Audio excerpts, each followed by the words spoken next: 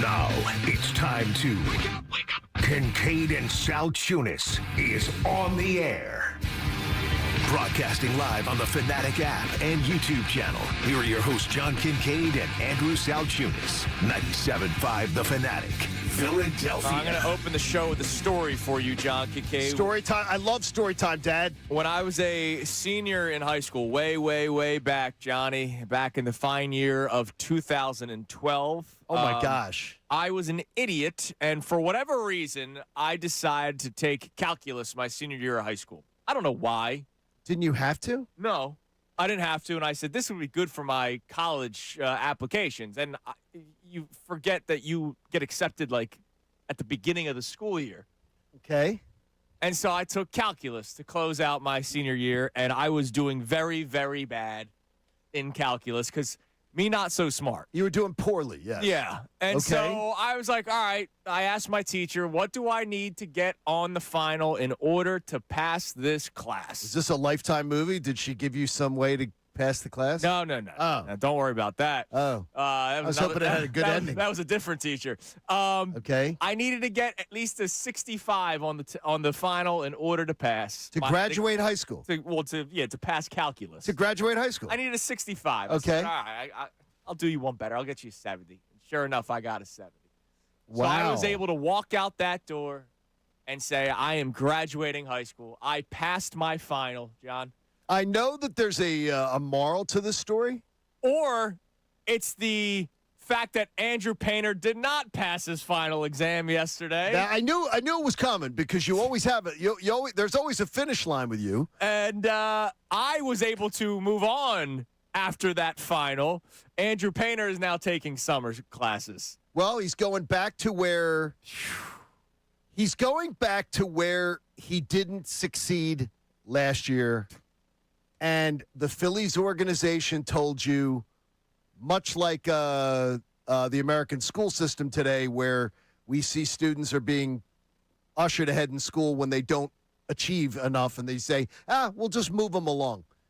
Andrew Painter was moved along by the Philadelphia Phillies. Yeah. Andrew Painter sucked last year. He did. And I harped on it. And I got hate mail about it going, he's coming off Tommy John.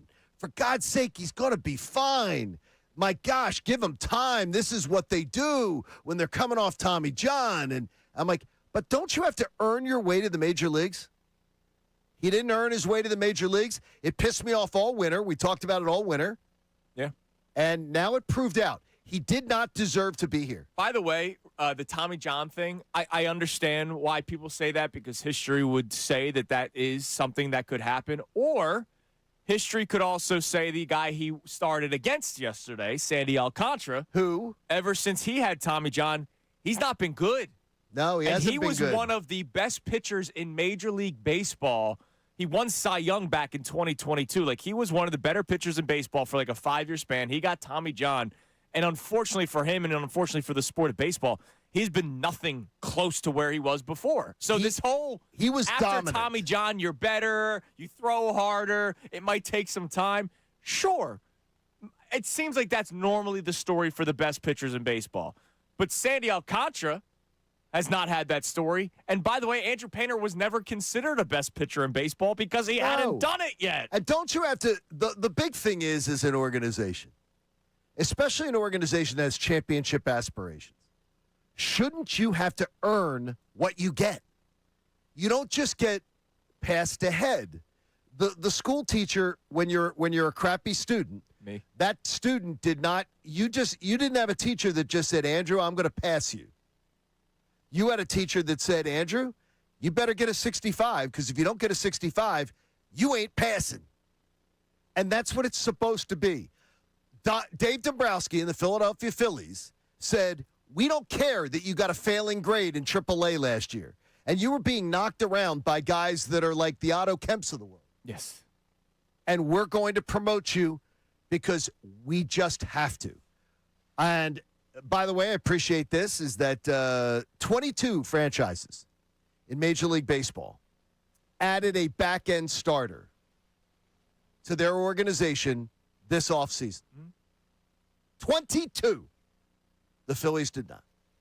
Well, they said they added a back-end starter by promoting Andrew Painter, and they added a back end starter by demoting Aaron Nola from from game 2 to game 4. Like to me, it's maddening.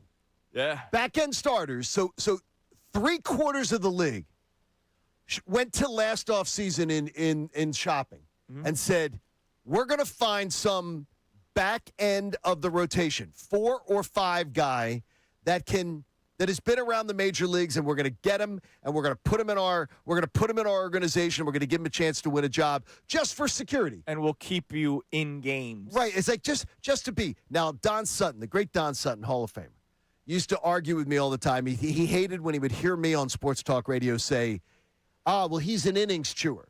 He hated that term. Yeah. Like Don was just like, that's stupid. He goes, John, there are crappy pitchers. Don't just say innings chewers. He goes, because innings chewers can cost you games. He goes, you sound stupid when you say that. Don't they? They're bad pitchers. Yeah.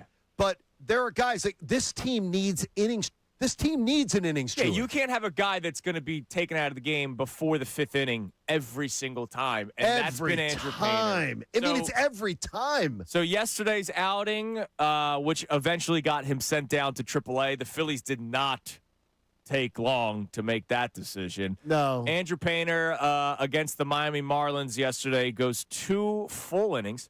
That was good. At least he got the 2 in. I'm on the golf course getting the updates, by the way, from you guys. Thank you very much for that. He gives up 6 earned runs on 6 hits, 2 home runs, strikes out 3, walks 2.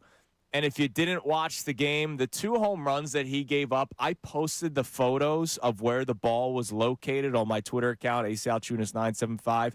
It was in the identical spot. 2 different batters, both lefties.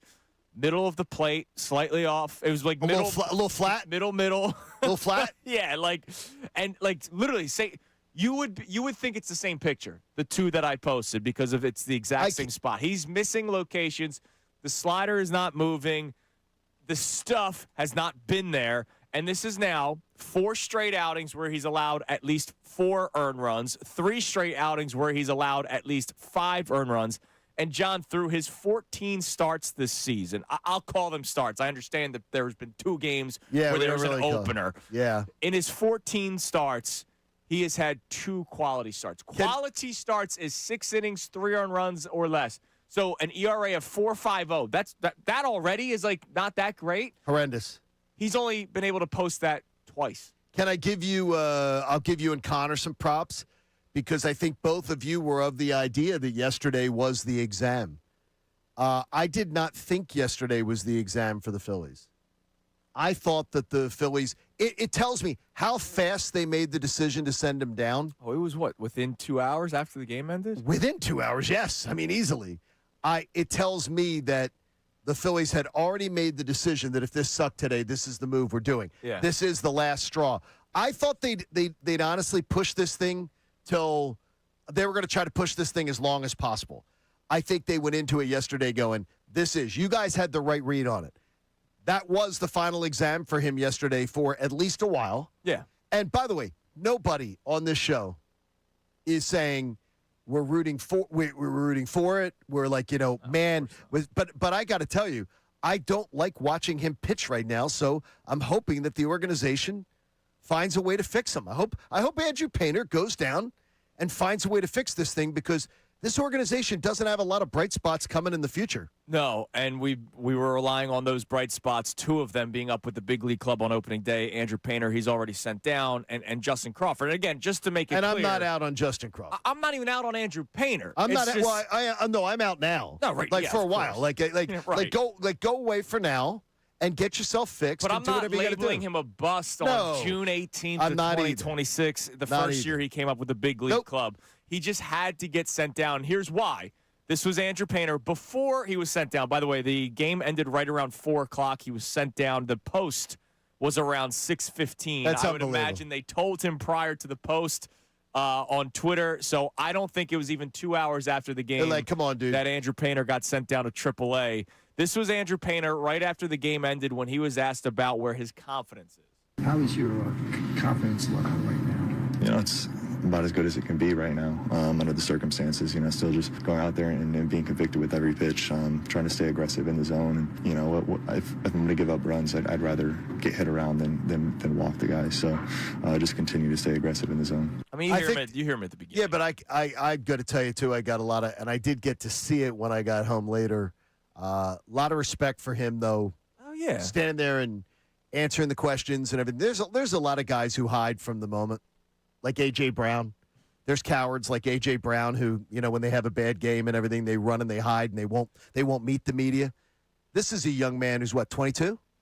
23? 22, 23? 23 years old. He had no problem standing there, and he knows what he's facing, and he knows the struggles he's had, and he's standing there with the microphones in his face answering all the questions. Andrew Painter, you got brass ones. And you're a young man that is admirable. Yeah. You heard the beginning of the clip where he says it's not as good as it should be. Well, duh, because he's been getting crushed. He's been getting shelled. So that is the reason why you send him down. It's not because I saw this all over Twitter yesterday. Like, here we go. People giving up on Andrew Painter. Nope. Or I also saw, well, what other options do they have? Forget the other options. Connor, I might call Connor to pitch for the Phillies. Like, forget that is the most ridiculous point of view right now from people is like, well, they have no other options. You got to keep doing it. No, they do not. And they owe it to the other guys in the team not to go out there and just have them getting rocked. Remember 2-3 years ago when Taijuan Walker had the ERA of 7, it was you could tell the guys would show up to the ballpark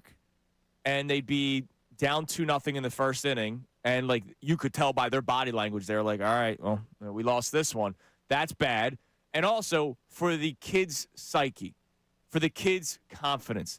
This is not about sending down Andrew Painter, labeling him a bust, trade him, all this kind of stuff. This and forget about who's pitching in the 5th spot of the rotation. Forget if they're doing bullpen games. They already have been with him with his starts pretty much. This was about the future of Andrew Painter because you still have to hope that he is a big part of the future of this organization. And if you can send him down and hopefully have him work on some things, get right up here, not just in the arm and location, mentally, get him right. I heard Ricky Bowe yesterday with Unfiltered saying, yes, moments like this could crush a kid, not getting sent down, the constantly going out there getting crushed every 5th day. This could be good for him, a mental reset, and you hope that it works out. Or he's just another, who was the peanut butter jelly guy? Spencer Howard. He's another Spencer Howard. Can't miss prospect that wasn't bounces good. around to 3 organizations, and you hear his name, and you go, oh, he's still in the major leagues. Don't trade Kyle Drabeck. He's going to be really good. And then he ends up not being. Oh, I was. Sixto Sanchez. I may have said that about Drabeck. Sixto Sanchez. He's the next Pedro Martinez. I did not think that one. I did not think so that. that's the thing. Like, and we'll get to the prospects conversation. But ultimately, this was the best move for the Phillies, as you mentioned, giving your team a chance every 5th day. Sure. It's also best for the kid. Him going out there and getting crushed every 5th day is not going to be good for his future development. And I'm excited. I'm excited for him to get a chance to breathe. Because the pressure was obviously killing him. Obviously was killing him. But again, the admiration that I had for the young man standing up there yesterday, answering those questions, being a professional, conducting his business that way. I wish him nothing but the best, and I'm hoping it because as a Phillies fan, I want him to do well. Well, you need him to do well. And for him though, I just admire him. I really do admire the young man, and I hope everything works out for him. But They need something. Yeah. They need something. I didn't badly. admire the sliders that didn't move and the fastball in the middle of the plate. And Ricky did it. Ricky's done a great job of talking this through for the audience, and it's been great insight, and it's great to have Ricky as a part of things and being able to hear him on Unfiltered about the sometimes why the flatness comes. Because look, I'm not a pitcher. I don't understand it. Is that with guys when they're trying to make sure they don't walk people. Mm-hmm. So you heard him say that in the clip. He literally said, I'd rather go out there and give up hits than give up walks. So he's trying to not walk people, so they're trying to make sure, I got to make sure I get it in the strike zone, so I'm not going to put as much movement on it. Yeah, and then the best hitters in the world would they're going to just eat you, and boy, it was bad. So here's my question for people. Is this a moment, because this town, I love this city. All right. Yeah, I love everybody. Is there a butt coming? Yes. Okay. What's the butt? I love the city, but we fall in love really quick with the idea of people. Okay. Prospects. We do. Yeah, we do. Okay. Rookies in the NBA, rookies in the NHL. Before we even see them play, or maybe we see them have one good game, it's like, wow, this guy's going to be a superstar. Okay. And I think we are very quick to try to uplift our young players.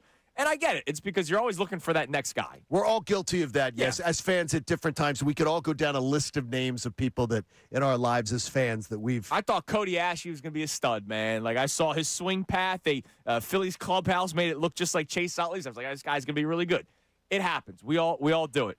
But you guys also know how I act when it comes to prospects. I would trade every single one if it meant you're getting the Les Snead of sports radio. If I can get a proven Major League Baseball player that has already shown that they can play at the big league level, I would do it every single time.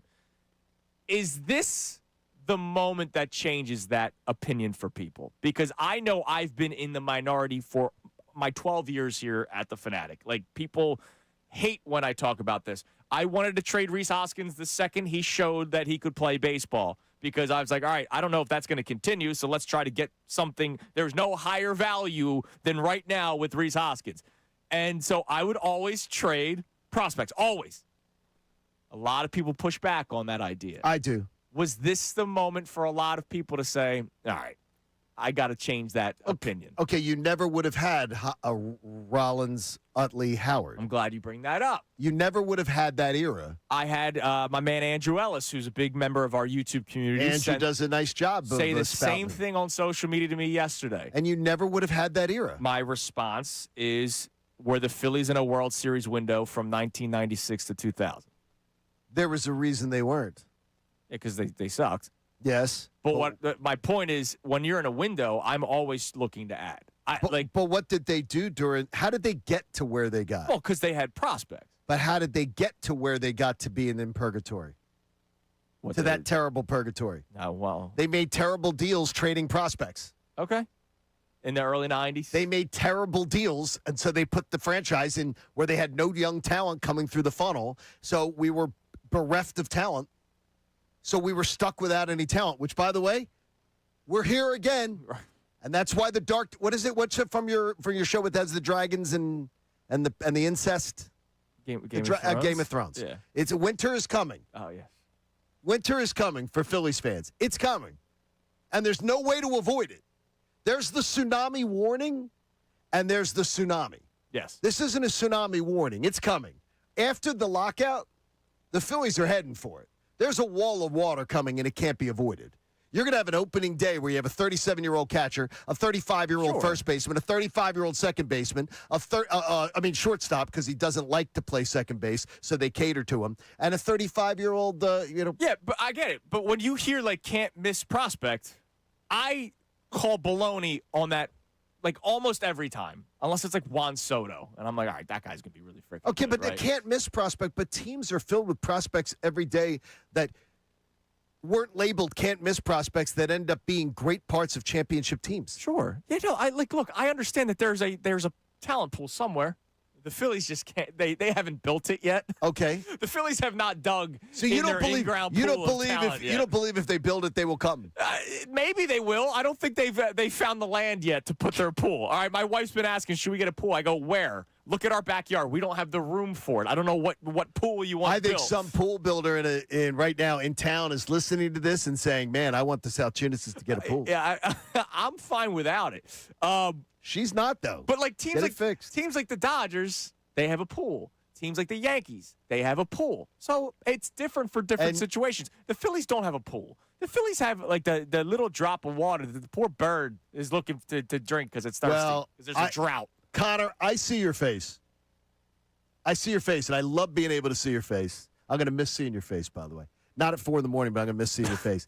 I see your face, and there's some look on your face that I got to hear what you have to say. Has it changed your mind? I got to see because I don't know what you're going to say, but I know you're dying to say something. Yeah, it hasn't remotely changed my mind. Not even one iota. Prospects are going to miss. We don't know if Painter's a full miss or not yet. This year, he absolutely is. But Prospects are going to miss. The point is you can't go all one way or all the other way. Balance is the best way to build an organization. Oh, I know. I know that. We're talking about the trade deadline this year. You don't have any guys. And part of that is because you traded some of them last year for proven players. So sometimes you have to have a little restraint of we can't just ship everybody off because right now this year I want to win. Yeah, but you say though the thing is you say the words. I would say this to my child sometimes when we would have a communication breakdown. Okay. I'd say, I hear you saying the words, but I don't see your actions backing it up. I hear you saying the words. You go, oh, I understand that. But what you're telling me to do is that you don't understand it. What Connor just said to you, you say, oh, I understand that. But then you're saying, but do it anyway. No, but the point I get at is there were people that would, if I said trade Andrew Painter 2 years ago, right? Let's just say we did that show 2 years ago. Hey, I think they should trade. And I Andrew would have Painter. said, I would have been somebody saying to you 2 years ago, hell no, Andrew. And there'd be an angry mob outside. I would have said no. Andrew Painter's the future. He's the next Roy Halladay. Look, he's got. Well, wait a minute. Now, wait a minute. Now you're taking it to. Well, I would have been somebody saying to you, do not trade the top starting pitching prospect in this franchise. But I also wouldn't have taken it to the next level which of some he's people the do. next Roy Halladay. But to me, I never look at a prospect and say they are untouchable. I never do that. I think every prospect, there's a price, especially if I know the player I'm getting in return has shown that they can play in Major League Baseball. Now, would I trade Andrew Painter for a rental? No. I'm not stupid. But if I'm trading, last year, the trade for Duran, you had him under control for 3 years. That was a great trade. Yeah, why wouldn't I trade a catcher that is not legally allowed to drink for another 3 years? And Connor sat behind the glass last year and was like, John, Mick Abel, I don't care about trading Mick Abel. I don't care about it. I was proud of Connor. I was like, I do not care about that. Yeah, when it's you got a almost like chance it's to do a nuanced conversation where you can't say always do this or never do that. Right. But I would never call a prospect untouchable. And sometimes I would. And I never would. It depends on the situation of where your team's at. Yeah, So- you're just going blanket statement, which is all You that see, the bothers blanket me. statement is the problem. No, but I stand by my blanket statement. Yeah, you need a blanket. Has anybody had their opinions on prospects change from the start of this season because the two guys we're really relying on to take that next step? One's been really bad, and Crawford's been okay. We'll see how this continues to grow. 610-632-0975. Now, coming up next, Eagles talk. The three of us on this show have said no to Brendan Sorsby, right? When we talked about it, no way we're doing it. Can't do it. What if the Eagles did? We get into that next here on The Fanatic. Now on 97.5 The Fanatic Sports Update. Painter's struggles continue. I'm Connor Thomas, and the Phillies got blown out in the series finale versus the Marlins, losing 12-4 yesterday at the bank. It was another bad start for Andrew Painter, who went just 2 innings, allowing 6 earned. And he talked about trying to find something after the game. I mean, we're trying. We've been searching for some things, and it's gotten a little better than what it was, but still, obviously, not to the extent of what it was pre-TJ. So just trying to make adjustments and figure out what's going to have the most success. He's going to have to find whatever it is he's looking for. And down at AAA, though, as the Phillies sent him down to Lehigh Valley following yesterday's game. A corresponding move is expected to be made today with the roster. They start a series with the Mets tonight at 6:40 p.m. Aaron Nola on the mound facing off against Sean Manaea. We're under a week from the NBA draft. The first round is Tuesday night. Sixers hold the number 22 overall pick. The NHL draft will begin on Friday. Flyers hold pick number 21 overall in that. The next World Cup Philly match is tomorrow at 8:30 p.m. Brazil taking on Haiti.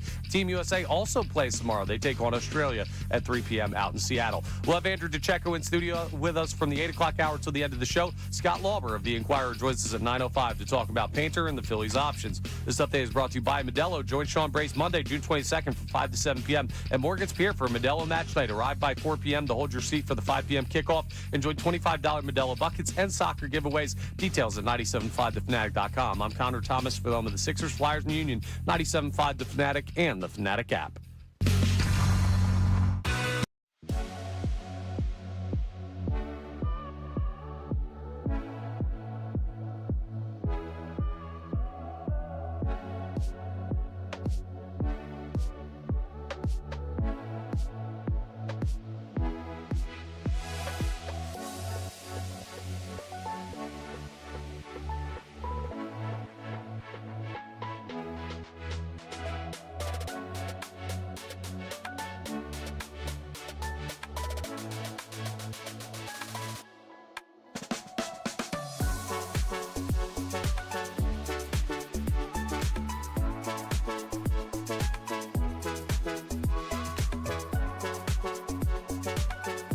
point with Lamar, It's changed. You're right. but he's won the MVP and he's never made a Super Bowl. Yeah. And Lamar's not 25 years old, right? Josh Allen, as far as I'm concerned, needs to start getting criticized. Because if you're going to hold everybody to the same standard, then guess what? Josh, you haven't been to a Super Bowl. It can't be the team's fault every time. Joe Burrow's took a terrible organization to the Super Bowl, right? So Joe Burrow, just by going to a Super Bowl, kind of gets checked off that list. It's like, all right, you're not in the same. No, like Justin Herbert. What are we doing here? Justin Herbert's not in this rookie contract. Nope. Justin Herbert's lost how many big games? A lot. A lot, right? Is it all his fault? It doesn't matter if it's all his fault.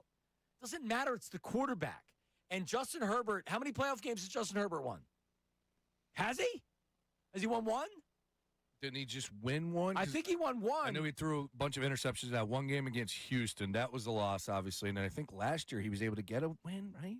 Let me pull that up. All I'm saying is, at what point do these quarterbacks start getting criticized? Lamar Jackson's fair game. He's not winning the big game. That's a good organization. Now they have a new head coach coming in, and I like Lamar. The dude just needs to get to a Super Bowl. Period. He hasn't won one. Are you crazy? And when people talk about Justin Herbert nationally, oh my God, Justin Herbert, what a great quarterback, what a great player. Even the one time we were talking about him on the air after he lost the playoff game, it was like, oh, that's the offensive line. Okay, sure. Yeah. But where are the details on Jalen Hurts? The only details we worry about are Jalen Hurts. Lamar Jackson gets a little bit of it.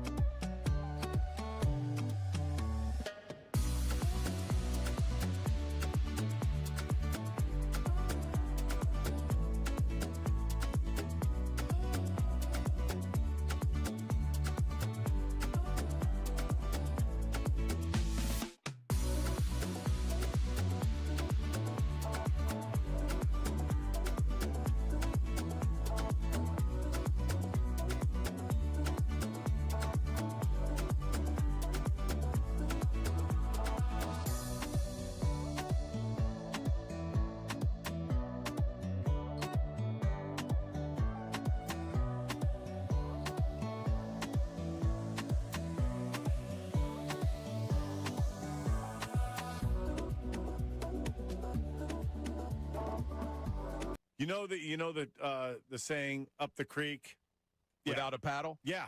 I love how everybody's like, go get Mike Trout, go get this guy, go get that guy, go get Christian Walker. What the hell are you going to trade for him? Well, then that leads me to my next question for you. Unbelievable. When you look at their top 10 prospects, yep. Talking about the Phillies, Aiden Miller's still ranked number 1, although he's hurt. And number 2, quickly rising up the ranks, is Gage Wood. Would either one of those guys be untouchable for you at this deadline if it meant you could get that impact outfielder? Would you trade Gage Wood? Would you trade Aiden Miller? Because here's where I am, Ricky, before you answer. Mm-hmm.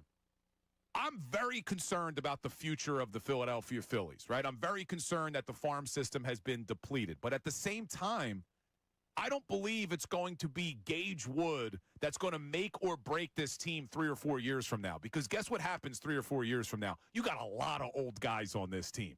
So you need to go all in now because it's your best chance in the next 5 years. If they don't go all in at this deadline and do everything possible to fix this lineup or fix the back end of the bullpen before Duran, maybe even get another starter, you're not going to win a World Series. And if you don't win a World Series this season, there could be a lockout next year. You might not have Zach Wheeler in 2028. Harper's going to be 2 years older. Schwarber's going to be 2 years older. Realmuto's going to be 2 years older. Trey Turner's going to be 2 years older. Like, you see where if you don't do it this year, the future does not look bright for the Philadelphia Phillies, and you don't have any prospects that are coming to save the day. So it's weird because I'm not sure, even if they go out at the deadline and they get an impact bat in the outfield or they get another reliever, that they're even going to be good enough to beat the Dodgers at that point. But I think you are forced, if you're Dombrowski, to at least try.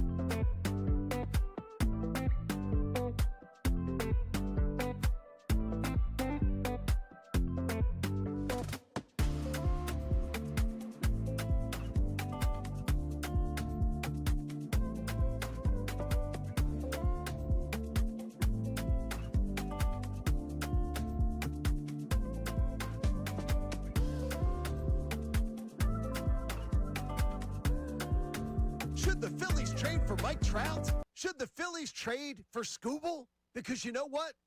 Here, kids, the Phillies don't have what it takes to get either player. Spoiler alert, they don't have the quality of talent that it would take to get the two most sought-after players that could be available at the trade deadline. Now, there will be a lot of gas bags in this market. Hopefully they're not in this building that will tell you, oh, they should go get Scooble. They should go get Mike Trout. They can't get Mike Trout. Here's the reason. The Phillies have problems right now. Can they go to their minor league system and go get some top prospects? Somebody to call up that everybody would say, hey, this could solve a problem? Andrew was just... Coming up at 10, Middays with Marks. Now more of Kincade and Salciunas. 97.5 The Fanatic and the Fanatic app. This hour of Kincade and Salciunas is presented by Bradford White Water Heaters. Bradford White, they're here for the pro. All right, 6:32 here on Kincade and Salciunas, 97.5 The Fanatic. Andrew Painter sent down to AAA like literally 2 hours after the game ended yesterday. And they made him drive himself, and they made him pay his own tolls. Oh, man. It's a rough way to go. In cash. They didn't even give him the pass for the car. Well, like maybe it pays the tolls. Maybe Brendan Sorsby took the over in the game yesterday and said, I got you, fam. I will pay for your tolls because this bet hit. Reacting to Andrew Painter, 610-632-0975. Was yesterday the moment where your view on prospects not changed completely? You don't have to be a lunatic like me. And you are. But changed some where you're like, all right, I got to stop with the can't miss, untouchable, I need this guy. I would not trade him for Shohei Ohtani. Well, who did we lose out on by not trading Andrew? I don't know. That's a good like, point. I mean, because they were never getting Ohtani. But is there somebody? Because I'm trying to think back. I just bring up the Ohtani thing because remember I've told you the story. I did a show when there was a mock trade that went out there and people said, no, you can't trade Bryson Stott for Ohtani, and I was like, what? I remember the talk of. What are you guys talking about? I remember the talk of. There's some of those times though. I'm that guy. So I'm somebody you are speaking to because it's some of the times like I did not want to trade Tyrese Maxey for Kevin Durant. And I wanted to because you're not going to win. I wasn't going to win a championship with Kevin Durant. Says you. No, I won a championship with Kevin Durant on NBA 2K. No, says Kevin Durant. Says Kevin Durant's career. Says Kevin Durant, when he went and joined a already championship team. Yeah, he would have joined the Sixers with Joel Embiid, man. He's a side piece when he was already a side piece on a championship team. I already knew that it wasn't going to win. So there we go. So this Sorsby discussion, I'm really interested to hear people react to this. By the way, it's debate day. We were going to get into this yesterday, and we just kind of forgot. My bad. Debate day Thursday this week. I have a few for you. If you have any debates that have been going on at the bar or at the house or at work and you need it settled or made worse because John and I might not agree, text them in, 610-632-0975. Johnny's already got a couple in the hopper. So can I give you the first one just to get it started, sort of what we're looking for? Yeah, exactly. When did we have to start having water breaks? Yeah, great question. In the World Cup? It's the United States of America.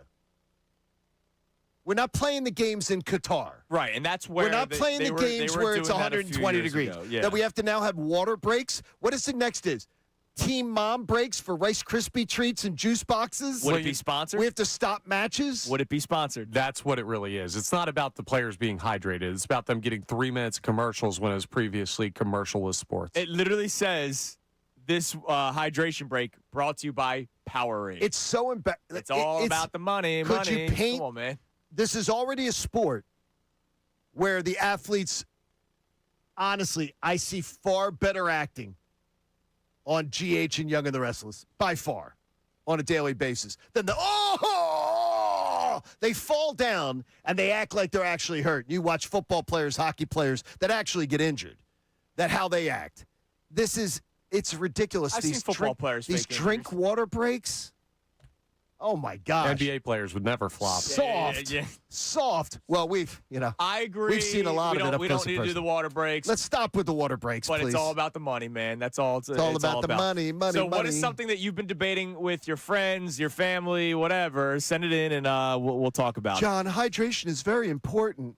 And doctors will tell you it's very important for kids. I talk about Brendan Sorsby now. Let's have it. Yes, let's do it. All right. Yesterday, we had Zach Berman on from The Athletic. We love him. And we had him on to talk about the Jalen story from earlier this week, the Nick story, Nick Sirianni from earlier this week that his coworker Mike Silver put out on The Athletic. But while we had him on, I was curious. I was like, hey, Zach, we got the supplemental drafts coming up. It's in the middle of July, so we're about a month away. And there are people saying, hey, the Eagles are one of those teams that would take a flyer on somebody unless it has anything to do with domestic violence or harm toward a woman. Howie Roseman is very clear about that. But they have not been afraid to see, let's take this guy on despite maybe some things that have happened in the past, and let's see if we can help him, and let's see if he can help us. And that, of course, is on the football field.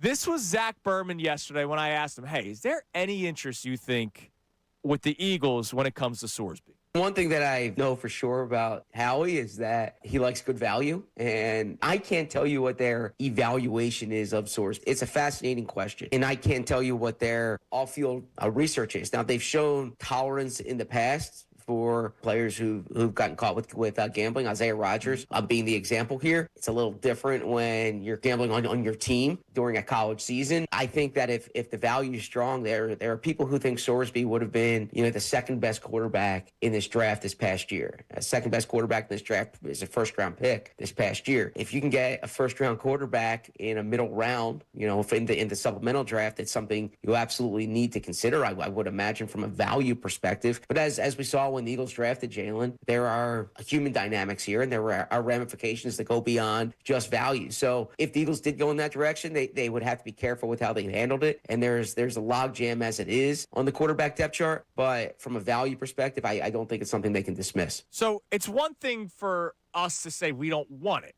right? Like, I can't trust a guy that was gambling on his team. Isaiah, by the way, says 2-1 odds the Eagles would try this. Right. I can't say that about Sorsby, right? And it's the quarterback. That's another big part of it. Like, we're talking about you're supposed to be the leader of the team, and the leader of the team is making some pretty bad decisions in his personal life. It's one thing for me to say that I don't want it. It's one thing for you to say that you don't want it. It's one thing for Connor to say that you don't want it. But if it happens, we don't have the say on decision-making. Howie Roseman could listen to all three of us say we don't want it and go, idiots. If I can get this guy that is considered a first-round pick, arguably a top 2 pick, and I can get him for a 4th-round pick, value-wise, that is a great move. Now, here's the one thing about this, just to add to the conversation. Reportedly, the Eagles did not have a first- or second-round grade on him. Okay. So they did not see him as a prospect that is as highly touted as other organizations do. I can't believe in the current state of football that he wouldn't be. He absolutely would. Like, to me, I can't believe that somebody would not see him as worthy of being a second-round pick myself, but especially in the current state. Well, if you can get a second-round pick for a 4th or a 5th, you win. That's what I said. You win the value game. I agree with you. So I don't want it done. You don't want it done. Connor doesn't want it done. Well, I don't trust the guy. Yeah, we're all on the record. But if the Eagles did it, like, how would we react? Because this is a totally different story. When the Michael Vick thing happened, we all love dogs. And so people were pissed at the Eagles. It wasn't, hey, good on the Eagles to try to help this guy move on with his life. People were angry. There was outrage. Oh, there was total outrage. When the Eagles acquired Michael Vick. I don't know if there'd be outrage, right? Like, would people be angry if they selected Sorsby? There was a whole thing about dogs. I think the whole thing with Mike Vick was dogs. I think the biggest outrage would be you're doing this to Jalen. Yeah, I agree. I don't think people would be angry with Sorsby and his past and that the Eagles did that. It would be, how could you do that to Jalen? If you remember, How could you do that to Carson when they acquired Jalen Hurts? Right? Like, anytime there's a quarterback that people love, how could you do it to that guy? They draft Kevin Cobb. How could they do that to McNabb, right? And that's just Philadelphia. You see it in sports all the time when a quarterback's drafted. RG3 and Kirk Cousins are in the same draft, right? People are like, oh, man, that's weird. Why would you do that to your first-round pick? Why would you draft another guy? So if the Eagles selected Sorsby, what would our reaction be? Would there even be that big of one? I'd be shocked.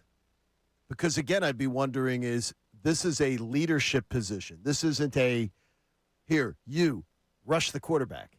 Here, you. Right. Here, you, tackle him when he comes through the middle, tackle him. This is a guy who has to stand in front of the team, who has to be the face of the franchise. I wouldn't trust this young man to be the face of my franchise. Would you be angry if they did it? Angry? No. I would be. You would be angry? All right, Yes. well, you got to explain that. I'll tell you why. All right, thank you. It goes deeper than the transaction. In his FanDuel Sportsbook app, or No. I think what he's I think I know where you're going to go. All right, well, coming up next, I think I know where he's going to go. Connor would be angry. I would just tell you now, it would be a complete bleep storm in this city if they did it, because the people that are in love with Jalen would not handle this well, especially with the stories that have been coming out over the last year. That's probably the number one reason why the Eagles shouldn't do it, by the way, with all these stories about Jalen. But Howie might say, value's value, man. All right, we'll get Connor's answer on that coming up next. Also, what did Don Mattingly say about Andrew Painter? Johnny Magic Matt couldn't even save the young man. We'll hear from the manager of the Phillies and Connor Thomas next here on The Fanatic. The world's biggest soccer tournament has arrived, and you could trade the entire tournament on Kalshi. On Kalshi, you could trade every single match from the opening stage all the way to the final. And you know what tomorrow is? It's Friday, which means it's time for the second match in the great city of Philadelphia. Brazil is taking on Haiti, and they're trading at an 88% probability to win that match. They are heavy favorites. You know what that means? A $100 trade pays you out $111 if they win. But maybe you like a short thing, or as close to it as you could get. It's a great opportunity for you there to make a little bit of scratch. Also, if you want maybe a little bit more juice, USA, they're going to play tomorrow as well. They're trading at 69% to win their group. So a $100 trade on that would get you $141 if that is the outcome. And on Kalshi, you're trading against peers in a live market, meaning there's no house. And as the probability changes, you can buy in and out of your position. Let me just tell you a little behind the scenes. It was 89% for Brazil before I started doing this read. It just changed the trade position. So it happens quickly. It gives you a lot of opportunities. And for a limited time, download the Kalshi app and use code Fanatic. You'll get $10 when you trade 10. Kalshi. That's Kalshi. Trade the beautiful game. 18 plus only. Restrictions and eligibility requirements apply. Event contract trading involves risk and may not be suitable for all investors. Prices, values, and available markets may differ from those mentioned. For more information, see Kalshi.com/regulatory. Talking about it. Hell no. Surprise as a throwing quarterback this year. I'm expecting it. Sean Brace. As the president of Club Hertz, I'm right there with you. Not going to be surprised. It's expecting. It's going to happen. Middays with Marks. Every weekday from 10 a.m. to 2 p.m. right here. 97.5 The Fanatic and The Fanatic app. I remember brushing my hair and looking down and thinking, oh my gosh, do I have any hair left? I used to look at women with thick, beautiful hair and think, why doesn't my hair look like that? My thinning hair is making me feel so old. If you want thick, healthy, gorgeous hair, then you need Hair Volume from New Nordic. With clinically proven ingredients like apple extract, biotin, and millet, Hair Volume nourishes your hair follicles to promote thicker, healthier-looking hair. Say goodbye to shedding thin and dull hair, and hello to thick, healthy hair with Hair Volume. Since taking Hair Volume, the shedding has all but stopped. Now, instead of being jealous of other women's hair, I have friends who are jealous of mine. My hairdresser couldn't believe the difference in my hair. Now she's using Hair Volume too. Available as a tablet or delicious gummy, Hair Volume is available online at Amazon and NewNordicUSA.com, or find Hair Volume in the hair care aisle at your local CVS. Finding great candidates to hire can be like, well, trying to find a needle in a haystack, but not with ZipRecruiter. Its powerful technology actively finds and invites qualified candidates to apply to your job. So while other companies might deliver a lot of hay, ZipRecruiter finds you the needle in the haystack. See why 4 out of 5 employers who post a job on ZipRecruiter get a quality candidate within the first day. Try ZipRecruiter for free at ZipRecruiter.com/free. That's ZipRecruiter.com/free. Shop the Sherwin-Williams sale and get 30% off Super Paint, Super Deck, and Woodscapes products June 12th through the 22nd. Whether you're refreshing your interior or exterior, we've got the colors to bring your vision to life. And with delivery, getting everything to your door is easier than ever. Shop online to have it delivered or visit your neighborhood Sherwin-Williams store. Retail sales only. Some exclusions apply. See store for details. Delivery available on qualifying orders. The times you spend with your friends and loved ones are the best. Those selfies you take now will shape memories that will last a lifetime. Make sure you stay in the picture and stay away from fentanyl. Only 2 milligrams of fentanyl can cause an overdose. So learn about the dangers and risks of this frightening, deadly drug at stayinthepic.nj.gov. Don't risk your life and all those wonderful memories you're creating. Stay in the picture and stay away from fentanyl. Know all the risks. Visit stayinthepic.nj.gov. From New Jersey Human Services. Hey, it's Nick with another car buying tip from Exton Nissan. Summer's here, and so are the savings. Whether you're planning beach trips, road trips, or just looking for a better way to get around, now's the perfect time to upgrade your ride with amazing lease savings on some of Nissan's most popular models. From fuel-efficient sedans to versatile SUVs built for family adventures, Exton Nissan has huge selections ready to go. Visit extonnissan.com or just stop in today. Exton Nissan, Philly rides with us. Join Sean Brace from Middays with Marks and the Fanatic promo crew for the Fanatic FC live broadcast tomorrow night from 6:30 to 8:30 at Sport and Social inside Live Casino and Hotel Philadelphia. Sean gets you ready for all the soccer action as the tournament continues in South Philly. Must be 21 plus. Gambling problem? Call 1-800-GAMBLER. This is Kincade and Sal.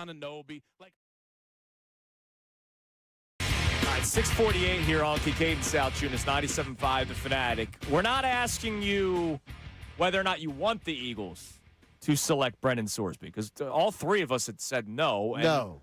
And I'm pretty sure when we had the debate, it wasn't even a debate, when we had the conversation last week, I'm pretty sure all of our texters said no. Do you remember, did we get like one text that was like, yeah, draft this kid? I don't think anybody likes this guy right now. And also, let's face it, this isn't a big college football town, so it's not like people were watching Cincinnati football and knew if this kid has any talent at all. Two is, again, he's not – I don't think he's a likable character. I mean, this isn't a – it's like there are people on socials doing the whole – the kid has a disease. You have to just give him the respect. The kid has a disease. Feel bad for him. I'm like, would you shut up? No, I don't feel bad for this guy at all. He made his own. He's sitting there. He's in there playing enough. And plus, he knows better. Yeah. And he is screwing over his teammates. And he's not 12. Exactly. So, Connor, you would be angry if they did it. I would not be. I would just be shocked. And I know the outrage that some would have. And I'm talking about the people that that are like super, super duper Jalen fans. Same was with Carson. Same as with any super duper fan of any starting quarterback. And if a backup quarterback gets drafted, people start wondering what the deal is here. So why would you be angry? Value is all well and good. I get it. You could get a guy who's a first-round grade for a fourth-round pick. That's a general manager's dream. We don't live in a vacuum. What have we been talking about for the past month? The Eagles are setting up a prove-it year for Jalen Hurts. We've got all of this noise coming out. The organization has not defended him. The Joe Santoliquito article we talked about earlier this week that we had him on for. There is clearly some type of weird relationship right now between the quarterback and the organization, which, if they want to go another direction, we'll determine that after this year. But if it's before this year with this guy, if this is the dude that your organization looks at and says, we're willing to put Jalen Hurts' feet even more to the fire for an unproven guy with character issues coming out of the college ranks, that is a dumb organizational move. I would lose a lot of faith in the way the Philadelphia Eagles operate, and I'd be pissed at them for it. You would lose faith in the Philadelphia Eagles that are one of the best organizations in all of football over the last, since the start of the century, but really over the last 5 years. Questioning Jalen Hurts in a hypothetical what do we see this year world is one thing. But questioning to the level where this is your answer, yes, I would question the Eagles then right back. Like, he deserves at least more than this. If you're going to get a potential replacement for him, and if you're getting a guy who's a first-round grade for some teams, that's how you're thinking about this. It better be somebody who you have a lot of faith in. And this is not someone you can have faith in. I don't think you made a horrible argument, but I just think you took it to a level that I wouldn't take it to.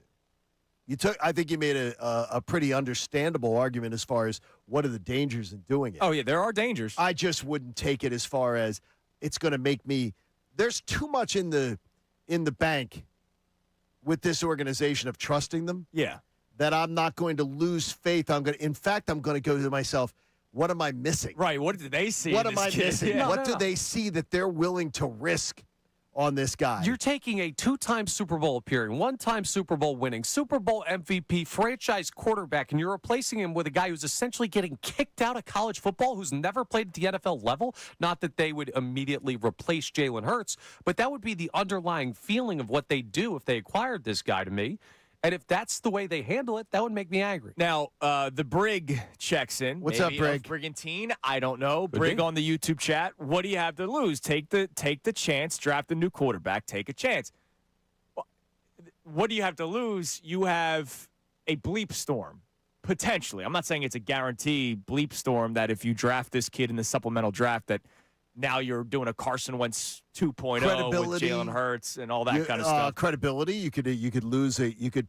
The one thing I do think is hilarious though is that people believe that this would intimidate. No, Jalen is not Carson Wentz. Jalen Hurts is not going to be intimidated by the draft if they drafted this guy.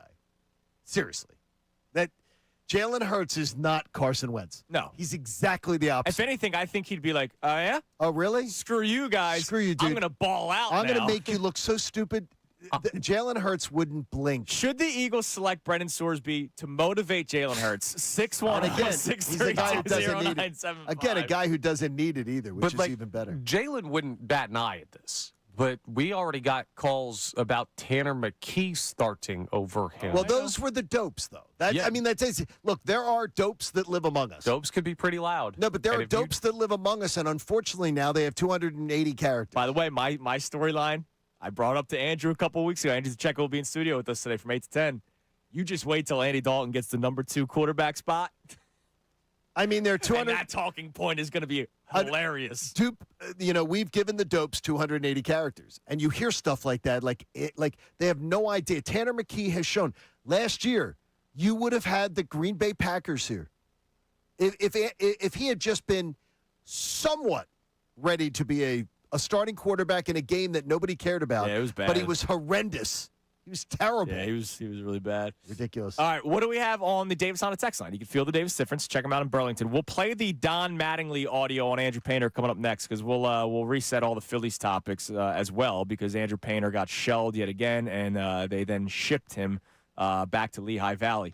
What do we got on the Davis on a text line? Kyle in Soudertown checks in and says, I have always... Soudertown? Souderton. There you I go. said that weird. I have always been on Andrew's side with prospects. Prospects are like slot machines. People are blinded by the most likely outcome because of the low chance of hitting it big. But every once in a while it hits, baby, and you feel great about it. Sometimes you just got to pull the arm on the slot machine. All right, I know we have a poll on this as well. Poll of the day brought to us by Dr. Avidan Appel and the team at Iron Mountain Men's Health. The poll is always strong thanks to Dr. Avidan Appel.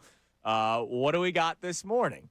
After seeing Andrew Painter struggles this season, do you still believe there is such a thing as an untouchable prospect? This poll's got to already be in the algorithm because there's over 100 votes already on it.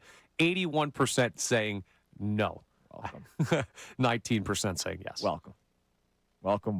Yeah, there is just there's an element of nonsense that comes into it, but we have to remember is that you're not dealing. Whenever I hear anyone tell me draw a correlation between Carson Wentz and Jalen Hurts, it just makes me laugh because there is no correlation between the two of them, none. They are men of a different caliber. What does that have to do with Andrew Painter? No, I'm just saying what I'm saying those things as far as the comparisons, but it's what you get there too. Andrew Painter is another guy. He's showing character. Andrew Painter showed character yesterday. He showed backbone. He showed character. He showed we can look at Andrew Painter and say, I saw something yesterday in defeat that tells me one day we may see him in victory because he showed a backbone. I don't know if him answering questions at a press conference is going to spot his fastball better. No, I don't know that either. Can't make it worse. But, hey, there you go. All right, coming up next, more on today's topic, prospects and Sorsby. But can the Phillies also bury one team and make another team start to sweat at the same time? Have you checked the NL East standings in a minute? Uh-oh. It's Kincade and Salciunas, 97.5, The Fanatic. Now on 97.5 The Fanatic Sports Update. Painter sent down. I'm Connor Thomas, and this update is brought to you by Allstate. Some people just know you could save money on car insurance by checking Allstate first. So what are you waiting for? Check Allstate first for a quote today. You're in good hands with Allstate. Phillies got blown out in the series finale versus the Marlins, losing 12-4. And it was another bad start for Andrew Painter, who went just 2 innings, allowing 6 earned. He talked about his struggles after the game. Just kind of leaving fastballs over the play. The fastball's just getting hit right now. So, I think we just got to evaluate and just trying to find out who I am as a pitcher right now. So, just trying to navigate through that. Well, he's going to have to find out who he is as a pitcher down at AAA, as the Phillies have sent him to Lehigh Valley. A corresponding move is expected to be made today with the roster. They start a series with the Mets tonight, 6:40 p.m. from the bank. Aaron Nola faces Sean Manaea. We're under a week from the NBA draft. First round is Tuesday night. Sixers hold the number 22 overall pick. NHL draft will begin on Friday. The Flyers hold pick number 21 overall. In the next World Cup Philly matches tomorrow, 8:30 p.m. Brazil takes on Haiti. Team USA plays Australia at 3 p.m. tomorrow in Seattle. Andrew DeCecco will join us from the 8 o'clock hour till the end of the show. Scott Lauber of the Inquirer joins us at 9:05 to talk about the Painter move by the Phillies. This update is brought to you as well by Modelo. Join Sean Brace Monday, June 22nd from 5 to 7 p.m. at Morgan Spear for a Modelo match night. Arrive at 4 p.m. or by 4 p.m. to hold your seat for the 5 p.m. kickoff. Enjoy $25 Modelo buckets and soccer giveaways. Details at 975thefanatic.com. I'm Connor Thomas for the home of the Sixers, Flyers, and Union. 97.5 The Fanatic and The Fanatic. I feel good for the players. They deserved it. They earned it. They're a likable team. But to sit here and lecture the Philadelphia fans that we're supposed to feel good for the Knicks fans? Come on, Mike.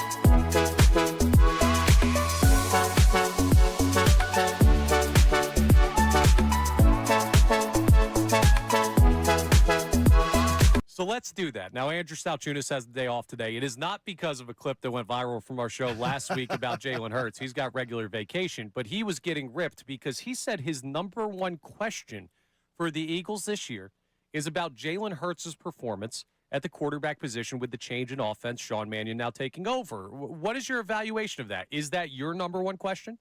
My number one question for this team this year would be if the offensive line can stay healthy and hold up. And it's not a very sexy question, right? Like, if the offensive line isn't healthy, we can't get Landon Dickerson and Cam Jurgens and Lane Johnson back to health. I don't care what plays Sean Mannion's calling. They're not going to have much of a chance. The offensive line has to be better. It has to be healthier. They've been the foundation of that team for so long. They've been responsible for so much success. We're talking about elite, all-time Eagle talents. So I don't say this in a critical way, but I say it in a way in which the offensive line has had to play through some injuries, and it's aging. And are they going to hold up and hold together? If they do, it's going to be a great season. If they don't, it's not. To me, that's where it starts.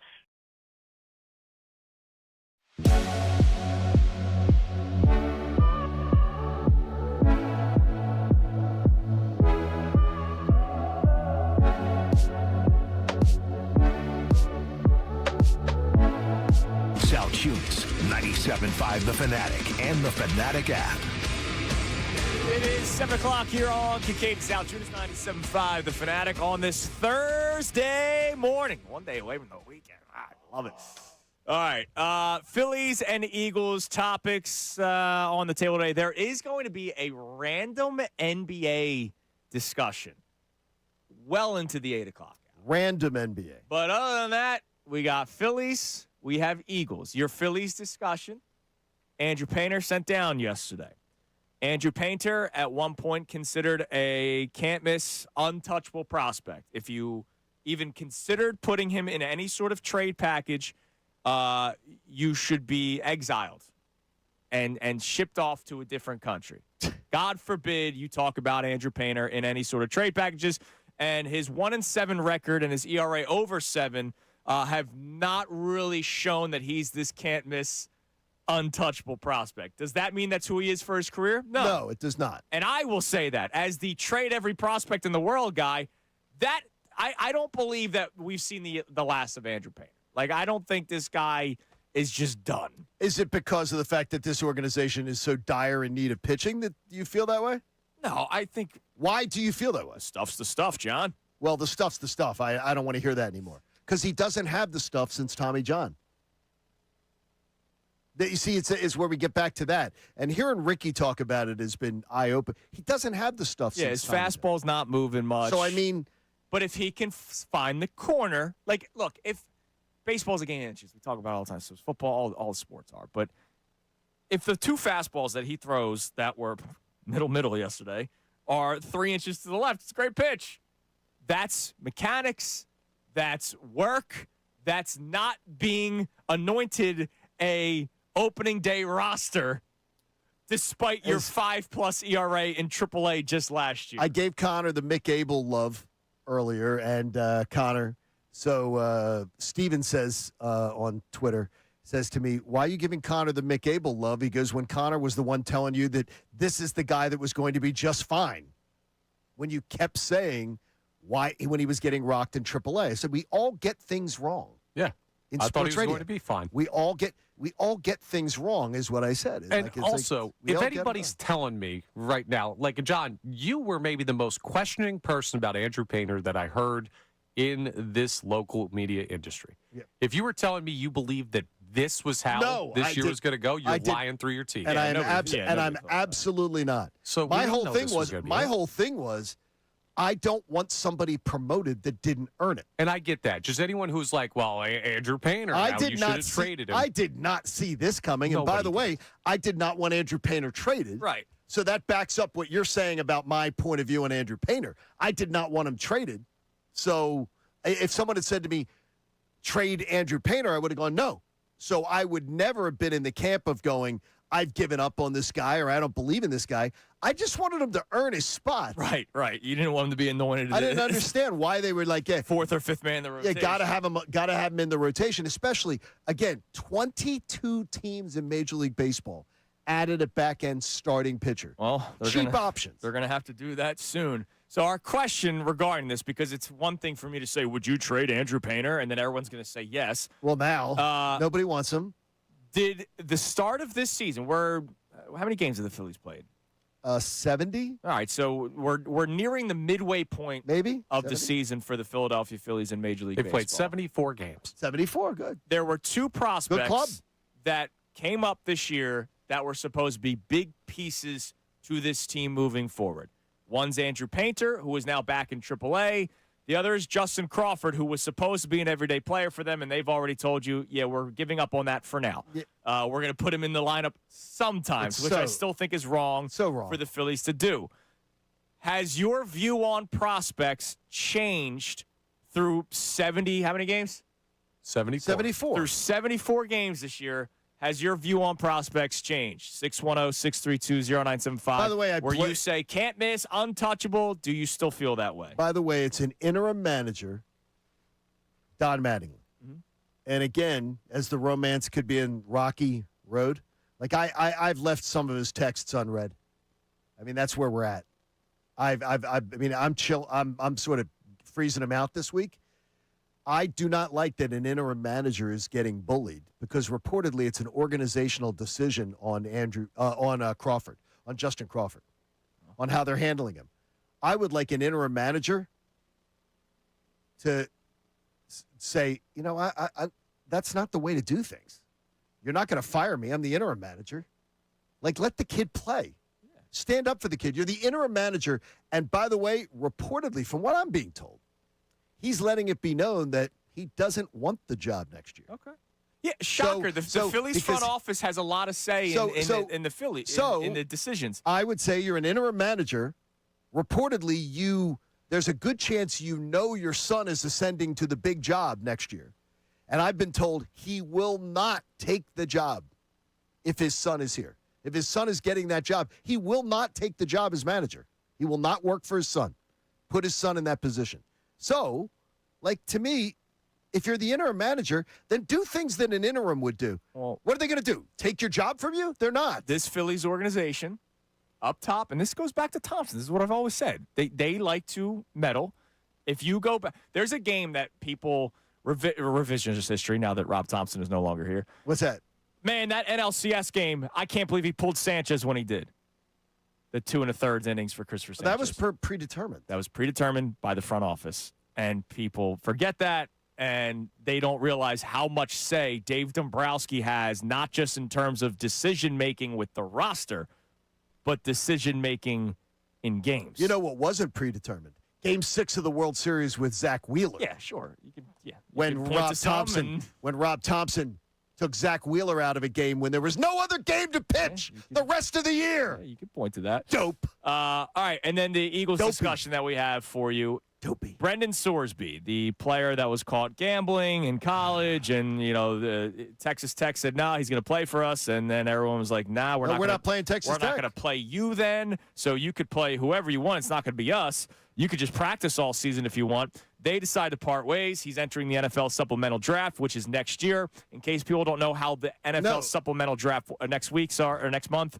In case people don't know how the NFL supplemental draft works, you use your draft picks for next year. So let's say the Eagles say, we want this guy. We're going to put in a 4th-round grade for him. And if no team... A 4th-round pick you offer it in a secret thing. You say, we'll give our 4th-round pick up. Yes. No team gives a better pick. The Eagles would get him. That 4th-round pick of 2027 is gone. Like, they don't have the 4th-round pick in 2027. That's it. It's why teams don't normally use the supplemental picks. It doesn't happen all that often, but this is a totally different circumstance. We all here on the show do not want it to happen, but if it did, because believe it or not, Howie Roseman does not listen to our opinions when it comes to selecting players. If they did make it, how would we react? 610-632-0975. You mentioned Don Mattingly, Johnny. Yeah, guess what? Magic Matt. Uh-huh. Not only is Andrew Painter down, but we're finding out that the Magic might not be there because, he didn't solve this one. John, when Magic Mattingly took over, everything seemed to work. Painter was better under Thompson. Well, that's shocking. But y'all aren't ready for that conversation. Yeah, you're not ready for that. Rob Thompson, he knew how to talk to Andrew Painter. He knew how to work with him.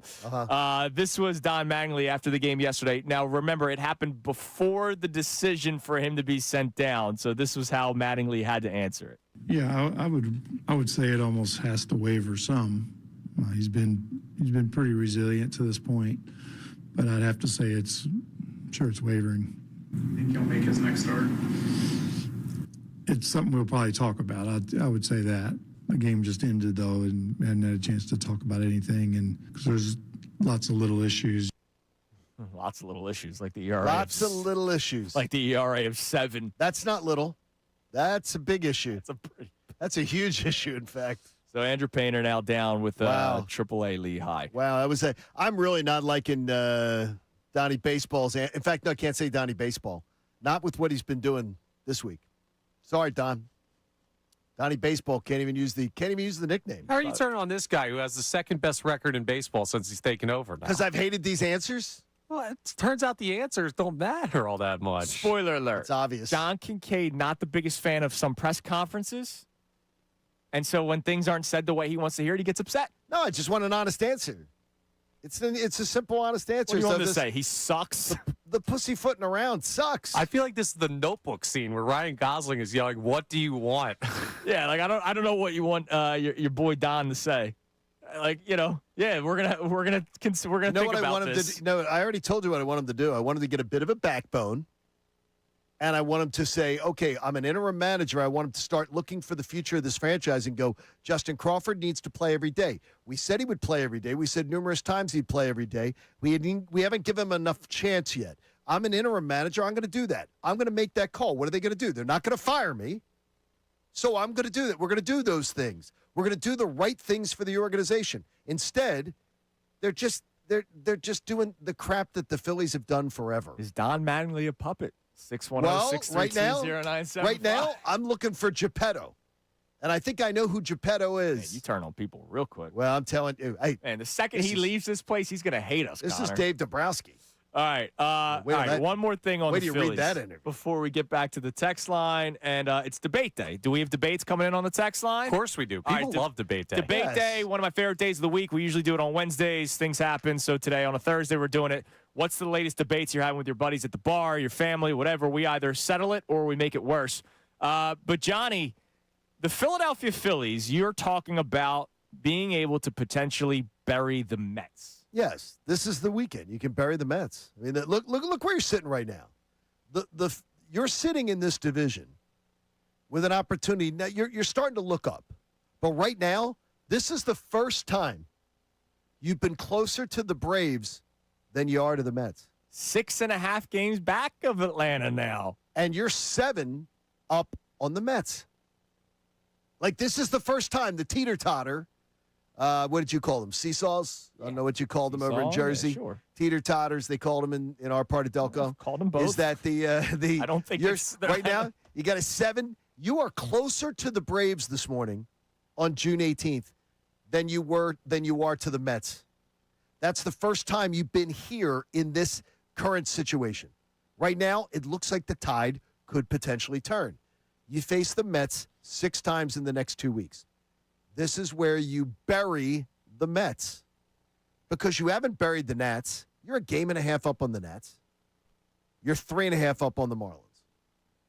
You gotta bury the Nats. You gotta bury the Mets. This is it. The next these 6 games against the Mets, you gotta win 4 out of 6. Win 4 out of 6, it's over. Bury the Mets aren't built. Bury the Mets and make the Braves sweat. That's what you want. Because it's a shame that Andrew Painter can't, throw a pitch where that doesn't end up in the seats. Because the Braves lost again last night. If the Phillies, they lost 2 yesterday. If the doubleheader. They lost the game that they picked up from the rain. Mm-hmm. And they lost that one. And then they got stomped in the night game. If the Phillies won yesterday, they'd be 5.5 games back. But unfortunately, you're not going to win every single game. The Braves, they have Giants. One more with the Giants, 3 with the Brewers, 3 with the Padres. At the Padres. 3 at the Giants. It is, I'm telling you, by the end of June, we could be the Phillies have a chance. They're playing the Nationals and the Mets. Yeah, Phillies have 6 with the Mets and 4 with the Nationals in the next 10 games. You got a chance to make this. By the end of June, we could be talking about, and I did this topic multiple times, that I thought that the Phillies were going to really close this thing up and at least make it interesting. I'm looking at it 6.5 today going, in a week, we could be talking about the Phillies being 5 out.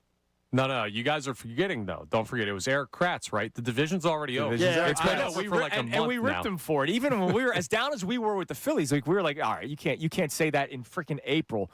There's a chance by Price is Right Day that we're talking 3 games, 4 games out.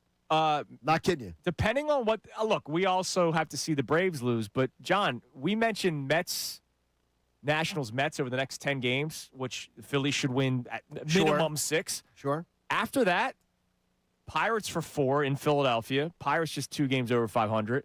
Royals last place in their division. Reds last place in their division. Tigers, who are playing better of late. But are still 14 games under 500. Leading into the All-Star game. I'm telling you. Mets again. Well, that's after the All-Star game. But you have a stretch right now. Right. You're in a stretch where you can get right back. Look, make this a summer where we have a divisional race. And the Braves are not as pedigreed. They have some guys on the roster that are, but they're not as pedigreed. And if you make them start to sweat, then you know what happens when the tomahawk sees the P. When the tomahawk sees the P usually sees the P coming from the tomahawk.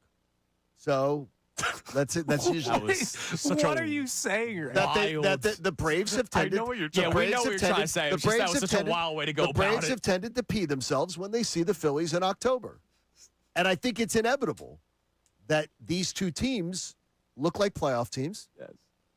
And do you have? Would you be intimidated by the Braves coming into Philly in October? No. Because of what they've shown you in the past? Let's go Phillies, man. You wouldn't be intimidated. All right, speaking of let's the take P, care of business. Let's check the poll of the day, brought to us by Dr. Adnan Appel and the team at Iron Mountain Men's Health. Is it a tomahawk or is it a P? We'll find out. Come on, Connor. What do we got, Connor? All right. It's about prospects. It has nothing to do with whatever the hell you guys are talking about in there on that. Our question. Us. It's him. The Royal Us. After seeing Andrew Pater's struggles this season, do you still believe there's such a thing as an untouchable prospect? 84% of our responders are voting no. Only 16% voting yes. Welcome to the right side of history, ladies and gentlemen. 17% now. Just came up because you were gloating. You are more than welcome to join what I've been trying to tell you for 12 years. All right, what do we have as a debate day topic? It is a Thursday debate day where we either settle it or make things worse. We do this once a week. Whatever you're debating doesn't have to be sports. Odds are I would prefer it if it's not. What do we got? Well, the first one is sports. Damn it. Sports adjacent. Mike from Virginia says, we were debating this watching the USA game. What's the better sports rule, the baseball pitch clock or the soccer rule that you can review flopping? Well, Joel Embiid wouldn't have a career.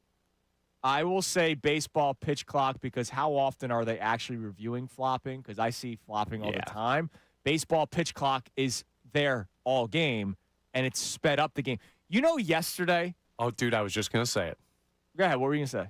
Oh, no. You. All right. Yesterday's game was 2 hours and 48 minutes.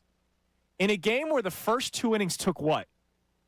35? Like just painters innings. Close to 45. Took 45 minutes, just the first two innings of that baseball game yesterday.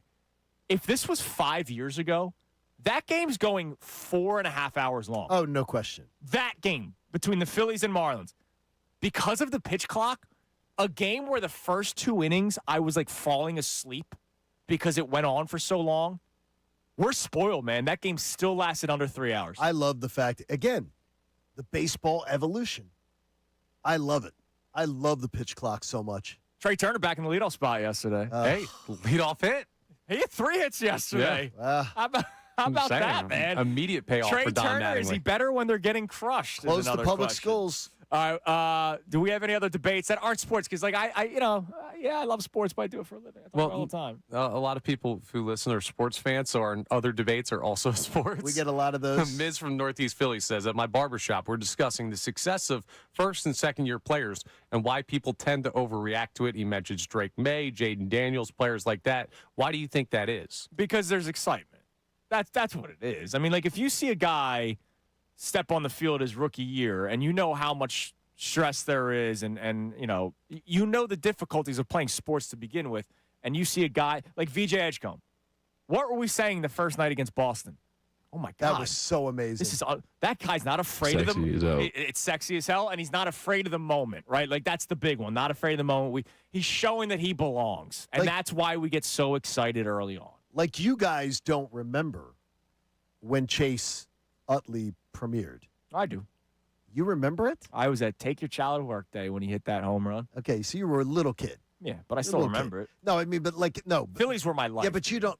They were little kids, but you hadn't lived the torture of waiting it out to see, okay, let's lead us out of lead us to something. You were just a little kid saying, wow, they got this nice new player. It was like salvation. Oh, my gosh. We might get to watch this guy. I think he had a home run, or was it a home run or grand slam? First hit was a grand slam. Grand slam. Okay. It was. Which is also a home run. It was euphoria, though. Yeah. Like, it was, wait a minute. I was in my dad's car. This is a true story. Honest to God story. And I was a kid, so what do kids do? They predict home runs like every time.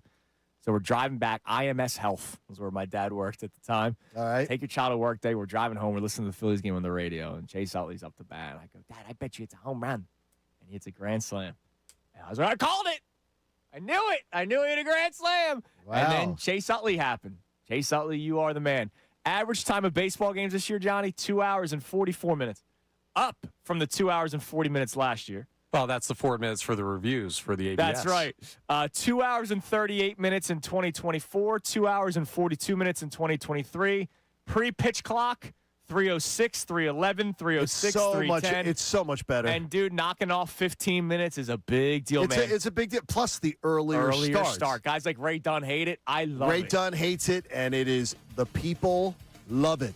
Yep. The people love the earlier starts. All right, coming up next, I have a debate day topic of my own, non-sports related. Oh, okay. And it involves neighbors. Uh-oh.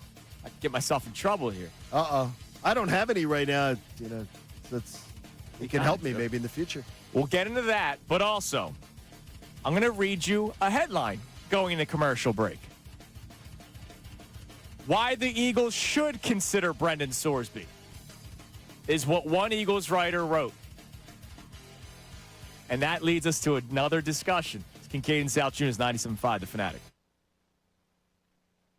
Let's talk about that FanDuel Sportsbook app. I'm sorry about that. On the biggest stage of the world. I love it. They're here for you, FanDuel. FanDuel in partnership with Valley Forge is changing the game because sometimes your player gets subbed off and your bet goes with them. Not anymore. So John was talking about the great goal scorer for Germany, Heinrich, yesterday, because he's their leading goal scorer. Is that not correct? a guy on the team, but Heinrich, get a goal, you idiot! So when Germany scored 7 goals the other day, they pulled some of their starters earlier. You know, when they were up 4-0, and they're like, "Yeah, we're gonna win this game." They pull some of their starters off, and if you had that starter to score a goal at any time, you'd think, "Damn it, my bet is over. It didn't hit."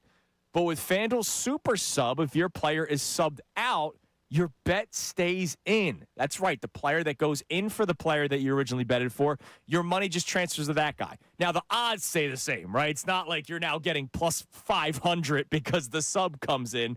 But if you took a guy to score at, I don't know what normal odds are for goal scorers, but whatever the number is, you bet it at that, it stays that, but your bet stays alive instead of it ending as soon as the player leaves the pitch. So you're still in it until the final whistle. Just visit FanDuel.com/local to get started. Let there be goals this summer on FanDuel. You got to be 21 plus and present in Pennsylvania. Gambling problem? Call 1-800-GAMBLER. Sports update. Painter back to Lehigh. I'm Connor Thomas, and the Phillies got blown out in the series finale against the Miami Marlins, losing 12-4 yesterday afternoon at the bank. It was another bad start for Andrew Painter. He went 2 innings, allowing 6 earned, and he got sent down to Lehigh Valley after the game. The Phillies have moved him to AAA. Before being sent down, Andrew Painter did talk about the efforts he's putting in to try and right the ship. I mean, we're trying. We've been searching for some things, and it's gotten a little better than what it was, but still, obviously, not to the extent of what it was pre-TJ. So just trying to make adjustments and figure out what's going to have the most success. But unfortunately, it was a roster move the Phillies felt they needed to make. A corresponding move is expected to be made today to fill that roster spot. They start a series with the Mets tonight at 6:40 p.m. Aaron Nola is on the mound facing off against Sean Manaea. We're under a week from the NBA draft. The first round is Tuesday night. The Sixers hold the number 22 overall pick. We'll see if they make that selection or if there is a draft night trade in the works. The NHL draft will begin on Friday. The Flyers hold pick number 21 overall. We already saw them make a trade earlier this week, so it's going to be a busy next week for the winter sports teams. The next World Cup Philly match is tomorrow at 8:30 p.m. Brazil takes on Haiti down at the Link. Team USA plays Australia at 3 p.m. in Seattle. Andrew DeCecco joins us from the 8 o'clock hour till the end of the show. Scott Lauber of the Inquirer joins us at 9:05 to talk about the Painter move. I'm Connor Thomas for the home to Sixers, Flyers, and Union. 97.5 The Fanatic and the Fanatic.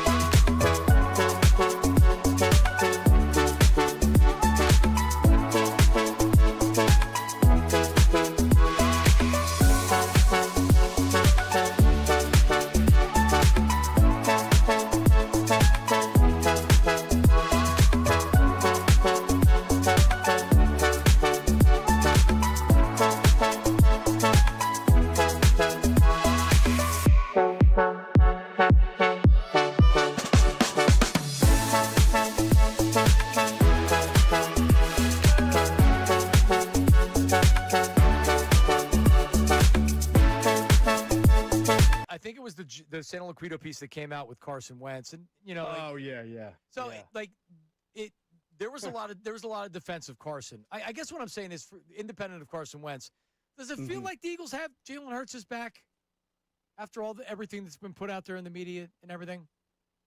I mean, I don't feel like they've run the bus over him, but I do remember when the Carson Wentz article came out, they went into a damage control mode. I think they had Carson meeting with some reporters afterward to give his side of the story and clear the air. And I don't know if their reaction this time around is a result of that, like a byproduct of, do we really have to do this every time, because it's really not necessary, or if it's because they just don't.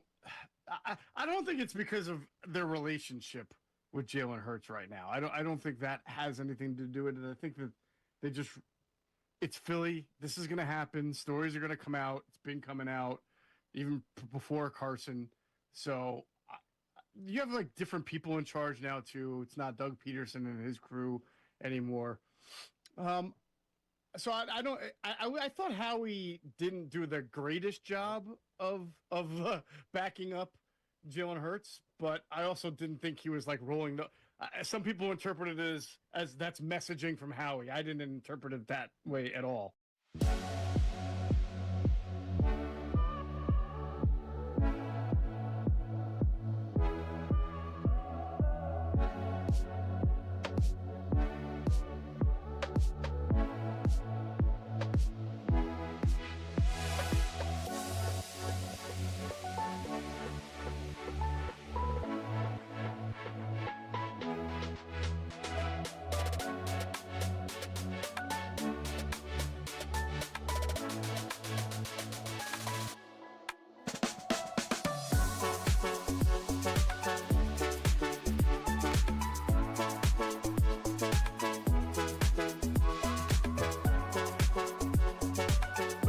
With Lamar, it's changed. You're right. He's won the MVP and he's never made a Super Bowl. Yeah.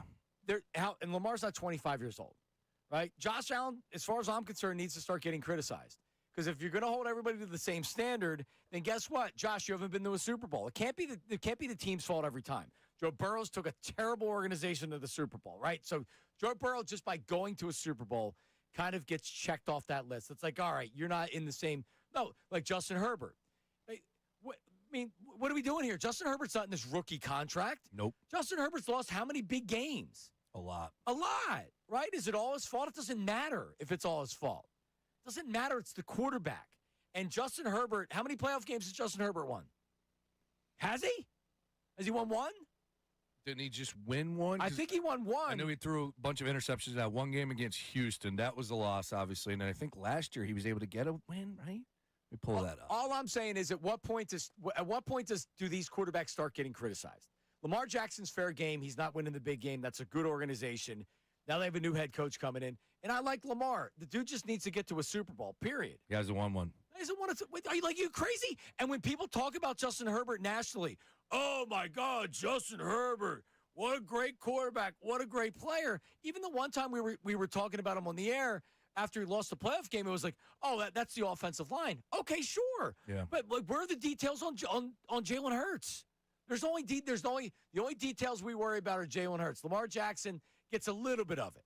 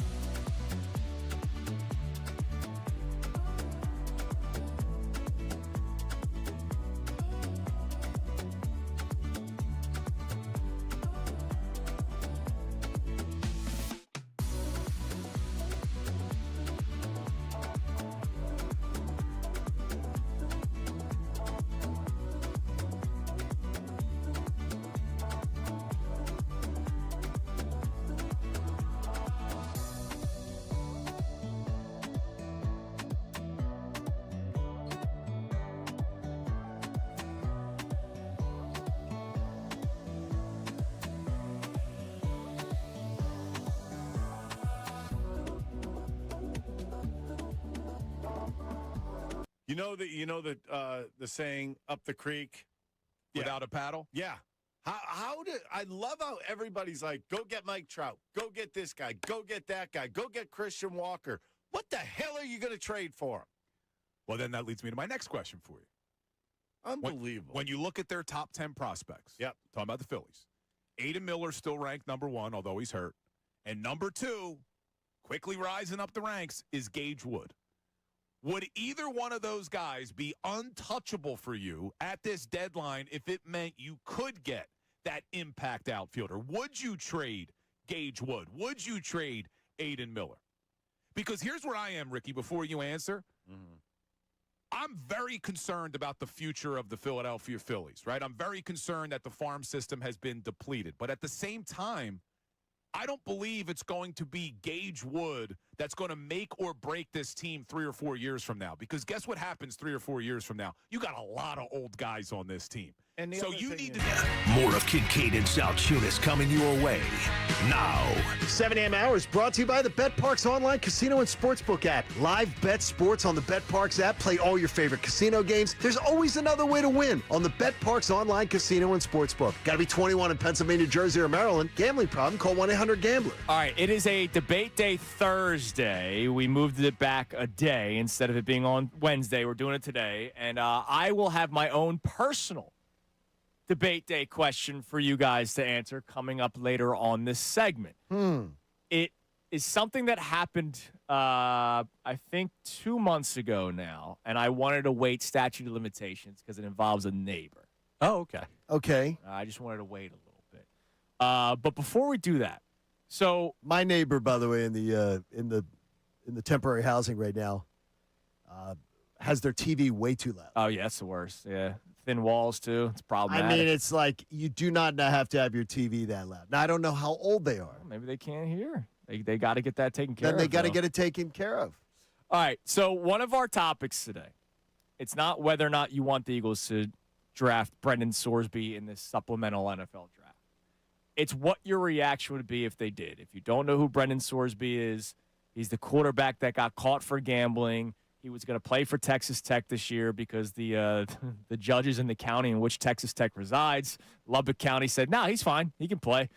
All the judges who attended Texas Tech, too. Yeah, probably had Red Raider tattoos on their back or something. Football's bigger down there, man. So Sorsby no longer playing for Texas Tech because colleges literally said, we're not going to play you. Like, we refuse to play you because we don't trust this. And so Sorsby and Texas Tech parted ways. He's now entering the NFL supplemental draft, which will take place in July. And the Eagles, a lot of football people are saying, hey, that's a team that would make sense because they've picked up projects like this before where it's a little bit bigger than football. And as Zach Berman told us yesterday, look, they did this with Isaiah Rodgers, different circumstances, but they did this with Isaiah Rodgers. And what did they do? They won the Super Bowl. They did. With him on the field. Like, he was a big part of that Super Bowl team. And I think he had the over and a few other things on that one. Jeff Kerr of SI.com. Yep. Why Eagles should consider Brendan Sorsby even with crowded quarterbacks. Okay. And he gave a compelling reason as to why. He talked about his talent. He talked about the Eagles not being afraid to do stuff like this. We talked about the circus with Zach Berman yesterday. He goes, the Eagles are always a circus. So what's another storyline? And he gave compelling reasons. The other thing that we have to think about is, quote unquote, prove-it-year deal for Jalen Hurts. If it doesn't work, well, you just got a potential first or second round quarterback for a fourth or fifth round pick, depending on what the worth ends up being if somebody does take him in the supplemental draft. I don't want to do it. John doesn't want to do it. Connor doesn't want to do it. But there are people that cover the Eagles that are saying, hey, this is why it is worth it. Tanner McKee's on the final year of his deal, so that's one backup quarterback on. Andy Dalton's here for what, a one-year deal? Yes. After this year, who's your backup quarterback? It's a fair point. They want to make it cheap. That's why they selected Jalen Hurts. It wasn't because they thought he was going to be some Super Bowl winning quarterback.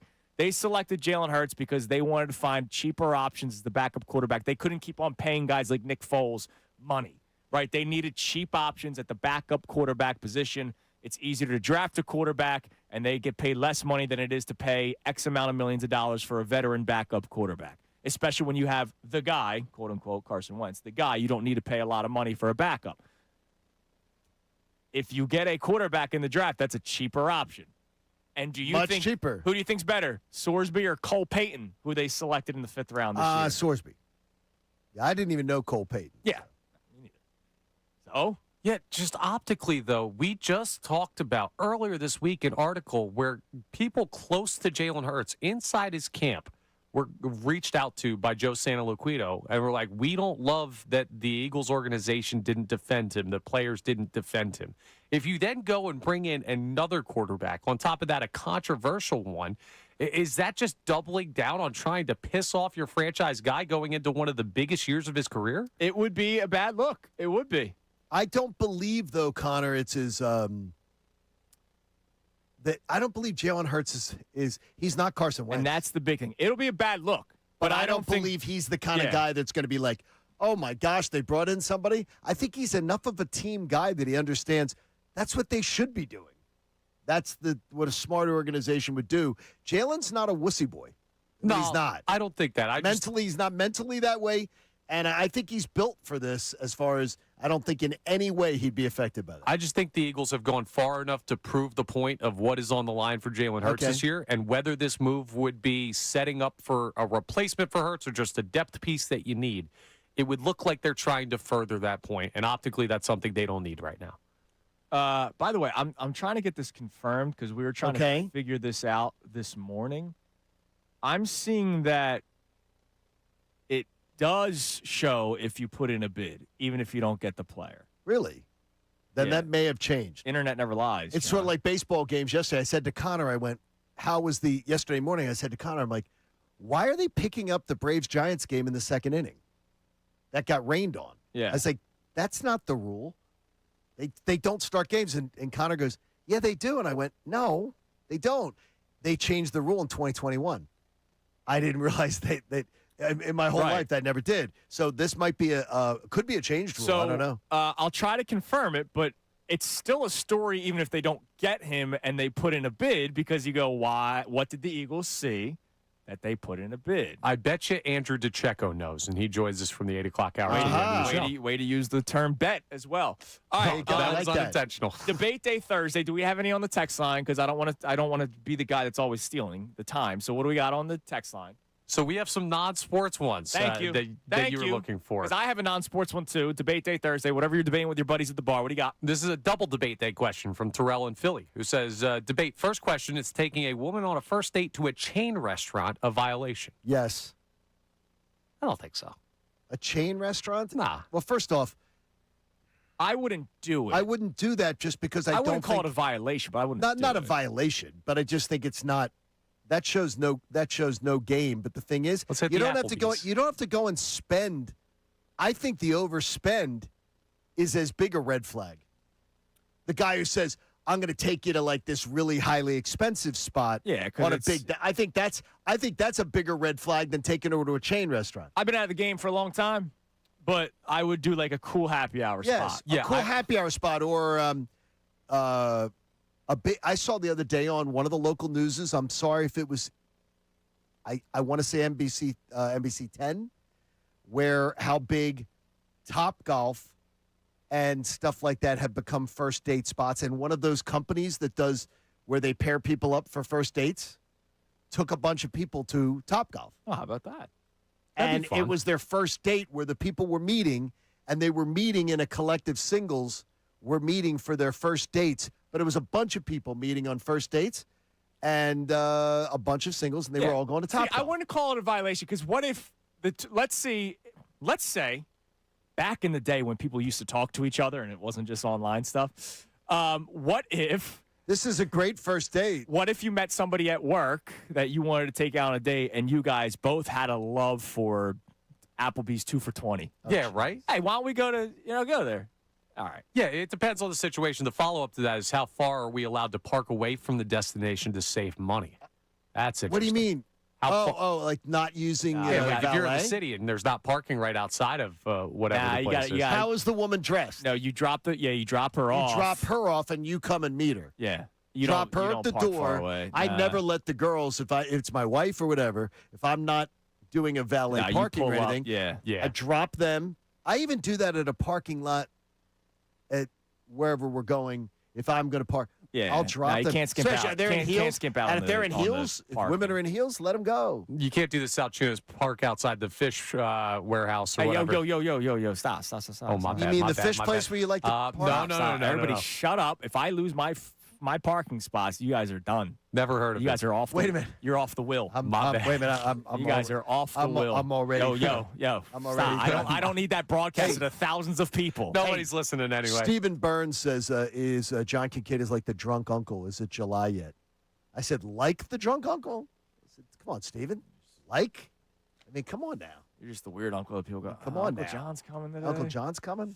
Hey, All they're right. happy. But Coming up next, we have today's headlines, and I will start the segment off with a debate day topic. I guess it also is whether or not it's a violation, pretty much. I'll start it with that.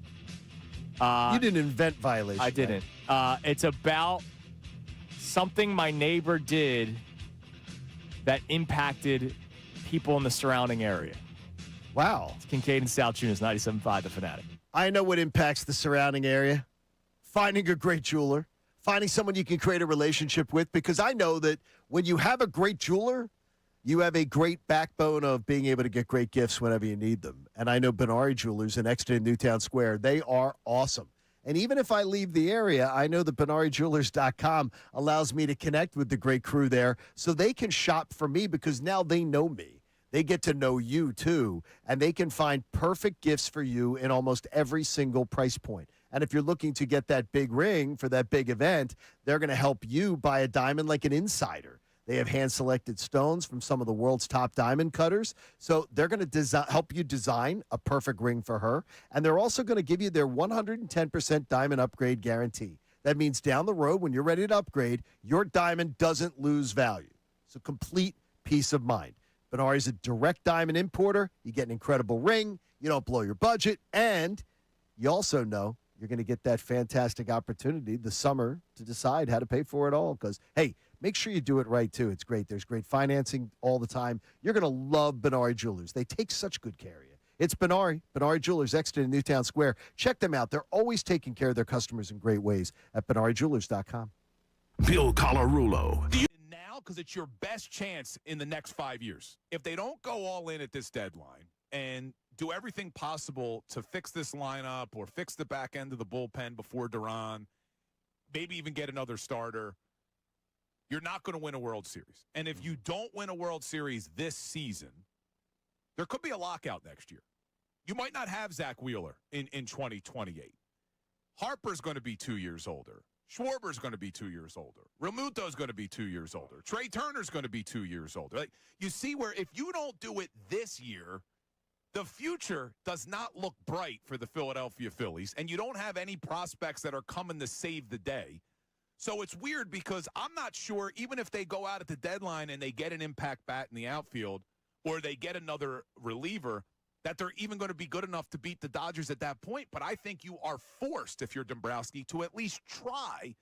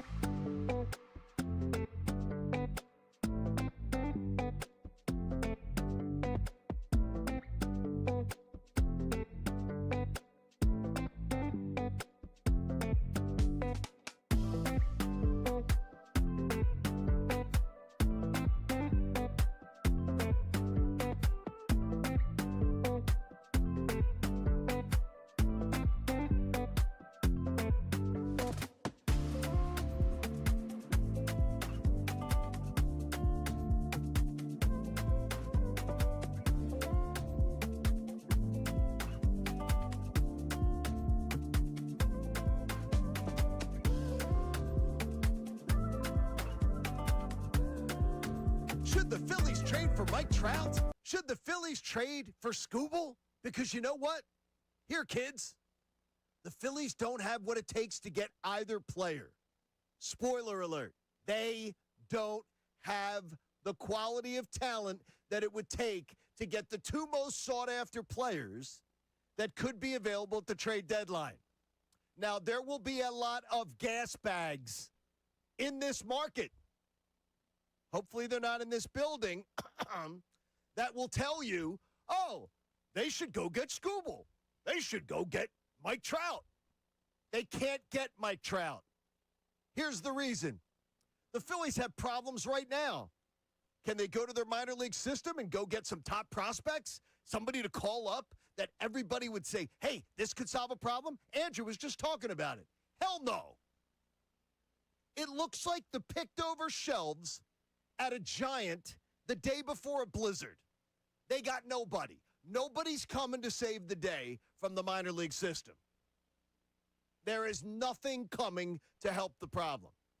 So if you don't have prospects that are ready to come up and ready to help you at the major league level, how do you think you are going to be able to get one of the top pitchers on the market or top players on the market? Especially one of the top players on the market who has every opportunity in his entire career to come here and play and has rejected it. Could have found his way here on his own and rejected it. Would rather play in anonymity in the shadow of Disneyland. No. What is the Phillies don't have it. You know who does? The Dodgers, the Braves, the Yankees. Kincade and Salciunas, Philly Sports Talk, 97.5 The Fanatic and the Fanatic app. All right, before we get to today's headlines, on this Debate Day Thursday, where we either settle your debates or make it worse, you just text in your debates that you're having with your friends or your spouse or whatever, 610-632-0975. Lots of those. All right, I guess the question is it a violation or not? So I live in the great town of Sewell, New Jersey, the great soil. The soil of Sewell? That is South Jersey, right? So there are a lot of people got their gardens. You have amazing soil. I got tomatoes growing right now. Tomatoes. I have some bell peppers. Rutabagas. I got some hot peppers. Okay. We got some basil. We have peppermint growing right now. We got all kinds of stuff growing in our backyard. So I waited a couple months. I told Connor and John during the break that I had this in my notes on my phone because I didn't want to say it when it happened because I didn't want my neighbor, whichever one it is, to feel bad.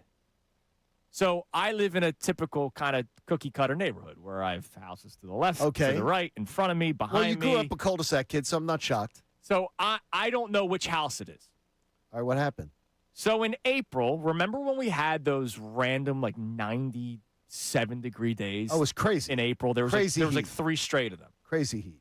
So I'm mowing the lawn, and as I'm mowing the lawn, when it gets hot out, certain odors smell a little worse. Right. Dog poop? Oh, no. Somebody used manure for their garden. Okay, what's wrong with that? In a neighborhood, is that allowed? Yes. Why wouldn't? Well, why would that not be allowed? I'm going to recuse myself as the non-smell guy. Why would that not be allowed? I'm used to the smell because I grew up in South Jersey. It's all over the place. Why would it not be allowed? All right, is it a violation? No. You open up your windows and you're getting poop smell in your house. No. It's not. No. You're allowed to do that. You think it's total fair game? Wait. Now you're making it. Wait a minute. Now you're taking the argument. You're making it different. Do I think that it's how? I asked you violation. No, well, it's not. It's absolutely not a violation. I think it is. Why? Why? You're telling me somebody's into gardening? Yeah, and my garden does not have manure. My garden has the soil that is South Jersey, and then a couple of the nature stuff. Okay, somebody who's really into gardening knows that the manure is a much better way to. Yeah, I agree. We all fertilize. Yes. Look, Nick Sirianni's a Jersey guy right now. I know what manure does. Okay. I know how it helps. But when you have 1, 2, 3, 4, 5, 6, 7, 8 houses right in your vicinity. So you're saying it's not that it should be outlawed? I think so. in a neighborhood. If you're at a farm, like, duh. But I think that's I think that's wrong. I'm shocked. The manure smell. A couple days, it's strong. Well, yeah, the 390, the random 90-degree days in April. That was probably part of it. Yeah, and I was mowing the lawn, so I'm sweating and hot, and I'm like, and you're smelling the manure. Okay, that's horrible. probably a big part of it. But no, it shouldn't be an outlawed. Like it shouldn't be something that's. I don't think houses in the neighborhood should be able to use manure because then everybody else smells it. You're going to smell it for a day or two. Yeah, I don't want that. Oh, come on. Listen, price of having neighbors. Let the people chime in because I'm curious. Wow. All right, time now for today's headlines. Connor Thomas. Today's headlines with the Connor Thomas. And it's brought to us by Lundy Law. For over 70 years, Lundy Law has been fighting for injured people. If you need them, remember the name Lundy Law. Your injury lawyers. Visit LundyLaw.com. That's LundyLaw.com. I do not think you can call Lundy Law on your neighbors for manuring their garden, but hey, you can try. Pop-up might. By the way, Go Birds chimes in on YouTube chat. Lots of flies come with the manure, too. Yeah. Yeah, well, there's flies everywhere. Okay, there's flies out. There's flies in Jersey everywhere. Now it's illegal to have flies. Very inconsiderate. There's flies in Jersey everywhere. We'll start out with this. I think I have my new favorite tennis player of all time and my new favorite post-game match interview of all time. So Corentin Moutet, a French tennis player, was competing. Listen, I don't. That was the pronunciation I looked up on YouTube for this story. He was yesterday. Dutzy was saying Simone Benoit as Simone Beignet. Beignet? I was cracking up. All right, go ahead. It's close enough. Good work, Dutzy. He was competing at Queen's Dutzy. Club, and he won a tight match, and he got a chance to talk afterwards on the broadcast that they were doing, but also was in arena doing the post-game interview. So everybody could hear it. Yeah. Here's how it went for him. Whatever you do, you just put the ball in the court, and then he hates me, 142. I was like, I would have to serve, and I would have to. No F-bombs, please. No. Oh, wait a minute. Why did he do that? Wait, and then you played the shortened version of the clip. She then goes, "Come on, please," and then she asks another question, and he starts once again with bleep, bleep, bleep. I think it's wrong. Okay, that's it. He's being an a-hole. I get it. It's funny. No, it's not. The woman's trying to do her job, and he's being a jerk off about it. The second time's too much. The first time's objectively funny. Come on. No, it's not. That didn't get even a chuckle out of you, Johnny. No, the first is it was funny that when you're doing having done that job, no, that's not funny. It's not funny in the least. First of all, it's pressure too. It's that there's a pressure of doing that job, but there's not. I laughed when I first saw it, but it's wrong. No, and then sure, you shouldn't do the first one. John, you never laughed at something that's wrong. No, the first one I chuckled. As I said, the first one I chuckled. But then when you go and you do that, that's obnoxious. Absolutely obnoxious. All right, next up, Boston, we have a problem. We're not talking about the Celtics and how their season ended or what's going on with all the stuff with the Patriots this offseason. No, the Tartan Army. Are you familiar with who that is? Either of you guys? No. Yeah, I wasn't either until the World Cup started. They're the group of fans that follows the Scottish national soccer team. And they were up in the Boston area. They did something that nobody in that city has been able to do before. They drank Boston out of beer. They were celebrating Scotland's 1-0 win over Haiti. They went to the Boston tap room, ran out of Boston Lager, drank a full out of it. Never happened on any St. Patrick's Day parades before or anything up there. So the Scots are drinking Boston dry right now. That doesn't shock me as a Scotsman who's not a big drinker. That doesn't shock me though. Yeah, that's impressive. Very, very impressive.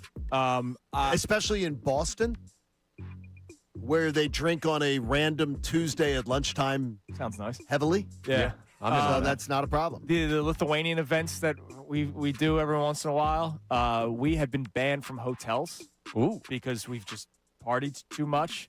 So, I'm sure that's going on right now where it's great for the communities, right? They're making a lot of money off the Scottish drink. That bar made a lot of money. Yeah. But now they're like, oh, damn, we might have to close for a night. Just a nice reminder of, the drinking hierarchy in this country is not the drinking hierarchy in the world. There's some countries that got it like that out there. Scotland certainly one. I love how much the foreign visitors, though, are really enjoying the United States experience. Well, you also have so That's much great. time in between games that, like, they're experiencing it all. Like, what else are you let's gonna do something about Let's it. go to the bar. The final thing, the U.S. Open starts today at Shinnecock, and three of the favorites: Scotty Scheffler, Rory McIlroy, Matt Fitzpatrick. Any thoughts, Johnny? I know you're a big guy. U.S. Open. This is a huge event as well. Colin Morikawa. I got to tell you, Connor, I hate this golf course. Why do you hate Shinnecock? Because it's too stupidly tricked up.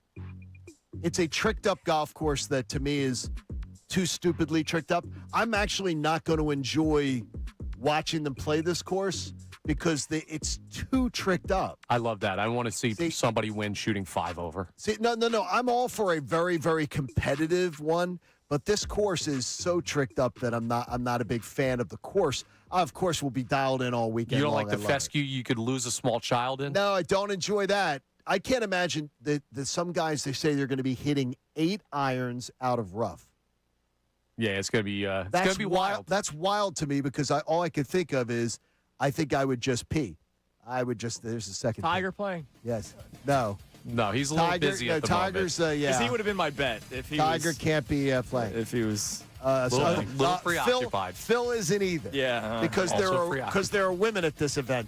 All right, coming up and next. they want to really protect them. Andrew DeCecco. It's a Thursday. He joins us in studio for the final 2 hours of the show. We'll get his thoughts on whether or not he would think the Eagles would even entertain the idea of Brendan Sorsby. Jeff Kerr writes an article why the Eagles should consider Brendan Sorsby. Entertain it. We'll talk about that next with Andrew DeCecco here on The Fanatic. Now on 97.5 The Fanatic Sports Update.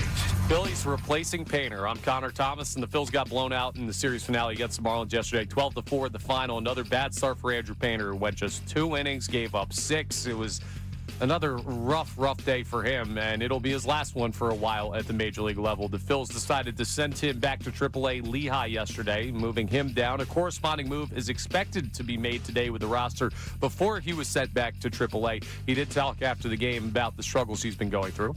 Just kind of leaving fastballs open to play. The fastball's just getting hit right now. So, I think we just got to evaluate and just trying to find out who I am as a pitcher right now. So, just trying to navigate through that.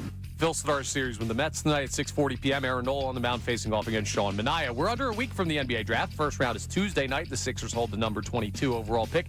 The NHL draft will begin on Friday. The Flyers hold pick number 21 overall. The next World Cup Philly match is tomorrow, 8:30 p.m. Brazil is taking on Haiti down in South Philadelphia. And Team USA plays tomorrow as well, 3 p.m. against Australia out in Seattle. Andrew DeCecco joins us coming up next. He'll be with us for the rest of the show. Scott Lauber of The Inquirer joins us at 9:05 to talk about the Phillies' move with Andrew Painter. This update is brought to you by BetOnline. One tournament and the world stops here, as this one's on home soil. And it's yours. Your call, your action, live lines, and no limits. It's your year for the biggest soccer tournament. BetOnline has all the action you need. Bet on at BetOnline. I'm Connor Thomas for the home of the Sixers, Flyers, and Union. 97.5 The Fanatic and The Fanatic. Other franchises who are contenders that are right now, by the way, teams that are better.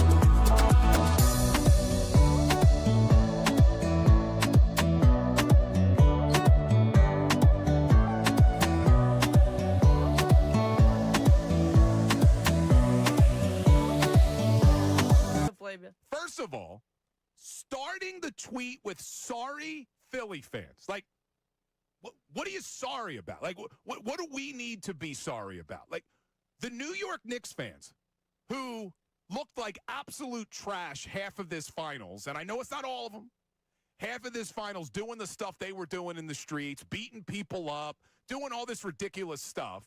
that number one, we're supposed to feel good for them? Or how about the fans that came down to Xfinity Mobile Arena and they chanted bleep and bead as loud as they possibly could every single time they were in the building? We're supposed to feel good for them? And then even if they didn't do any of that stuff, even if they were the greatest fans in the world, we're Philadelphia. That's New York. New York looks down on this city. They've always looked down on this city. They've always accused us of being a second-rate city. We're supposed to feel good? Oh, but poor Knicks fans. They've waited since 1973, and if you don't appreciate that, you don't like sports. Get the hell out of here with that. I'm not going to feel good for these ridiculous Knicks fans. Do you think those Knicks fans felt good for Philadelphia in Super Bowl 52? Were they out on the street saying, wow, look how united the city of Philadelphia is. Yay, Philly. Yay. Come on with that stuff. Get out of here. And every fan is coming at Sealski, and they're right. Like, don't lecture the city of Philadelphia. With what we've had to put up with from New York, we're now supposed to... Coming up at 10, Middays with Marks. Now more of Kincade and Salciunas. 97.5 The Fanatic and the Fanatic app. It is 8 a.m. on a Thursday, which means Kincade and Salciunas continues till 10, and we get to have some help. Andrew DeCecco in studio with us, and coming up later... he's more than help. Coming up later this segment, I can't wait. I mentioned something to you and Connor yesterday, and I said, you know what? I'm going to bring this up tomorrow when Andrew's in studio. It is such a topic that I think 0.3% of people will care about on June 18th, but Andrew DeCecco will smile ear to ear when I ask it. I can't wait for this. I'm excited. I'm excited just to see your reaction when I ask it. But we'll wait on that in a little bit. Andrew, welcome. Good morning. How are you? I'm great, guys. It's awesome to be with you. And, you know, it might be the dull moments of the NFL calendar, but there's plenty to talk about. Well, including the biggest story in football. It spans both college and the NFL. And that's Brendan Sorsby. And I'll once again say, because I don't know how many people are up to date on the story, Brendan Sorsby was with Indiana, then Cincinnati, and was going to play for Texas Tech this year. He was caught for gambling, total of $90,000, multiple bets. The average bet, important to remind people, the average bet, $9. Still bet on his team. Over 40 times. Yes. Yeah. Yes, exactly. So Sorsby was banned from college football. Texas Tech goes, whoa, hold on a second. We want our guy to play. The judges of Lubbock County, who all went to Texas Tech, which is where who Texas ruled Tech on this resides. case. They said, no, he can play. He's allowed to play. Go Red Raiders. You know, that's what they said when they hit the gavel. Go Red Raiders. And then teams said, well, we're not playing Texas Tech because this is baloney. And so they decided to part ways. He's now entering the NFL supplemental draft. What is the NFL supplemental draft? It's players that were not eligible for the draft or things changed. This guy was going to play in college. He's now no longer playing in college. It's a random draft that happens in July. You don't have to use a pick in the supplemental draft. If you use a pick in it and that player is selected, you lose that draft pick in the next year. So let's say the Eagles use a fourth-round draft pick on this kid and they get him. They don't have the fourth-round draft pick in the 2027 NFL draft. It's pretty simple. So I've set that up for Andrew DeCecco to answer. Do you believe the Eagles would entertain it? Because it's one thing for me, John, and Connor. We did the topic last week. Do we even want the Eagles to consider it? We all said no. But it's one thing for me to say that. Howie Roseman could be laughing, listening to the radio, saying, what the hell are you guys talking about? If I can get an arguable first or second round quarterback for a fourth or fifth round supplemental draft pick, I'm going to do it. Do you believe the Eagles would entertain the idea? Well, the Eagles have always been enamored with value, and they've never shied away from a good bounce-back story. They also have the infrastructure in place to support the attention that would conceivably receive if they were to draft him. I'm not exactly certain what their evaluation of the player is or his circumstances, but knowing how they dubbed themselves the quarterback factory, that's something that your antenna should always raise, especially when you're talking about a player of this profile who, while I probably don't have a first-round grade on him, I think he's more of a second-round guy, and now you're looking at giving up a day three, I think is more likely, day three, a fourth, a fifth-round pick. I think it's certainly something that you have to consider. to bolster it. And if for no other reason, he's an asset potentially down the line. When you say third-day pick, are you more talking about the fact is that it's his – are you judging it because he's damaged his brand? Yes. You don't give what you think his grade would be on your board. What you believe he is talent-wise, you're not willing to spend that because of the damage he's done to his brand? Yes, that's exactly right, John. I like the player, but I do believe that there will be concerns, and there should be. This isn't an Isaiah Rodgers situation. This is someone that has, I guess, supposedly bet over 40 times on Indiana football while he was a member of their football team. He bet against his teammates, too. Right. He bet unders on like that's players bad. on his team. Yeah, so like this is an extreme case here. So you have to make sure you're properly vetting the player and the situation and the circumstances. And this isn't a player that I would imagine you would feel comfortable with going to the Jets or one of those organizations. But with Philadelphia, they're equipped to handle it because of the infrastructure and support systems that they have in place. So I mentioned the article from Jeff Kerr. We talked about it earlier this morning, and he wrote an article why Eagles should consider Brendan Sorsby. Yeah, and it's even with the crowded quarterback room. One of his reasonings is Tanner McKee could be out after this year. Andy Dalton could be out. He could retire after this year for all we know. Now you don't have a backup quarterback. He's a cheap option. Value, you're only using a fourth-round draft pick on a kid that could be considered a first- or second-round draft pick. He's talented, all this kind of stuff. But then it leads to the opposite. Why the Eagles shouldn't consider Brendan Sorsby is what we'll talk about now. And it's not just the character issues where this guy's gambling. I know how this city would react if they acquired him. What? It would not be celebrated. It would be, why are you doing that to Jalen? John and I are on the same page. We don't think Jalen would be affected in any way because we don't think he's Carson Wentz, where that was an issue. Right. But I know that people would freak out in this city if they did that. A segment, right? You're saying a segment of people would freak out. I don't know, John. I would imagine that there would be. I think it's a segment. I think there's going to be a look. Faction, I think there'd be a segment. With the stories that have been coming out during the season and now the Joe Santoliquito piece where Jalen's not necessarily happy with the organization, according to what he has heard from the Jalen Hurts camp. Right. If then they make a move like this 1 month after that story comes out, do you think that's going to be received well by Eagles fans? Because I don't. No, but that's not how the Eagles operate. I know they don't. Clearly, if they see an opportunity to bolster their roster and set them up for success, meaning he could be a high-end backup, it could give you a potential asset down the road, and the quarterback position is one that the Eagles value perhaps more than any other team in the NFL. So if they see that as an opportunity and they like the player and they're comfortable with the situation, that's something that I could foresee. But, yeah, the optics would not be great considering, the conversation around Jalen Hurts. Now, do I think Jalen Hurts would waver? Not one iota. Yeah, me That's neither. not in his DNA. Yeah. But it is something that would be a talking point. Now, there's a couple people chiming in on YouTube. Stanley says, why would you waste a pick on a quarterback that bets on football? Well, there's apparent talent. Oh, there is talent, right? And as Andrew speaks of, that's one reason. There's talent. It's legitimate talent. He's a legit college. This is a legit college quarterback who I believe would not last past the second round ordinarily. And Mopar goes, this is never going to happen, and he wants us to just have another debate day question, which we'll get to. I love debate day questions. But to just say this is never going to happen, that's crazy. The Eagles are a team that could. I know it's two totally different circumstances, but the Eagles were the one team that was not afraid to do the Michael Vick thing. We've never seen something like this. This is, uncharted territories where a guy got caught for gambling on his own team against some of his teammates. I know Isaiah Rodgers was a little bit different. He was hurt, all this kind of stuff. Sorsby was active with the team, making bets.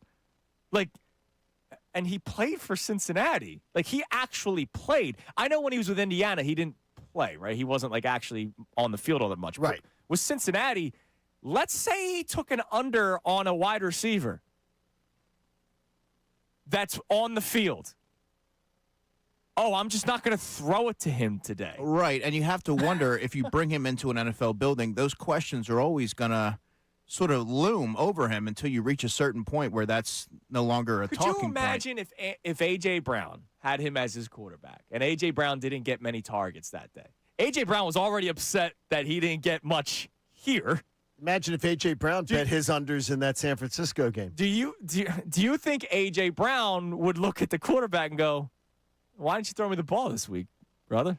Exactly. I'm sure that, I'm sure A.J. wouldn't have been the only one that had those questions. I know. I'm just using A.J. as the example. But I totally understand where you're coming from. But also, what happens if he goes through a really bad stretch of games and things like that? Those questions are always going to be there, is my point. So it's a really tricky situation, and you have to make sure that you're an organization, which the Eagles are, that can really support that. It's why I wouldn't do it. It's why John wouldn't do it. It's why Connor wouldn't do it. Would you? Would you? No, I wouldn't. You wouldn't do Absolutely it. So we're 4 for 4, would not do it.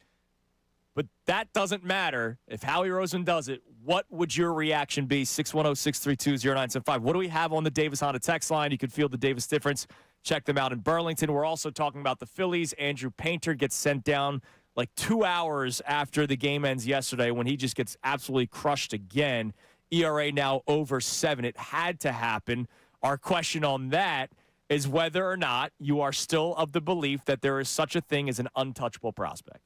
I say no. I've never believed there's untouchable prospects. Yeah, no, I'm with you. I think this is the most recent example as to why, if you have a win-now situation, you have to take advantage of it because there's just too much unknown when it comes to these prospects. That's the big thing because a lot of people were chiming in yesterday. Well, Utley, Rollins, Howard, the 96 to 2000 Phillies were not in a window where you're like, all right, we might need that one more piece, right? Yes. Andrew Painter, a top prospect for the Phillies may have been able to land you a right-handed bat over the last couple of years.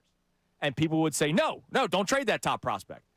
And if that top prospect landed you a legitimate right-handed bat, maybe the Phillies have won a World Series by now. Yeah. Maybe. Sometimes it works, sometimes it doesn't. You mentioned the drought after the 2008 squad. But I felt really good about the team's chances in 10, 11, and 12, 9, 10, and 11 with the players that they had.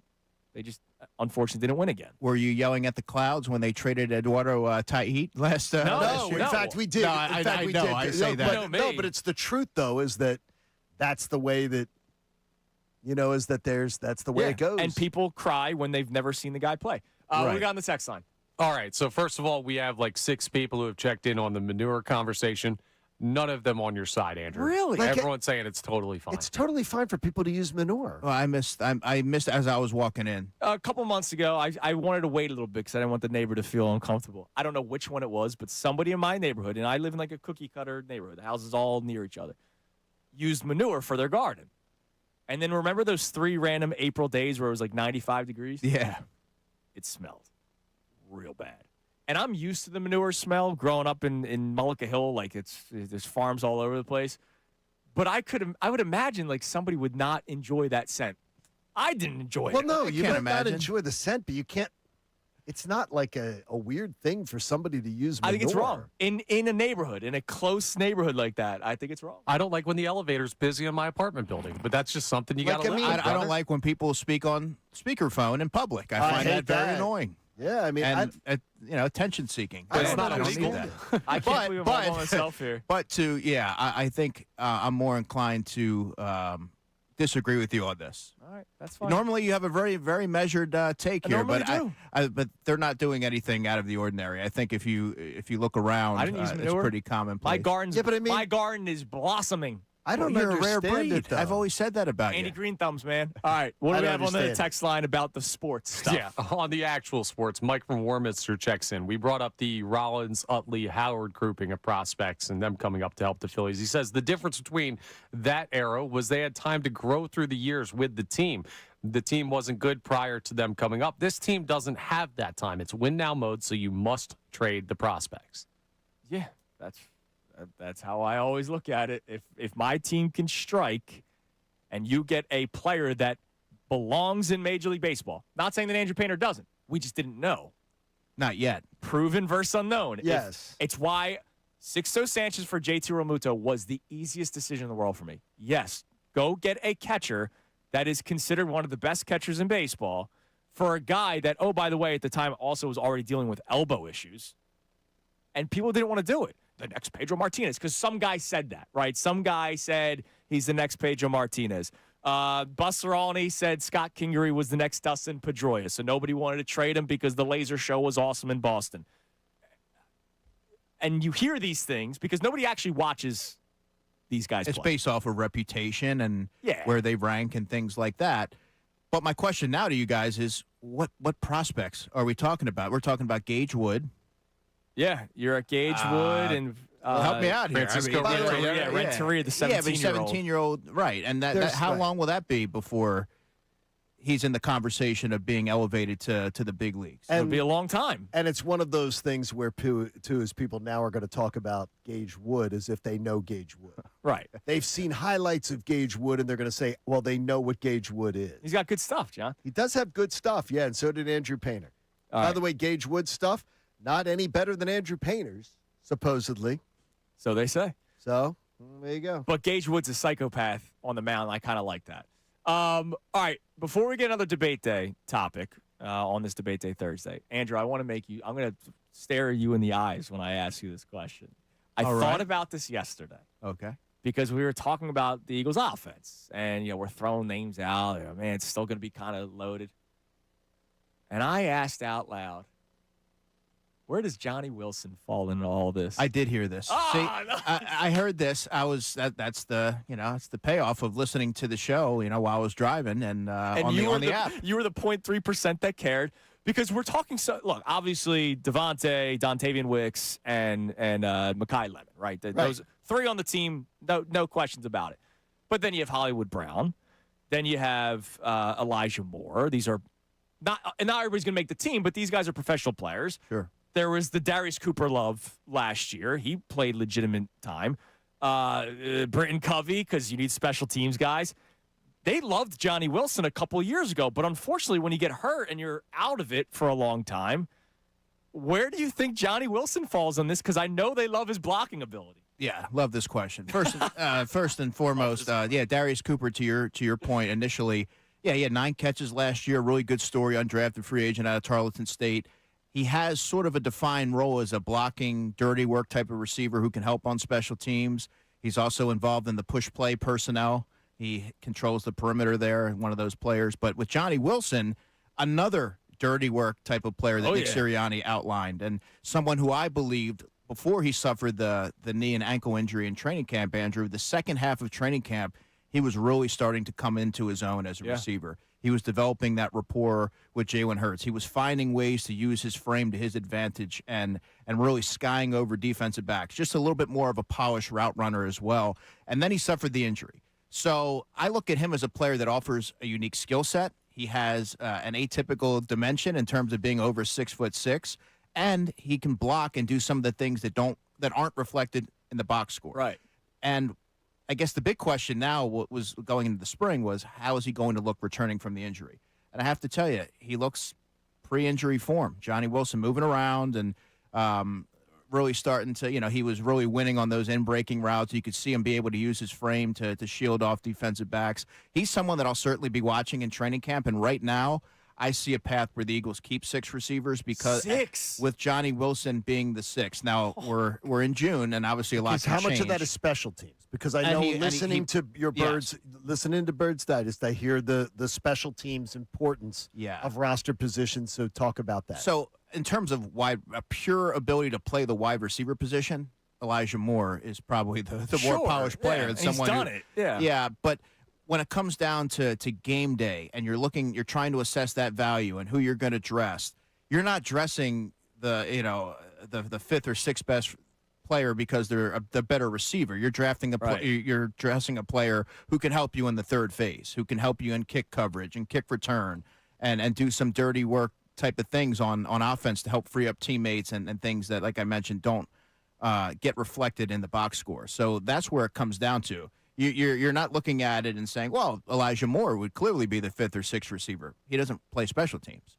So it's not always that simple. That's why I love this question, and it's very smile nuanced. On his face. You're glowing because I asked you about Johnny Wilson. All right, There give you us a go. debate day topic, Connor, that's coming on the text line. I'm glad we have Andrew DeCecco in studio for this one because this is a sports one for Jim and Nazareth. debate. Do you think it's weird when nicknames are recycled for athletes? I debate this with my friends because I find it weird that current day athletes have the same as some of my favorites growing up. Like what? Give me one. Let's think. Well, like it has. Look, if it's like if somebody calls somebody the mound round of rebound, like yeah, that's weird. Like That's stupid. You can't. Or if somebody calls somebody the Big Dipper, like you can't. So let's go with do the that. Iceman. People call Caleb Williams the Iceman now, but that was George Gervin George Gervin. originally. No, you cannot take George Gervin's. Yeah, you can't do that. You cannot take George Gervin's. We had the nickname Broad Street from Bullies debate with the Eagles and Flyers. Like you can't have another Boston Strangler. You cannot do. You cannot do. No. That. No. Yeah, I don't think that you can. No, you can't reuse any nicknames. No. Not if it's somebody. No, especially when you're doing it on some rando that hasn't proven that they're like an all-time great. Yeah, I don't think you can do it. No. So I would say no. That's bad. You cannot. Now, I don't know if it was Sam or Andrew. Somebody mentioned 2 LTs. You have, Lawrence Taylor Well, no, that's and then initials. LaDainian Tomlinson. That's That's initials. initials. That's Those are different. initials. Like, that's different. I mean, you're Okay. calling someone by their initials. But like that's a completely- nickname that like There can't be paints another the picture Showman. of the yeah, you can't Right. you can't do that stuff. Like you only have one. He's not a look at me guy too, so that's strange Yeah. with him with the showman. Yeah, I know. It's not like him to like be look at me, look at me. He doesn't seem to like He the doesn't attention. do that. He doesn't draw attention to himself. Did like he that. come up with the nickname? Very. Oh, I yes, would imagine. He probably did. has shirts that say it. Yes, he Yo, did. can you call me the showman in your next article? Hey, here All it right, is. coming up next. Really lean into the Hey, showman. and the raw milk thing. Could you do that, please? More debate. No, he just does that on TikTok. Here, I got the Not Elite shirt. To take the picture now. Hey, Oh need wait, I these- was wearing the shirt. I had Hey, no idea. I need these youngsters to focus around here and focus on baseball. But look at my new TikTok. All right, more debate day topics. You can send them to Davis on a text line. Field of Davis, Silver, String Mountain, Burlington. But it may be early, but us football guys are evaluating all the time. Stock rising, stock falling. Andrew DeCecco edition. Eagles mandatory minicamp is done. Stock went up, stock went down. He'll tell us who. Next, here on The Fanatic. Now on 97.5 The Fanatic Sports Update. Bills make a pitching change. I'm Connor Thomas, and this update is brought to you by Mothers Against Drunk Driving. For victims of drunk and drug driving, your grief is unique, but you are not alone. You always have a place in MADD. Call the 24-hour victim helpline at 877-MADD-HELP or visit MADD.org. The Phillies, they got blown out in the series finale against the Marlins. 12-4 the final. I'm not talking about the pitching change they made after the second inning. Yeah, that's how long Andrew Painter's start lasted. 2 full innings, 6 full earns, and he's been struggling recently. They made a change roster-wise, sending him back down to AAA Lehigh Valley after the game. A corresponding move is expected to be made today with the roster. Painter was asked before being sent down about his struggles recently. I mean, we're trying. We've been searching for some things, and it's gotten a little better than what it was, but still, obviously, not to the extent of what it was pre-TJ. So just trying to make adjustments and figure out what's going to have the most success. But the Phillies decided he'll have to make that figuring out process happen down at AAA. They start a series with the Mets tonight at 6:40 p.m. Aaron Nola versus Sean Manaea live from the bank. We're under a week from the NBA draft. Sixers have the number 22 overall pick. NHL draft is on Friday. Flyers hold pick number 21 overall. This update is also brought to you by our friends over at Modelo. Join Sean Bray Saturday, June 20th from 6 to 8 p.m. at Brooklyn Bowl in Fishtown for a Modelo match night. Enjoy cold Modelo draft, soccer giveaways, and all the match day action. Details at 975thefanatic.com. I'm Connor Thomas for the home of the Sixers, Flyers, and Union. 97.5 The Fanatic and The Fanatic.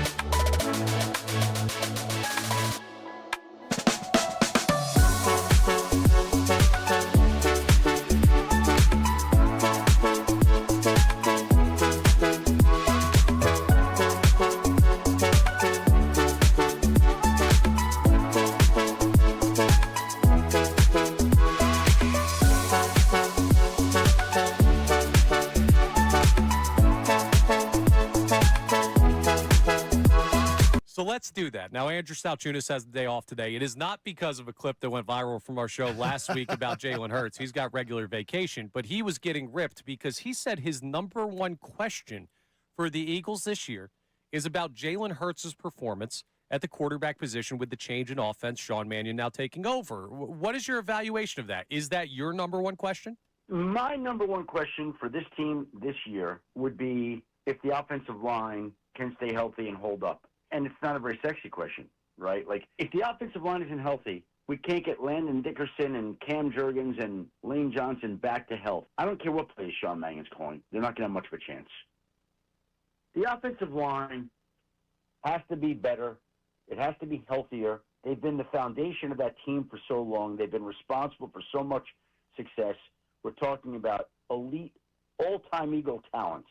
So I don't say this in a critical way, but I say it in a way in which the offensive line has had to play through some injuries, and it's aging. And are they going to hold up and hold together? If they do, it's going to be a great season. If they don't, it's not. To me, that's where it starts.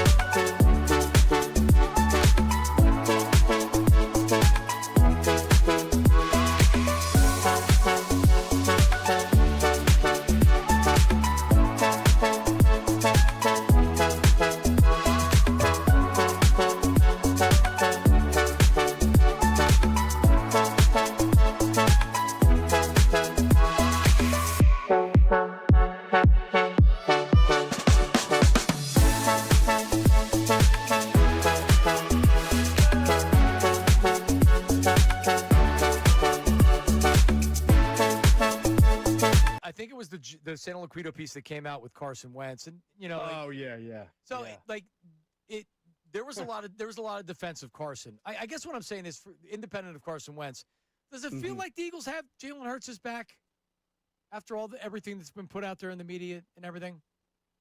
I mean, I don't feel like they've run the bus over him, but I do remember when the Carson Wentz article came out, they went into a damage control mode. I think they had Carson meeting with some reporters afterward to give his side of the story and clear the air. And I don't know if their reaction this time around is a result of that, like a byproduct of, do we really have to do this every time, because it's really not necessary, or if it's because they just don't.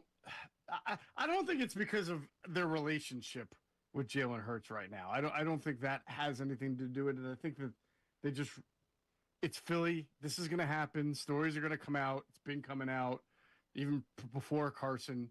So you have different people in charge now too. It's not Doug Peterson and his crew anymore. So I thought Howie didn't do the greatest job of backing up Jalen Hurts, but I also didn't think he was rolling the. Some people interpreted it as that's messaging from Howie. I didn't interpret it that way at all.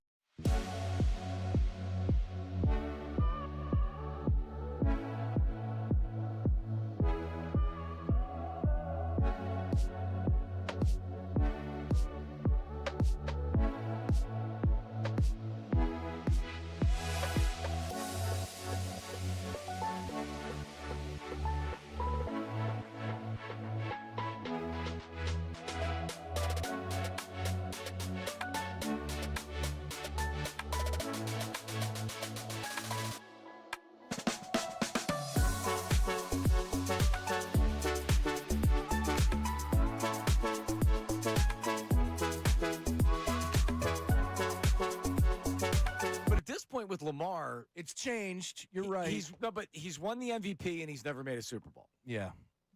And Lamar's not 25 years old, right? Josh Allen, as far as I'm concerned, needs to start getting criticized.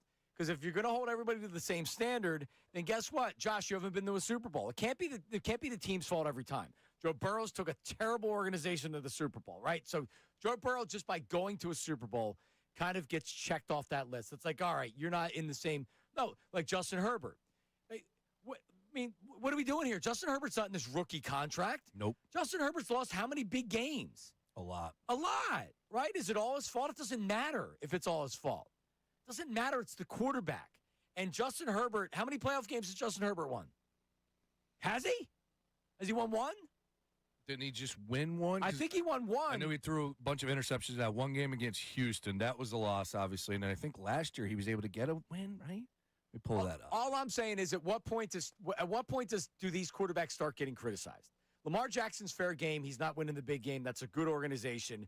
Now they have a new head coach coming in, and I like Lamar. The dude just needs to get to a Super Bowl. Period. He hasn't won one. He hasn't won it. Are you crazy? And when people talk about Justin Herbert nationally, oh my God, Justin Herbert. What a great quarterback. What a great player. Even the one time we were talking about him on the air after he lost the playoff game, it was like, oh, that's the offensive line. Okay, sure. Yeah. But like, where are the details on Jalen Hurts? The only details we worry about are Jalen Hurts. Lamar Jackson gets a little bit of it.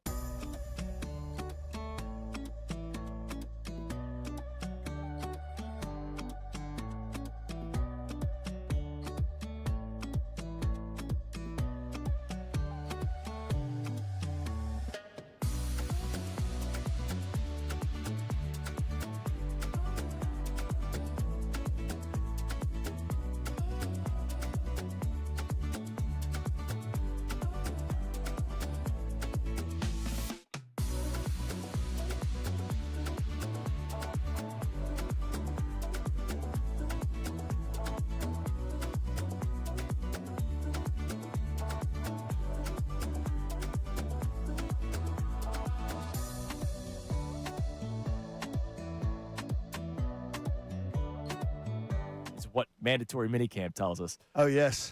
Major League Baseball finally made the appropriate decision with the home run derby. Did you guys see this yesterday? No, I didn't. What did they they made home run derby rule changes? Yeah, remember they added the clock and it just took forever. They got rid of the clock. Okay. Finally. They're not going back to the old system. Remember, it was like 10 outs. I like the 10 out system. I do. I too. like the 10 outs. I don't.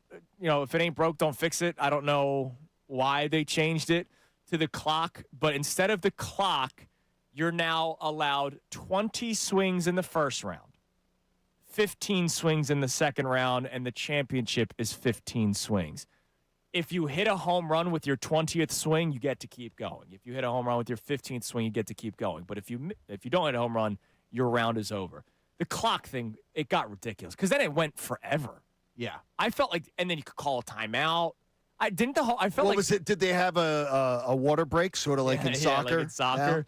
Yeah. Well, everybody, they did. Yeah, everybody hydrate. They would usually drink. They would usually drink Gatorade. Rice Krispie treat. The team mother's there. But Ronaldo, come on over. I'm glad they did this because get your water. The 10-minute home run derby, when there's 8 guys in the first round, it's forever. Yeah. That's almost an hour and a half for the first round.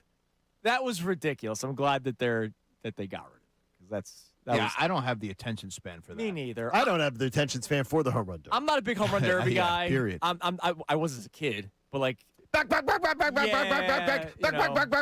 He's a legend. I don't need it anymore. The game itself is still awesome. It's the best All-Star game. The All-Star game is going to be amazing. But we don't need the home run derby. No. All right. Stock up, stock down. Some players that stood out to you positively and negatively at mandatory. Sure.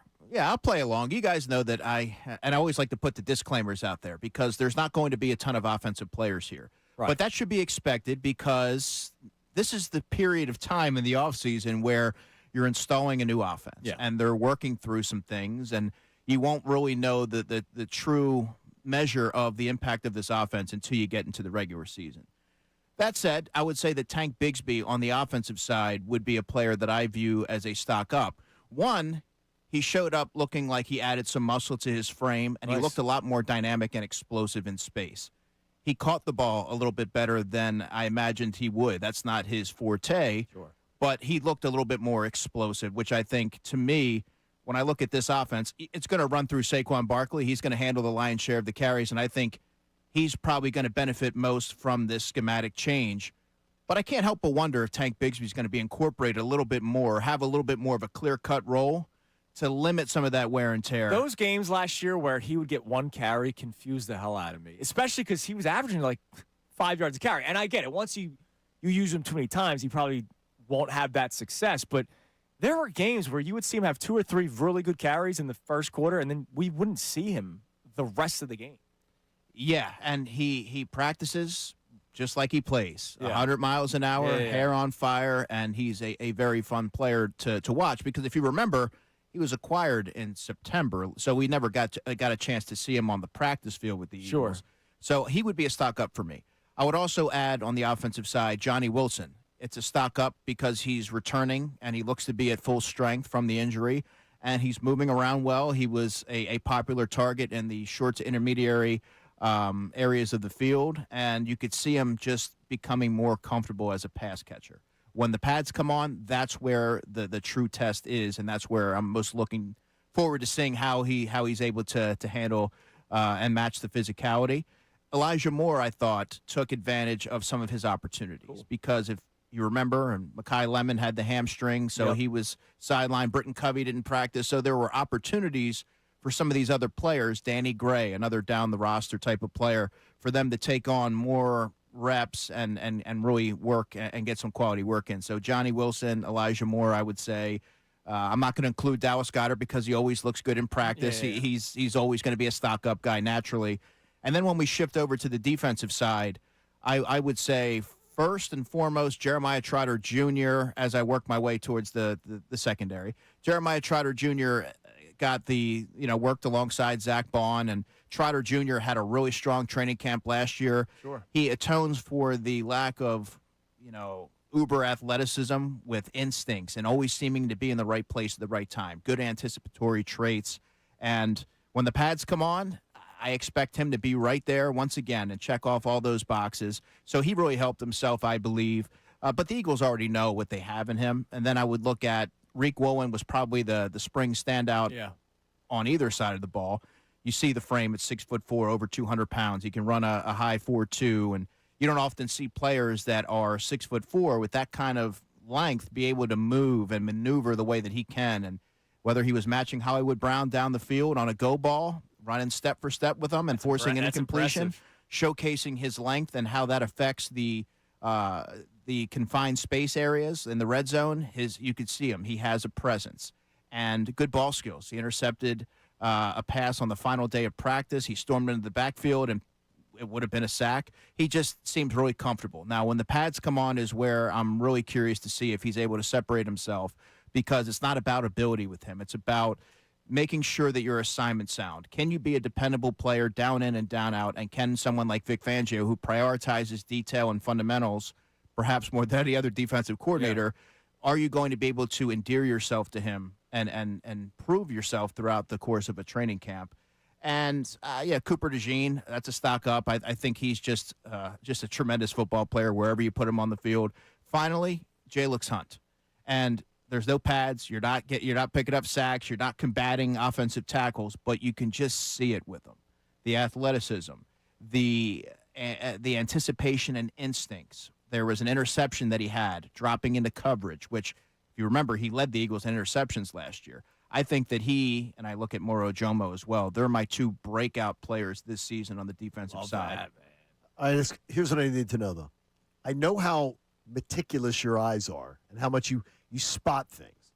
What did you see differently in how the offense was working in minicamp compared to what you've seen in the past, whether it be under any one of the last three offensive coordinators that you saw?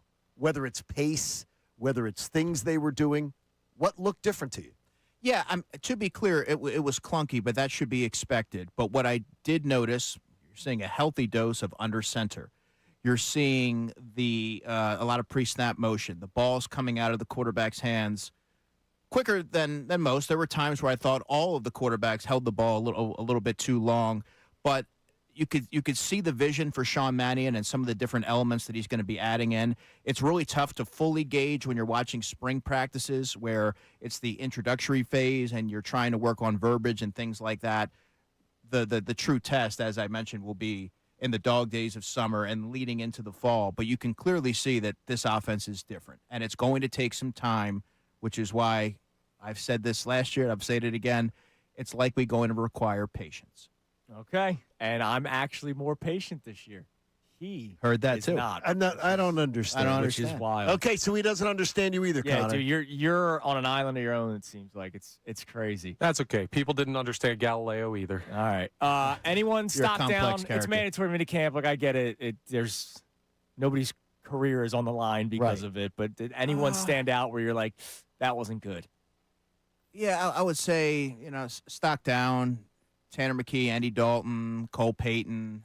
I didn't think I thought So that. Brendan Sorsby it is supplemental draft. Well, I just didn't think that they were very consistent practice to practice, holding on to the ball. Maybe things were happening a little bit quicker than anticipated. Look, the Eagles' defense is going to be among the NFL's elite. Right, and right. they're entering their third season with Vic Fangio. Many of the core players on this defense are entering their third year together. So one would expect the Eagles' defense to be able to have a clear-cut advantage, and they certainly did. But I just thought from the quarterback position, because the way spring practices are set up, it's a glorified passing camp. So naturally the emphasis is going to be on the passing element. And you can look at the draft picks like a Mekhi Lemon or an Eli Stowers. Now, the key with them is it had nothing to do with their performance in the team drills. It had to do with their lack of involvement because they were sidelined. And I think that this is such a valuable period of time to learn the offense. And it's one thing to watch it from the sidelines and learn in the classroom, but you can't replicate the importance of being on the field and going through the movements and hearing the directives and being able to enact those changes on the field in real time. On the defensive side, man, there's no stock down for me on the defensive side because they look to be in mid-season 4. But again, it's shells and shorts. It's May. I always like to put the context out there. Right. But there is tangible reasons to have a lot of optimism for this defense. Love that. That should be their strong point. Of that. All right, coming up next, Connor, can you give us the debate day topic going into the break, and we will answer it on the other side. I'm going to give you the one that I have because I got a haircut yesterday. I have barbershop etiquette debate day question for you. Okay, so we will get into that coming up next. Also, by the way, you have 48 hours to sue that guy. Wow. Come on. My God, dude. That felt very uncalled for. I think you look good, Connor. Thank you. I was caught off guard that you weren't Connor, wearing I your love hat you. You today. know I love you. Ouch. That was really messed up. I'm going to go cry during the break. Coming up next, HR will be on the phone, but also a very random state of the NBA topic to address. It is one of those moments where I can look back to something that I said years ago on the Fanatic and said, good job, Andrew. You were right. Kincade Salciunas, 97.5, the Fanatic. All right, FanDuel Sportsbook app. Biggest stage of the world. We know it. World Cup right now. FanDuel in partnership with the Valley Forge. They're changing the game.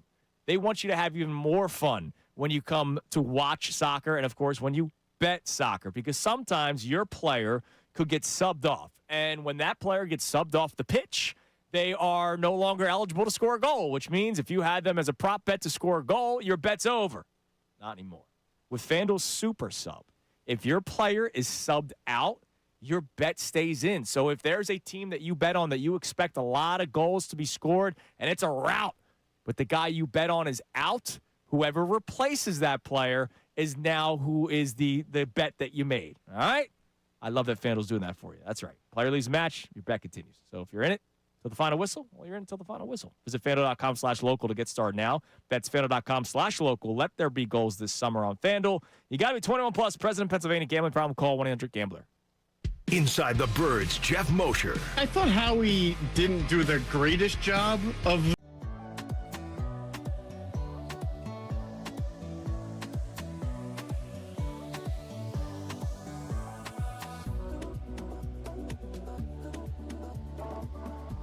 You know the saying up the creek without a paddle? Yeah. I love how everybody's like, go get Mike Trout, go get this guy, go get that guy, go get Christian Walker. What the hell are you going to trade for him? Well, then that leads me to my next question for you. Unbelievable. When you look at their top 10 prospects, yep, talking about the Phillies, Aiden Miller's still ranked number 1, although he's hurt. And number 2, quickly rising up the ranks, is Gage Wood. Would either one of those guys be untouchable for you at this deadline if it meant you could get that impact outfielder? Would you trade Gage Wood? Would you trade Aiden Miller? Because here's where I am, Ricky, before you answer. I'm very concerned about the future of the Philadelphia Phillies, right? I'm very concerned that the farm system has been depleted. But at the same time, I don't believe it's going to be Gage Wood that's going to make or break this team 3 or 4 years from now. Because guess what happens 3 or 4 years from now? You got a lot of old guys on this team. So you need to go all in now because it's your best chance in the next 5 years. If they don't go all in at this deadline and do everything possible to fix this lineup or fix the back end of the bullpen before Duran, maybe even get another starter, you're not going to win a World Series. And if you don't win a World Series this season, there could be a lockout next year. You might not have Zach Wheeler in 2028.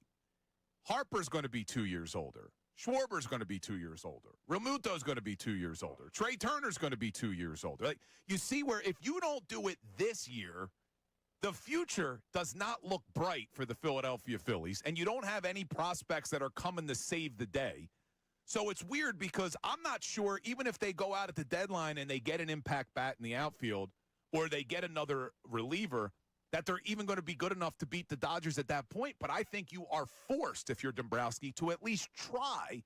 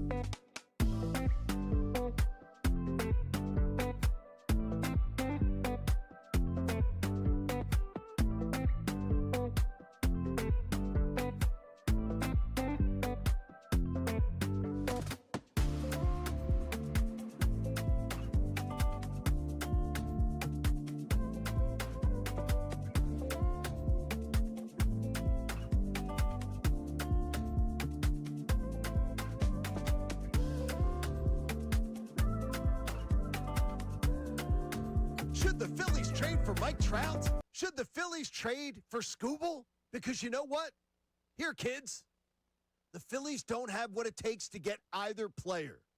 Spoiler alert, they don't have the quality of talent that it would take to get the two most sought-after players that could be available. Now back to Kincade and Salciunas, 97.5 The Fanatic and the Fanatic app. All right, before we get Connor Thomas's debate day topic, barbershop etiquette, because we don't even know what it is. Connor's not told us yet. Real quick NBA thing to bring up, and it's going to be really, really interesting this offseason, like the one that we're in now that the Knicks are NBA champions. So back in 2024, when Jalen Brunson got his contract extension, and he did not take the full $200+ million deal, I remember talking about it, I think, on this show. I guess we were 2024. We were together by then. And I said to you guys, that's great and all for him to be like, I'm taking less money so that my team can use it. I bet you a ton of players in the NBA Players Association said, "What the?" Oh no, he got scolded, and his agent got. Well, I'm sure his agent got ridiculed for it, because like by his peers. It changes things. Jay Williams of ESPN was on Get Up yesterday and said, "I've already talked to numerous players that are entering free agency or will be entering it in the next year or so that are already feeling the pressure of." Do I take the max contract or do I not do that? Is it a bad look? Because it worked. The Knicks won the NBA championship. They did. And you can literally point to Jalen Brunson, who's their best player, being the reason why they won, not only because of his ability on the court, but because of him taking less money, they were able to afford the huge bench. They had 10 guys that could play in an NBA championship game. All right, they had that many players. It's going to be really interesting moving forward in the NBA in this offseason and the one following do you see guys take less money? I don't think that we will. I do. I do not think you see a ton of people doing it, but I think you will see those who are more intent on picking their spot because they want to be in a particular spot. You could take less money, and if you go to a tax-free state, sure, it can all balance out. I wonder Someone if they gets feel, paid more. Yeah. If you But, get paid more, do they feel the pressure of the Players Association saying, No, but the thing is, though, the pressure's already shown you Jalen Brunson, his camp can handle it, so you know it can be handled.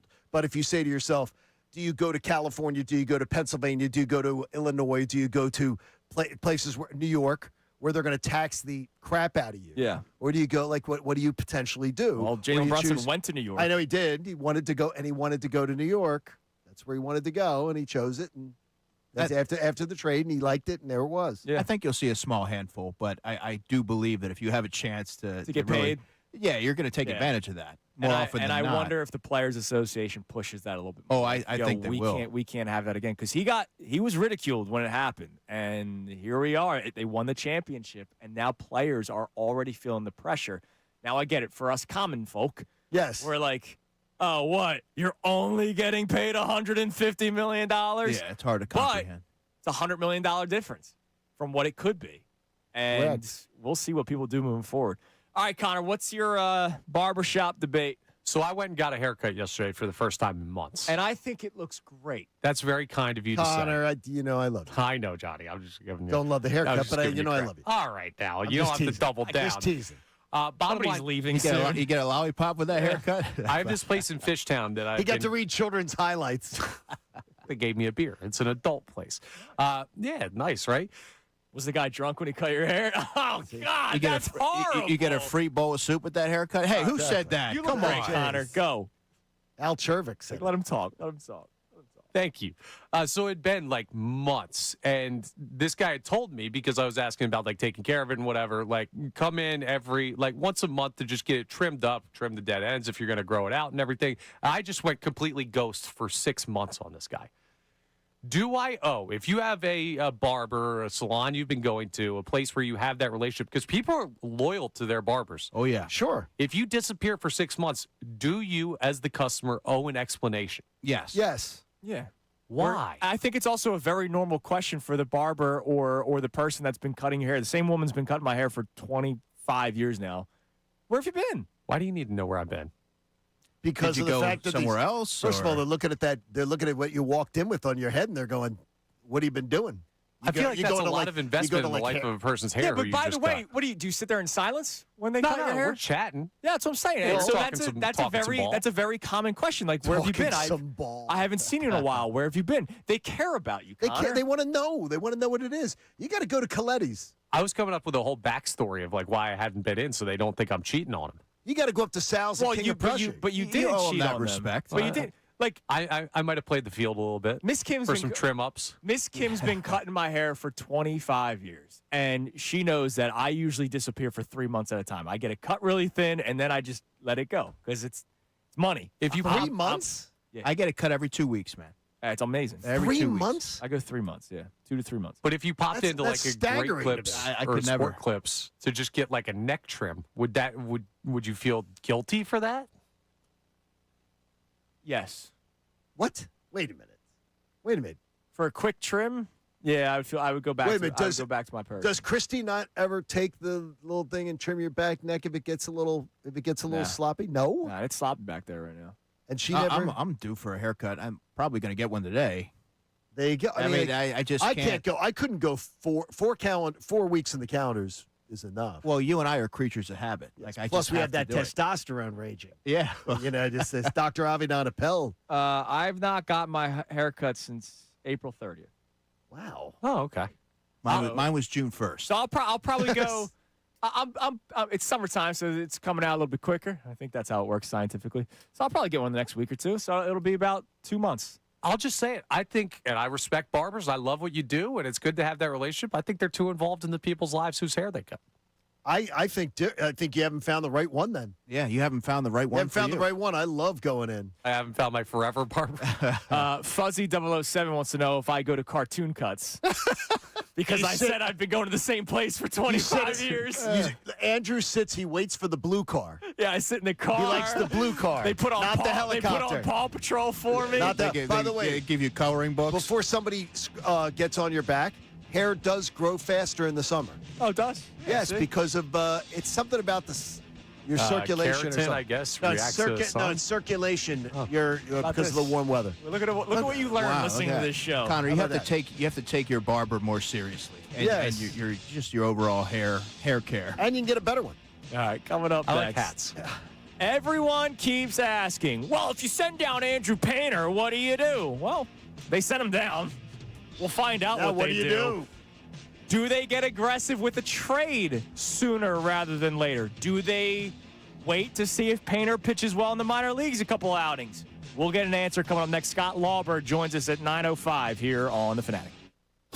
Now on 97.5 The Fanatic Sports Update. Painter pummeled again. I'm Connor Thomas, and the Phillies got smoked by the Marlins in the series finale, 12-4 at the final, and a lot of it was on the shoulders of Andrew Painter, who went just 2 innings, allowing 6 earned, and he has been struggling mightily in his rookie year. He talked about it after the game. Just kind of leaving fastballs open to play. The fastball's just getting hit right now. So, I think we just got to evaluate and just trying to find out who I am as a pitcher right now. So I'm just trying to navigate through that.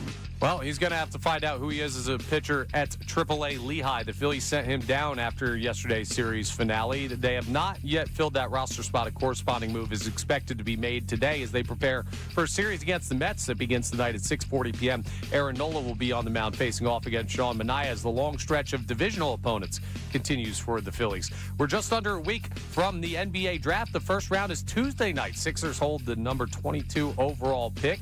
The NHL draft will begin on Friday. The Flyers hold pick number 21 overall. So we'll keep an eye if there are any maybe draft week trades that are coming our way. And the next World Cup match in Philadelphia is tomorrow at 8:30 p.m. Brazil is taking on Haiti. Team USA also plays their next match tomorrow. They'll play Australia at 3 p.m. in Seattle. Andrew DeCecco remains with us in studio the rest of the show. Scott Lauber of The Inquirer joins us coming up next to react to Andrew Painter being sent down. I'm Connor Thomas for the home of the Sixers, Flyers, and Union. 97.5 The Fanatic and the Fanatic app.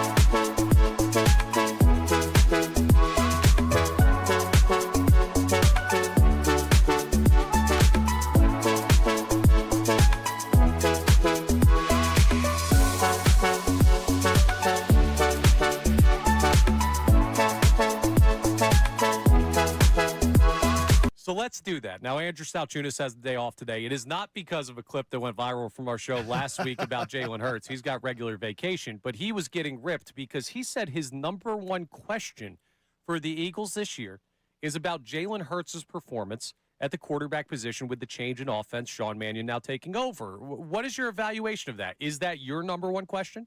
My number one question for this team this year would be if the offensive line can stay healthy and hold up. And it's not a very sexy question, right? Like, if the offensive line isn't healthy, we can't get Landon Dickerson and Cam Jurgens and Lane Johnson back to health. I don't care what plays Sean Mannion's calling. They're not going to have much of a chance. The offensive line has to be better. It has to be healthier. They've been the foundation of that team for so long. They've been responsible for so much success. We're talking about elite, all-time Eagle talents. So I don't say this in a critical way, but I say it in a way in which the offensive line has had to play through some injuries, and it's aging. And are they going to hold up and hold together? If they do, it's going to be a great season. If they don't, it's not. To me, that's where it starts.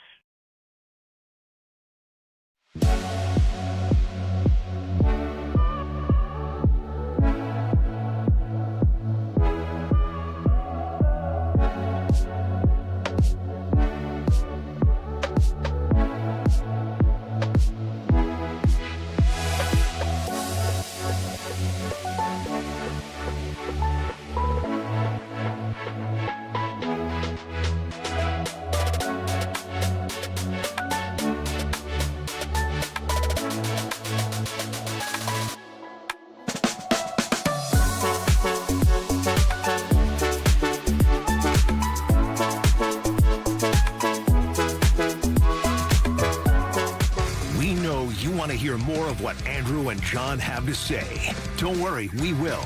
But first, let's hear what they got into earlier today on Kincade and Salciunas. Is this the moment that changes that opinion for people? Because I know I've been in the minority for my 12 years here at the Fanatic. Like, people hate when I talk about this. There were people that would, if I said trade Andrew Painter 2 years ago, and I would have been somebody saying to you 2 years ago, hell no, Andrew. and there'd be an angry mob outside. I would have said no. Andrew Painter's the future. He's the next Roy Halladay. Look, he's got. Well, wait a minute. Now you're taking it to. Well, I would have been somebody saying to you, do not trade the top starting pitching prospect in this franchise. But I also wouldn't have taken it to the next level which of some he's people the do. next Roy Halladay. But to me, I never look at a prospect and say they are untouchable. I think every prospect, there's a price, especially if I know the player I'm getting in return has shown that they can play in Major League Baseball. Now, would I trade Andrew Painter for a rental? No. Like, I'm not stupid.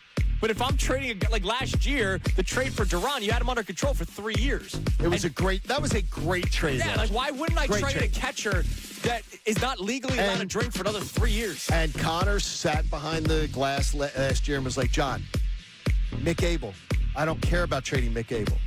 Like, I don't care about it. I was proud of Connor. I was for like, that one. I do not care about that. Yeah, when it's you get a almost like chance it's to a do that. nuanced conversation where you can't say always do this or never do that. Right. But I mean, I it's would this. never call a prospect untouchable. And sometimes I would.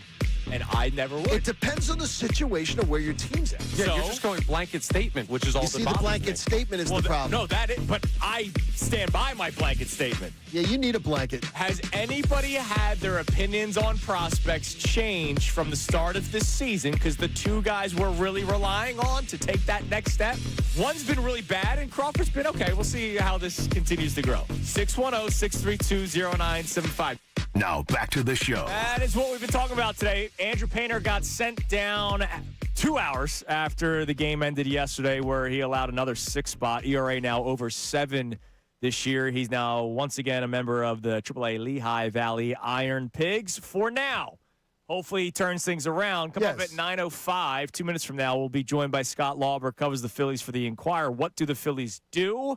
They've not called anybody up yet, right? I haven't seen who. I know it's going to be Alan Ronhell probably. Or Seth Johnson. Right? Yeah, it's going to be somebody that's been up here before. Or they could go to the waiver wire and find somebody who's out there that's a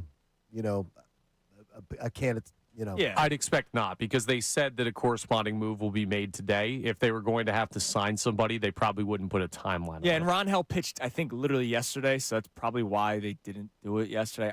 I don't know, but they're going to do something. But then the next question is, we all know who these guys are. They're not going to be good, and that's not the point, because people go, "Oh, if you send Alan Painter, who's good that you're bringing up?" It's not about who you're bringing up; it's about getting Andrew Painter right in AAA. But do the Phillies get aggressive with the back end of the starter trade? The trade deadline's not for another month and a half. You'd be overpaying right now. Mm-hmm. Big time. But are you desperate enough to overpay right now? Because it is pretty bad that 2/5 of your week, odds are you're going to lose. And Nola starts, and then Painter / whoever it is that's going to be filling the void. They don't have the consistent offense to persevere through that. Right. So. I mean, we saw, look, Christopher Sanchez wasn't perfect for once, and they lost 4-0. Right? Like, that can't happen. It can't be, I need Sanchez, Wheeler, Luzardo to not give up more than 2 runs in order for us to win, and then the other 2 margin games. for I get error you. are so thin. Whoa. When Christopher Sanchez is facing Miz, I need Christopher Sanchez to pitch like an ace. I need Christopher Sanchez to pitch like a top of the rotation type of guy. I got you. Was Mizorowski that game? Wasn't it? No, he was the game It was before. the game before. I'm Yeah. sorry. But I need him in that series when he's trying to compete. That's that Milwaukee Brewers team. Yeah. They're just scrappy. I got you. They're just a relentless team. Yeah, I like the way they play baseball. Yeah. He blew the All-Star start with that start on Sunday. Yes, he did. And then Eagles-related topic. If the Eagles selected Brendan Sorsby in the supplemental draft, what would your reaction be? We're not asking you whether or not you want them to do it. We already, all 4 of us, said we don't want them to do it. But if they did, what would our reaction be? Because I know how this city is with Jalen Hurts. A lot of people really, really, really love Jalen Hurts, that almost any other move would be a slight toward Jalen, especially when the Joe Santoliquito piece comes out. By the way, your thoughts on that, the story that Joe put out there on Bleeding Green Nation, where, according to his sources, people within Hurts' camp have not necessarily felt the love from the organization. Yeah, I understand that perception is reality, but I go back to what the owner, Jeffrey Lurie himself, had to say about Jalen Hurts at the owners' meetings, who was effusive in his praise and backing. Nick Sirianni at every turn always has glowing endorsements of his quarterback. I don't know that you need to be, I don't know that there always need to be comments. They've done a lot, in my estimation, as an organization to support Jalen. Look at the organizational, it starts at the top, but then you also look at how they've sort of built a team around him, putting the best offensive line in the NFL in front of him, give him a lot of playmakers. They traded away A.J. Brown, but they still made sure that he has an influx of talent of pass catchers to work and grow with, and they're rebuilding the offense. So. I think it all goes back to, in my mind, and again, I'm speculating, so I'm not reporting.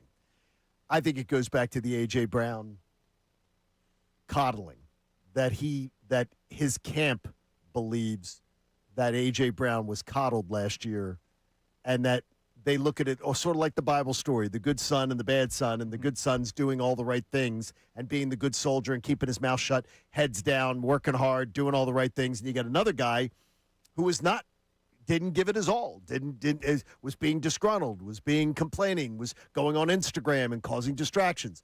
And that the owners there hugging him and doing the big Dom routine and things like that, and that would rub him the wrong way. It would be very anti what a guy like Saban or something like that would be. Yeah, well, Jalen doesn't need to be cajoled, right? No, I mean, you're right. Every player is different. You approach every situation a little bit differently.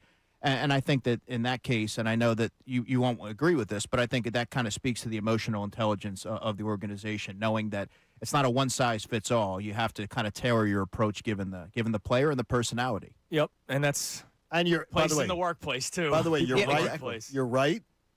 I don't like that answer. I'm not saying your answer's wrong. I don't like that answer, but you're not wrong.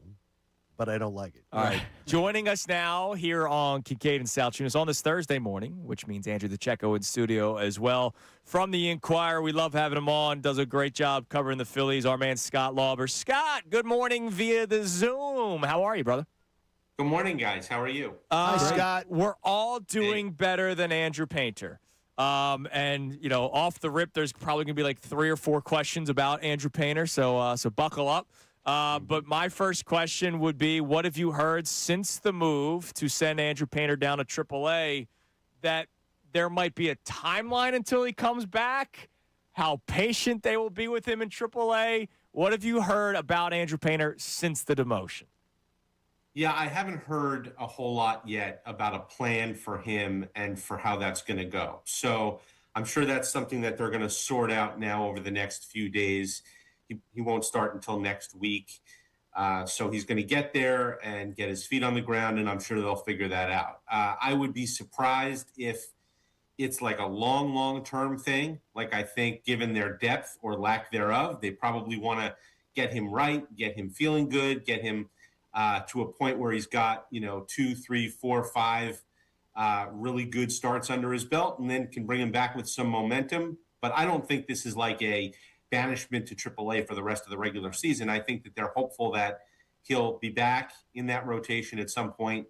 And maybe what they do is they just take the next, 4 weeks or so, 3 weeks or so until the All-Star break and see if they can give him 3 or 4 starts in that time and get him going and then bring him back after the break. That's just my guess at this point. But I would imagine that that's probably a kind of a timeline that they're hopeful of, at least. Scott, here's probably a question you don't get asked a ton. Is can you sort of review for me a little bit of what you feel the tenure of Preston Mattingly has been as far as sort of overseeing and being a part of that building back up the coffers of young talent in this organization? Because I wonder, has it been successful? John, you must be reading my mind because he's my guest on our podcast this week. I can't wait to hear it. I'm talking to him later today, and Yeah, I mean, look, I think it's not just Preston Mattingly; it's Brian Barber as well, who's the amateur scouting director, who's sort of he and his staff are the ones who sort of bring the talent into the system, and then the player development staff goes to work with the talent that they have. So, look, I mean, it's a very top heavy farm system.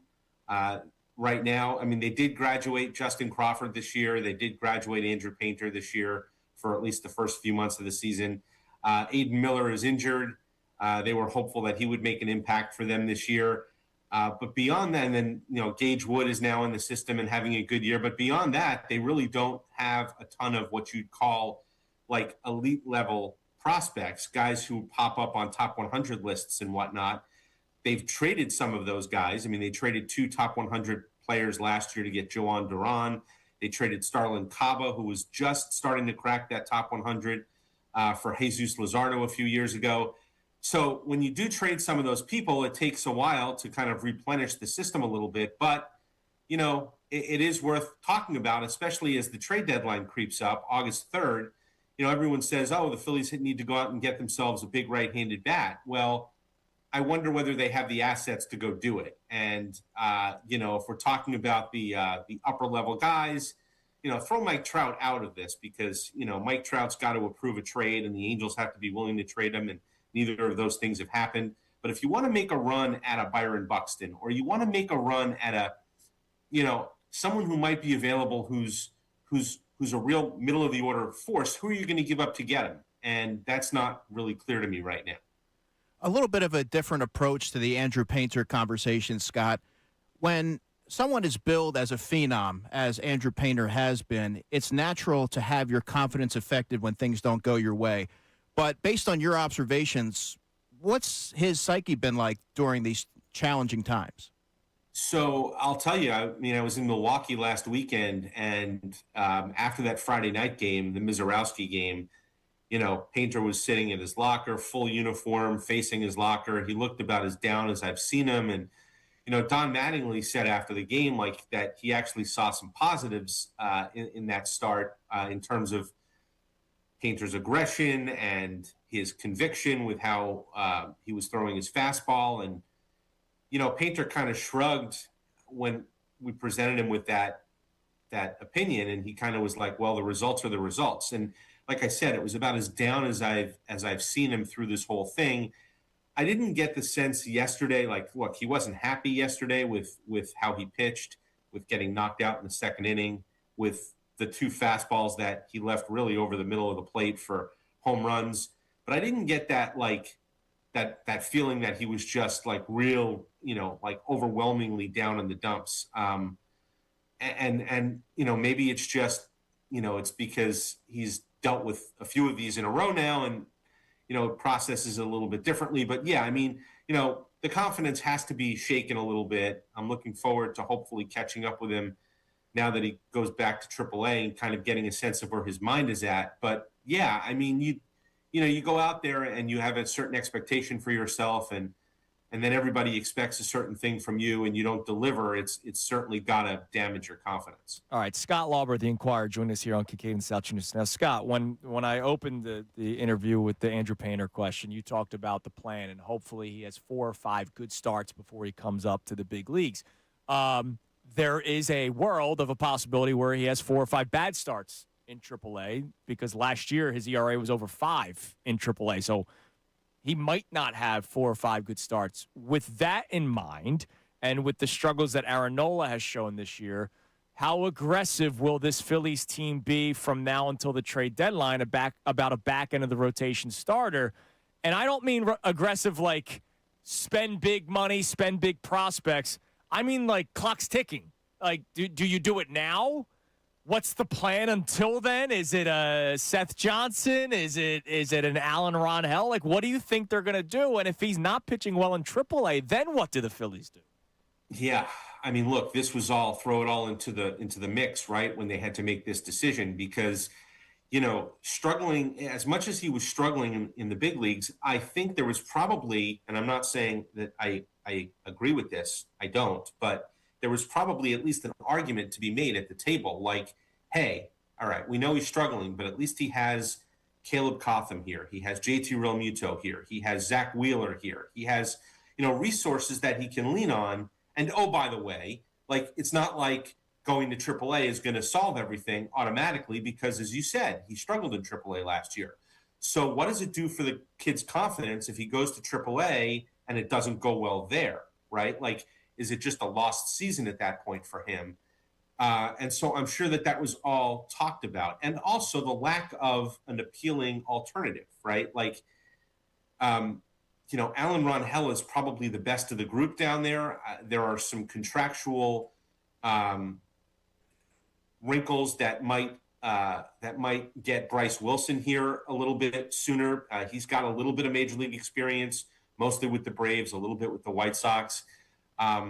Maybe he gets a shot at a start here or there. Maybe they bullpen it or use an opener for a couple of starts to get them to the All-Star break. I think it's going to be getting to that All-Star break because they're looking for a fifth starter right now, but it's June 18th, and the trade deadline's not till August 3rd, and it's difficult to make a trade on June 18th because a lot of teams don't want to give up yet, even if they should on June 18th. So, yeah, they're going to have to patch this thing, I would imagine, from now until they can find a solution, whether that's bringing Painter back or whether that's getting somebody from the outside. It just amplifies, though, to me, the depth issue that they have. Look what happened last week, right? Adolis Garcia got injured, and they had to go trade 2 minor league players to get Derek Hill to get a right-handed bat to platoon with Gabriel Rincones, who they called up.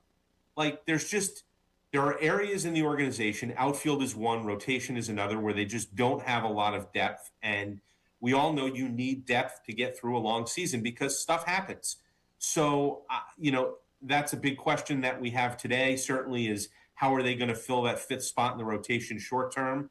And is there a long-term solution out there? And the other thing you have to keep in mind, right, when you're talking about acquiring a pitcher from the outside is, what are you going to give up to get that guy? Because it's probably not going to – if the playoffs start today, right, Sanchez, Wheeler, Luzardo start games 1, 2, and 3. And in a short series, that's maybe all you need.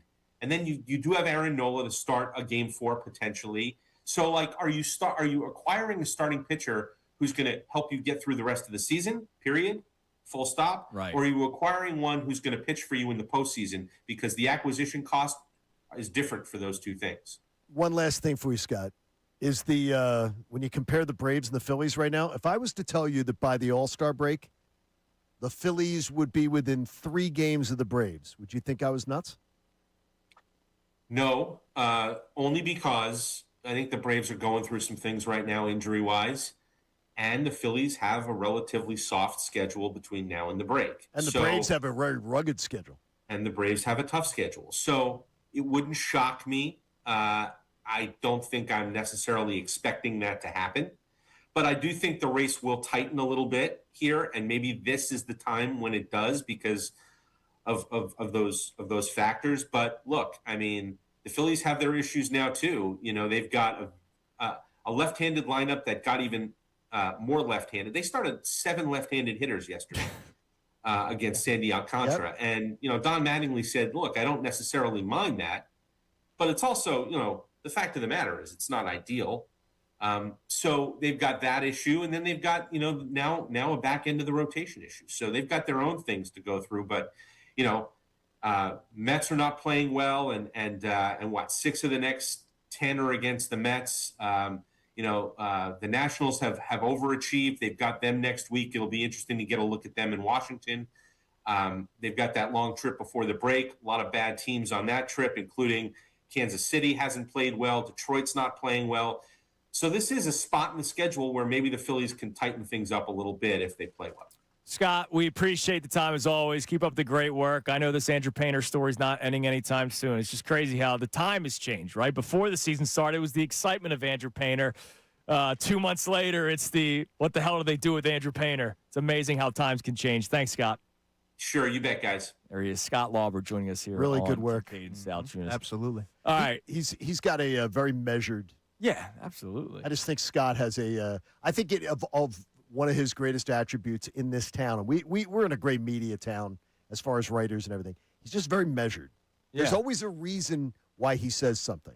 So it always has me reading between the lines going, Yeah, but I also had to push back when he said, 4 or 5 good starts in minors. Well, what if he doesn't have them? Could You know who I'm worried about? Yeah, well, I mean, he got trucked last year. You know what I'm worried about? Who's that? There's a former pitcher that I've talked about a couple times with you guys. Well, he's still a pitcher. He's pitched in baseball this year. That was a first-round pick. Who? And was very, very talented. Now, he was talented in the big leagues. Who? But then Brandon Duckworth.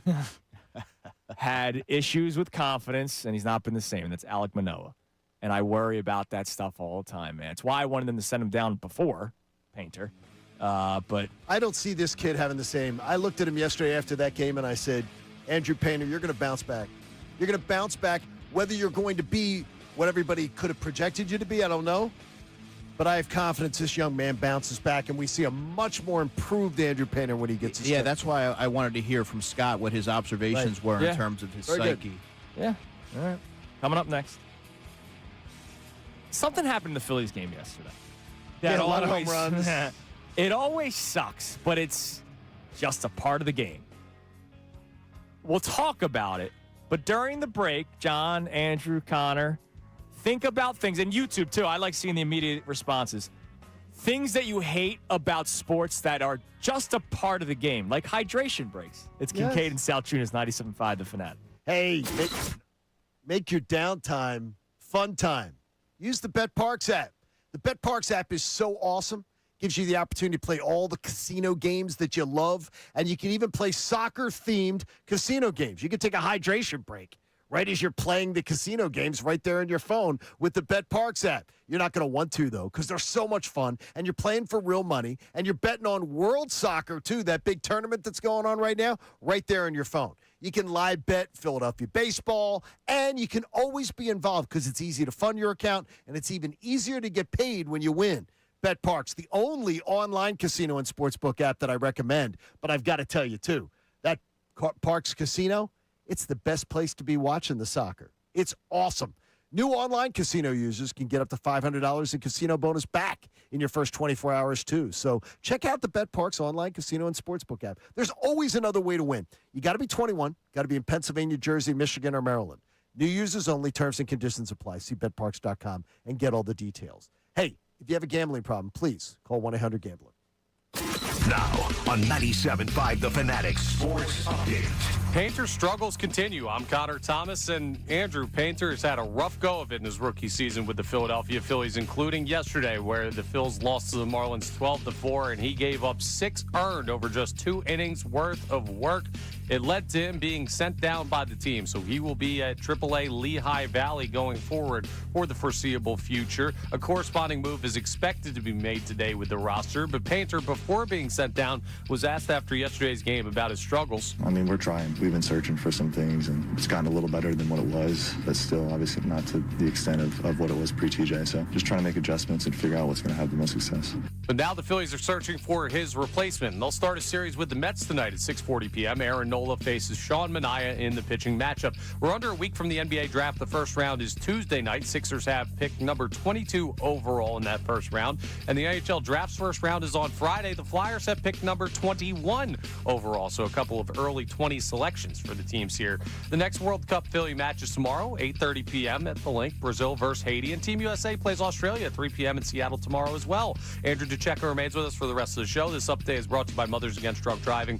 For victims of drunk and drug driving, your grief is unique, but you are not alone. You always have a place at MADD. Call the 24-hour victim helpline at 877-MADD-HELP or visit MADD.org. I'm Connor Thomas for the Sixers, Flyers, and the Union, 97.5 The Fanatic. Now on 97.5 The Fanatic Sports.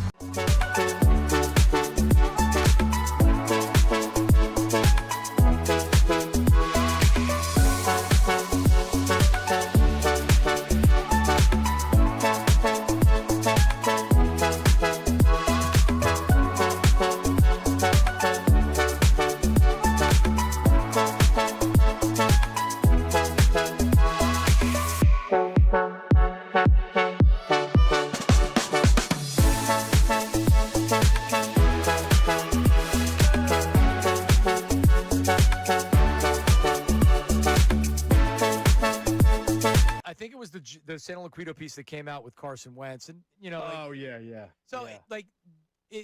there was a lot of defense of Carson. I guess what I'm saying is, independent of Carson Wentz, does it feel like the Eagles have Jalen Hurts' back after everything that's been put out there in the media and everything?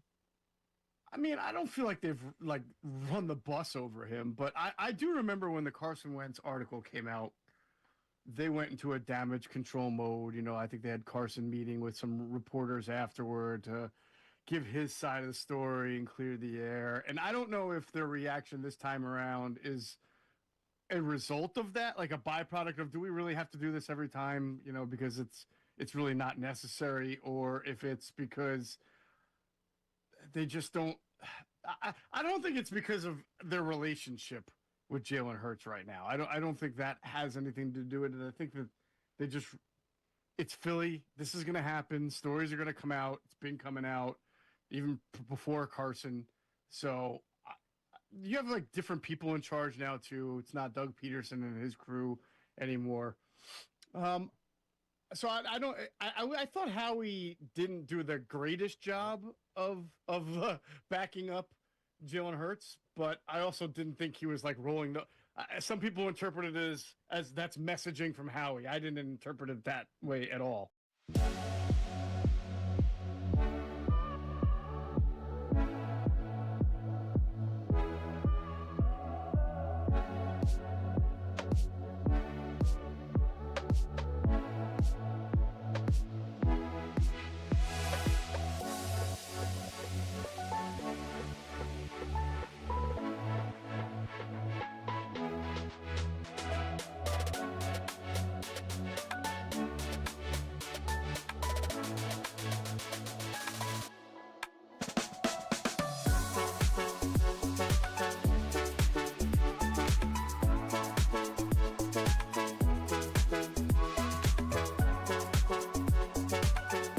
With Lamar, It's changed. You're right. He's won the MVP and he's never made a Super Bowl. Yeah. And Lamar's not 25 years old, right? Josh Allen, as far as I'm concerned, needs to start getting criticized. Because if you're going to hold everybody to the same standard, then guess what? Josh, you haven't been to a Super Bowl. It can't be the team's fault every time. Joe Burrow's took a terrible organization to the Super Bowl, right? So Joe Burrow, just by going to a Super Bowl, kind of gets checked off that list. It's like, all right, you're not in the same. No, like Justin Herbert. What are we doing here? Justin Herbert's not in this rookie contract. Nope. Justin Herbert's lost how many big games? A lot. A lot, right? Is it all his fault? It doesn't matter if it's all his fault. It doesn't matter. It's the quarterback. And Justin Herbert, how many playoff games has Justin Herbert won? Has he? Has he won one? Didn't he just win one? I think he won one. I know he threw a bunch of interceptions that one game against Houston. That was a loss, obviously. And then I think last year he was able to get a win, right? Let me pull that up. All I'm saying is, at what point do these quarterbacks start getting criticized? Lamar Jackson's fair game. He's not winning the big game. That's a good organization. Now they have a new head coach coming in, and I like Lamar. The dude just needs to get to a Super Bowl. Period. He hasn't won one. He hasn't won it. Are you crazy? And when people talk about Justin Herbert nationally, oh my God, Justin Herbert, what a great quarterback, what a great player. Even the one time we were talking about him on the air. After he lost the playoff game, it was like, oh, that's the offensive line. Okay, sure. Yeah. But where are the details on Jalen Hurts? The only details we worry about are Jalen Hurts. Lamar Jackson gets a little bit of it.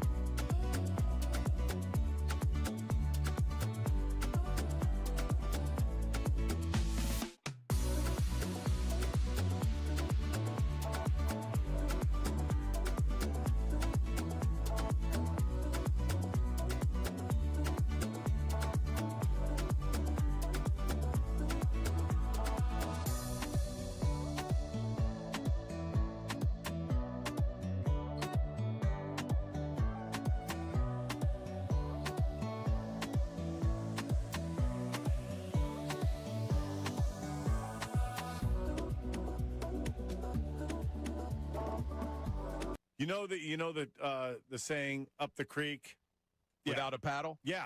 I love how everybody's like, go get Mike Trout, go get this guy, go get that guy, go get Christian Walker. What the hell are you going to trade for him? Well, then that leads me to my next question for you. Unbelievable. When you look at their top 10 prospects, yep. Talking about the Phillies, Aiden Miller still ranked number 1, although he's hurt. And number 2, quickly rising up the ranks, is Gage Wood. Would either one of those guys be untouchable for you at this deadline if it meant you could get that impact outfielder? Would you trade Gage Wood? Would you trade Aiden Miller? Because here's where I am, Ricky, before you answer. Mm-hmm.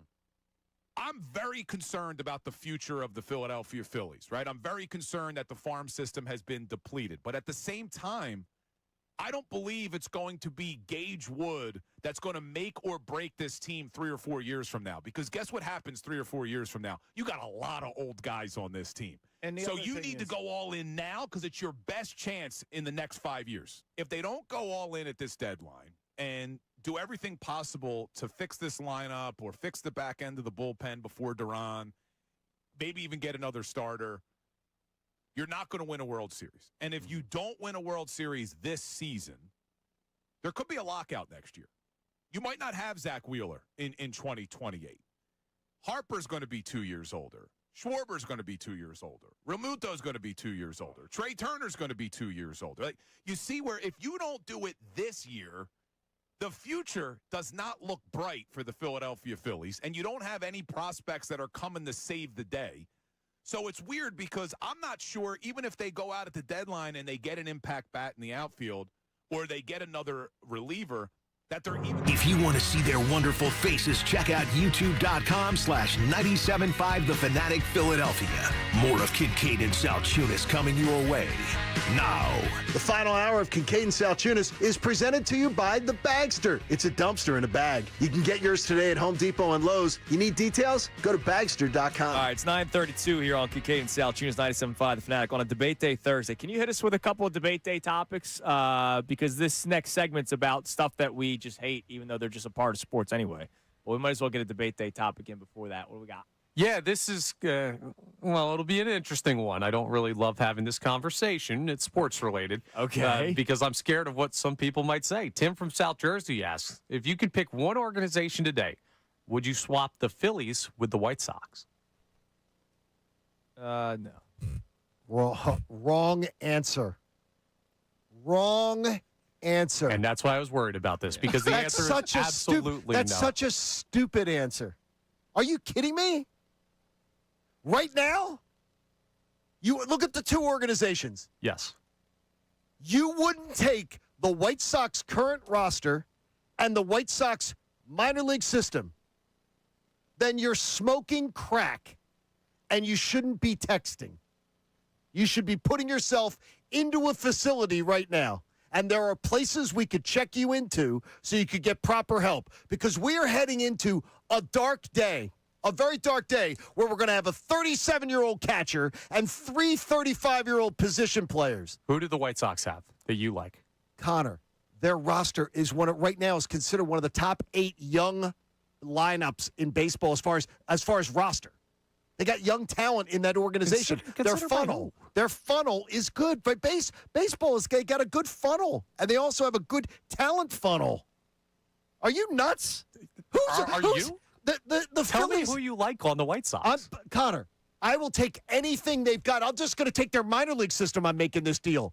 Because you're going to be sitting with a Phillies team that is going into a 5 or 6 year abyss. Per Major League Baseball, White Sox ranked 16th farm system, Phillies 20th. So I got them 14th here. I got them 14th on one here. So I wouldn't call that much better. I will take. Are you nuts? The Phillies take. Would you right now? Not like looking towards the future, because we're going to go to a lockout. Would you rather have Trey Turner's contract, Bryce Harper's contract, JT Realmuto's contract, and be dealing with all that in a salary cap sport, or rather deal with what the White Sox are going to have to deal with? I still think the Phillies will be more successful even 2 years out of the lockout than the White Sox. The Phillies have a chance of, as much as I don't want to say it, they have a chance of winning a World Series. The Chicago White Sox aren't even close. But wait a minute. Remember, if we're doing this exercise, if we're doing the exercise, John Middleton is still the owner of the Phillies, right? Yeah. So John Middleton is then spending some of the stupid money that he's got with the talent the White Sox currently have and the minor league system the White Sox currently have. They would blow the Phillies out of the water. White Sox top prospect is ranked 36th. I have the White top Sox 100. right here, by the way, 13th and 14th on two of the minor league system rankings right now. I have MLB.com. Okay. So it's all in that area. Yeah, so they're right there. And they are, but they would have John Middleton. So you can say White Sox. I think you're a bit going over the top with you're crazy if you say Phillies or like you're stupid or whatever the words. I believe it was smoking crack. No, I believe it's because I'm going to tell you right now, the Phillies do not have a future. The Phillies have no future. And if you're telling the fans that they do, you're lying to them. They have Edgar Renteria or whatever. The Phillies have no future. There's none. There's no future to point to. Nobody's walking through that door. There's no talent. Just one thing to point out, because you brought up the Braves farm system a lot. They're 24th on this list. They're not that high. The Brewers are what, top 5, right? Probably, because that's how they have to win, right? They got it. The Brewers, they Rays, got to do it right now. Like teams like the Rays, that's all they can do. Their chances of winning are by having really good farm systems, and the Dodgers, and yet they can just still pay people if they want to. All right, something happened in the Phillies game yesterday. Chicago White Sox, by the way, right now 26th in payroll. Okay, if they took right now, they are spending. You know why? Do you know how much they're spending? They tanked. Do you know how much they're spending less than the Phillies? A lot, because they No, tanked. do you know how much they're spending less than the? No, they're not. They've just never spent. This is what they've always done. They've never spent. Is there nobility in not spending money? No, there isn't. But what I'm saying to you is what the White Sox have done and what the White Sox are currently doing. They're doing for $190 million less than the Phillies. Yes. Congrats this is on another losing for less money. No, it's another reason why you're freaking nuts. If you don't think you'd rather have the White Sox have what they've got right now and their minor league system, and then $190 million to spend. You guys are nuts. You're nuts. No. What's nuts, John, is to side with the team that finished 40 games under 500, 80 games under 500, which is with wild. $190 million to spend. Yeah. And a better minor league system by far. Yeah, I wouldn't swap. I think I'm more inclined to go with John here. Yeah, you can. Only because the dark days are coming, man. There's no future after the lockout. There is no future. So whoop-de-damn-do, the White Sox have prospects. And how do you think I feel about prospects? No, you know who you're talking to? If you have the White Sox roster right now, if you have a White Sox roster, what's the Phillies record right now? What's the Phillies record? 40 What's the White Sox record? 38 and 34. Spending not $190 million less. Yeah. Are you freaking nuts? You wouldn't trade that? No. Because you actually have and then you actually have a future. You actually could go, wow, what could we do in baseball with $190 million? What could we do? You know what you could do? You can craft the roster. You can build it up. We could have multiple teams roster. We could have, for $190 million, we could have the White Sox roster, and then we could have the St. Louis Cardinals and the Washington Nationals roster. Yeah, or put that into perspective. All right, let me throw this out there. Everybody on the Cardinals and everybody on the Washington Nationals, we could pay all of them plus everybody that they're paying on the White Sox for what the Phillies are paying. Let's take another team in that division. You like what the Royals are doing? Because the Royals are building from within. They're trying to build from within. They're 30 and 45. They've taken step back after step back after step back they have supposed to been the next. They were supposed top farm system, right? Royals were one of the top farm systems 3 years ago. Here have been their records so the last couple of years: 74 and 88. They won 50 games, 65 and 97, 56 and 106, 86 and 76. So the team is there. They've made it. 82 and 80. They are now 30 and 45. And they had a future, and their future. Where are the Phillies? The Phillies don't have a future. I got you. I'm still taking the Phillies roster over the White Sox roster and their prospects. Yes. You're taking the Phillies. Is there any team in baseball that you think is in a worse position than the Philadelphia Phillies right now? As far as for the future? Yes. Right now, for 2026, it's a different story. No, for the future. Let's for even the go to future, I don't know. I haven't looked at enough other teams. I haven't looked at these. There might be one or two. But heading into a salary cap? No. I can't tell you. If you're talking just the salary cap story, no. Because the Phillies, no team is going to come out of the lockout with a 37-year-old and 3 35-year-olds as 4 of your top 8 position players. Might as well play, I forget what the Golden Girls' names are, but you might as well play that theme song as they announce the lineup. I think there was a Dorothy in there. Dorothy was there, yeah. By the way, Astros. Dorothy would be Trey Turner. Padres. Dorothy beat Trey Turner. Who's Rue McClanahan? Who's that? Rue McClanahan. Harper would fight to be Rue McClanahan. Yeah. Because he thinks he's the most. I would not. Oh, my gosh. I would not swap. No. So in 2027, when there's no baseball. I'm gonna have $190 million to spend. Are you? It's madness. It's madness what you're saying. And the Phillies are going to have to try to somehow get under a cap. My man, the Fink checks in. I think John is smoking crack. I agree, Fink. What is he going to do with 100? What's he going to do with the Phillies? And Fink will be the same one a couple years from now going, man, Dombrowski thinks fire them all. Get rid of it all. This team sucks. Oh, Dombrowski already. Well, we're doing that now. I've already. I mean, it's crazy town. All right, real quick. Garrett Stubbs pitched in the game yesterday. It's a part of baseball, but I hate it. He did great. Why do you hate it? Position players pitching in games, I hate it. The lobbing, you like it? He, by the way, his numbers are better than some of the gas cans we've been throwing out there. His numbers are better than some of the guys who are pitchers. I might have to finish the rest of the show outside. Are his numbers not better? I'm all for it. Let's if we're gonna they're making a mockery of the game anyway. The way he's built this team. Coming up next. I need a tribunal for Dave Dombrowski. Making a mockery. I need alcohol or something to close out the show. You're gonna need alcohol for after the lockout. Phils begin a series with the Mets. Believe it or not, I have a starting 9 of my all-time hated Mets. Nice. I'll give that to you next year on the Fanatic. All right, the world's biggest soccer tournament has arrived, and you can trade the entire tournament right on Kalshi. On Kalshi, you can trade every match from the opening stage all the way to the final. You can trade a whole bunch of things on Kalshi, not whether or not you trade the White Sox for the Phillies, but certainly on the big-time soccer going on right now. You have a huge match in Philadelphia coming up tomorrow. Brazil taking on Haiti. If you want to trade on that, well, Brazil's trading at an 89% chance to win. Yeah, they're one of the favorites. So a $100 trade is going to get you $111 if that is correct. And then you can take that and you can trade on who's going to win the whole thing. The best part about Kalshi is you're trading against peers in a live market, meaning there's no house. And as the probability changes, you can buy in and out of your position. So you could have traded on Brazil to win a match that's going on tomorrow, trade it out by the time I'm done this read, and you could have made some money. It's a beautiful way to do it, especially for this big of a tournament. For a limited time, download the Kalshi app and make sure you use code FANATIC to get $10 when you trade 10.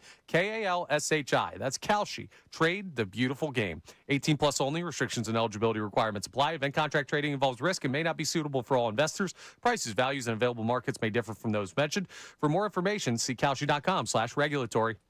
Got something to say?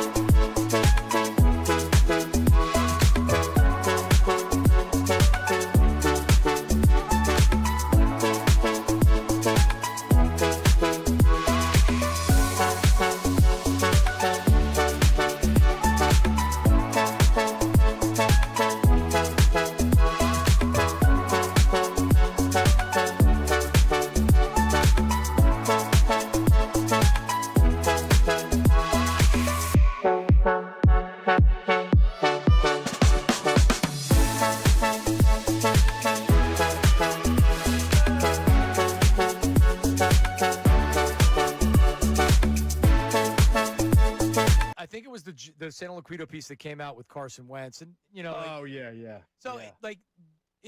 there was a lot of defense of Carson. I guess what I'm saying is, independent of Carson Wentz, does it feel like the Eagles have Jalen Hurts' back after everything that's been put out there in the media and everything? I mean, I don't feel like they've run the bus over him, but I do remember when the Carson Wentz article came out, they went into a damage control mode. I think they had Carson meeting with some reporters afterward to give his side of the story and clear the air. And I don't know if their reaction this time around is a result of that, like a byproduct of, do we really have to do this every time, because it's really not necessary, or if it's because they just don't. I don't think it's because of their relationship with Jalen Hurts right now. I don't think that has anything to do with it. I think that it's Philly. This is going to happen. Stories are going to come out. It's been coming out even before Carson. So you have different people in charge now too. It's not Doug Peterson and his crew anymore. So I don't. I thought Howie didn't do the greatest job of backing up Jalen Hurts, but I also didn't think he was rolling the. Some people interpret it as that's messaging from Howie. I didn't interpret it that way at all.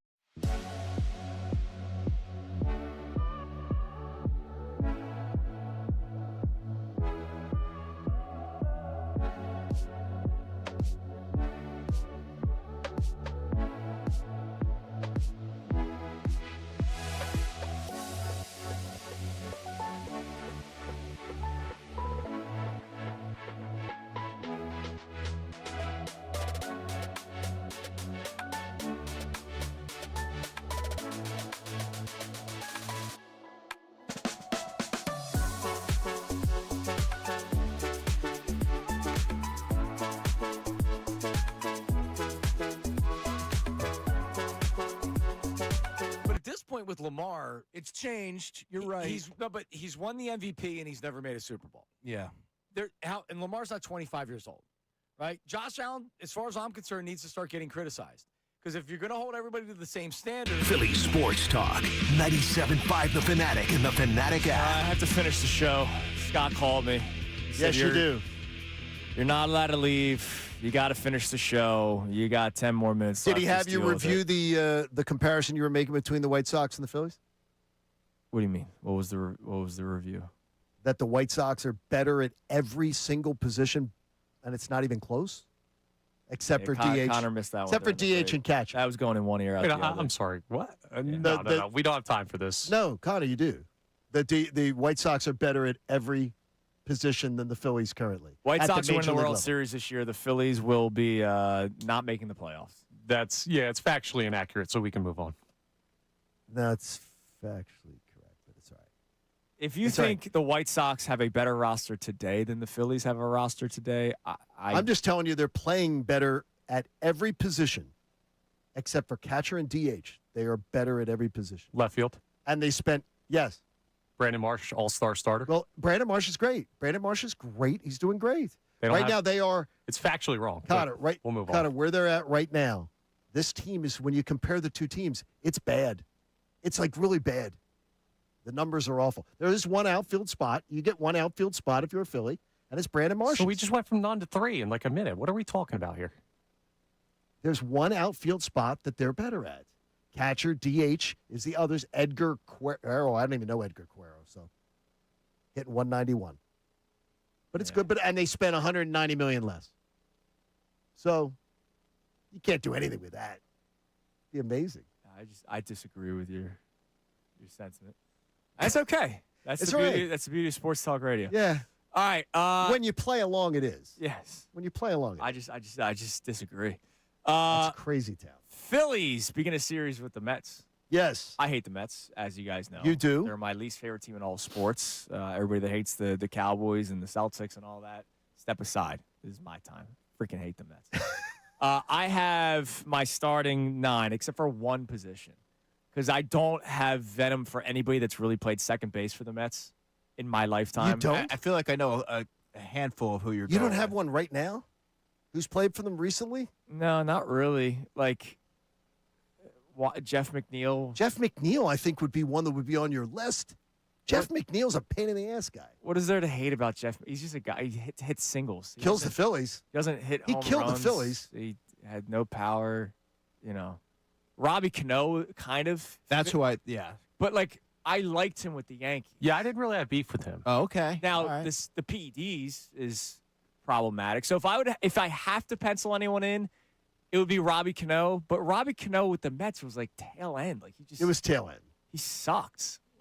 Right. It wasn't like a difference maker. But I thought that you would kind of add him to your All list. right, we'll throw Robbie Cano in just to complete the lineup. Jeff McNeil, by the way, all-time versus the Phillies, hitting a .301 with 105 hits, 7 home runs, 36 runs batted in, All 41 singles. runs. He is 7 home runs, 36 runs batted in, 41 runs. He is one of the all-time Philly killers. This guy. Yeah, he didn't do much for me. He could play for the White Sox. But He's don't great. you hate him? I hate No. he's a hate the face guy. Yeah, I could see that. But if he played for the Phillies, I'd love him. All right, catcher. You want to take a guess? Catcher. I've said it 1,000 times. So if you haven't heard me say it, that's on you. It's not Gary Carter because you're too young. No. It should be, though. This guy is arguably my least favorite player in the history of sports. Paulo Duca. You don't like? Yeah, little rat Wait face. a minute. Whoa. He is your all-time? Little rat face. And again, remember, I was very influenced by that 07, 08. Okay. And Paulo Duca was the catcher of those teams. When Jimmy Rollins did the word the team to beat. Okay. Paulo Duca was the guy that fought back. So there's a long-standing feud. Well, you also know I have random hates for random reasons. I hate people personally without knowing anything about them. But it's random reasons. He has strange little first baseman. Random. Lucas Duda. Guy was 7 feet tall and was supposed to be this great player. And I heard about Lucas Duda for half a decade, and he sucked. I'm surprised that's your guy. I get the reasoning. David Wright, Captain America. Yes. Has to be. Everything about it. I hated that man. I get it. If he was How here about with the working out Phillies, in the? How about working out before the home run derby? I don't hate him, and here's why. Why? I hated him at that moment. I have a soft spot for when you treat kids well. And he's a great dude. I was at a Phillies game, and he was having a catch with Phillies fans, like little kids, and I was like, damn, I can't hate him anymore. Any NBA player that walks off a court and gives his sneakers to a kid, you got me. And that was before I even had a child. I was like, you got me. That's cool. I appreciate that because they make so much money and they get all this free crap. Why wouldn't you just give it to a kid? That makes sense to me. Ben Simmons refused to give his sneakers to kids. Other people did. Now, shortstop's got to be Jose Reyes. Yeah, lock. That was the first name I wrote down. That's an easy one. I didn't even think of Easy any other one. positions. All right, left field, random. Andy Chavez. Andy Chavez batted 190 with the Phillies. Yeah. In Goes to the Mets, 2005, hits 300, and makes that catch in the playoffs. In left field, he makes a robbing home run catch that they would have been down. I think it won the game or it was in the 8th inning or something in a World Series game. I go, where was that? All the years with the Phillies. Well, it was 1 year. Yeah, in it the was one just year 1 with the Phillies, you freaking sucked. And now I got to watch you actually be a legitimate Major League Baseball player. Andy Chavez. He was horrific with the Phillies. Center field is rivals Paulo Duca. Yeah, Carlos Beltran, got to be. No. What? No. I thought for sure you were I going thought Beltran. Carlos Beltran also. No. I thought that was a no-brainer. No. Carlos Beltran never went to the batter's box or the on-deck circle with a sledgehammer. Brandon Nimmo, Mr. Let me sprint to first base. That's a good one. Brandon I would have put him in. Nimmo, Yeah. I hate him. I have Nimmo. Hate that guy. I had Nimmo and Beltran. Let me sprint to first base when I get walked. I had them both in the outfield. You talk about performative Bryce Harper. I've never seen Bryce Harper go to an on-deck circle with a sledgehammer because it makes him feel stronger. Yeah, Nimmo might be 1-1. Yeah. But I just didn't have him as a I center. had Beltran, absolutely. Right field, Michael Conforto. Talk about a Philly killer. That guy Philly killer. would come to Citizens Bank Park and hit 75 and you home would runs. love Conforto. Yeah, if I'm he was sure. doing And fast. by the way, he was one of those, will the Phillies trade for this guy for 5 straight? Yes, he was. Starting pitcher Seth Lugo, still doing it. Major League Baseball, he pitches for the Royals. He's the one of all the pitchers. Yeah, because I just hated him. Just looked at him. I just didn't like him. I didn't like the way he pitched. I didn't like him. Zach Wheeler. Yeah, Connor's Zach worried Wheeler. about the Mets this weekend, so we got to watch that. Yeah, why are you worried about him? They have, so you're still kind of in the zone. I know they collapsed last year down the stretch, but it wasn't so much against the Phillies. Yeah. I feel like the Phils are just a team that when they see them on their schedule, they gain in confidence. And if they were to win this series, is that a fire starter for that Mets team? This feels like a spot where the Mets are very comfortable playing against the Phillies. I think my Mick Abel will go down as in the history of Kincade and Salciunas as my worst take in the history of Kincade and Salciunas. Unless there's another one that somebody else. Mets coming back to win the division. Was you. Yeah, that was me. That's yours. Yeah. That's I gave, if we're going on worst, and that so disappointed me. I was away on vacation. When I heard you did that, I was getting told by Mets fans in the pool at Icona Avalon that you did it. That's my worst take in my entire tenure at the Fanatic. And I was disappointed in you. But guess what? You made up for it. And a great shirt, by the way. It's coming with the Otto Kemp. Yeah, your Otto Kemp 25 home runs. That's He's pretty not bad. going to get to 25 That will not hits. be outdone, Connor. Pretty bad. Get in the zone. Auto zone. Yeah. There it is. He won't Connor get said to 25 home games.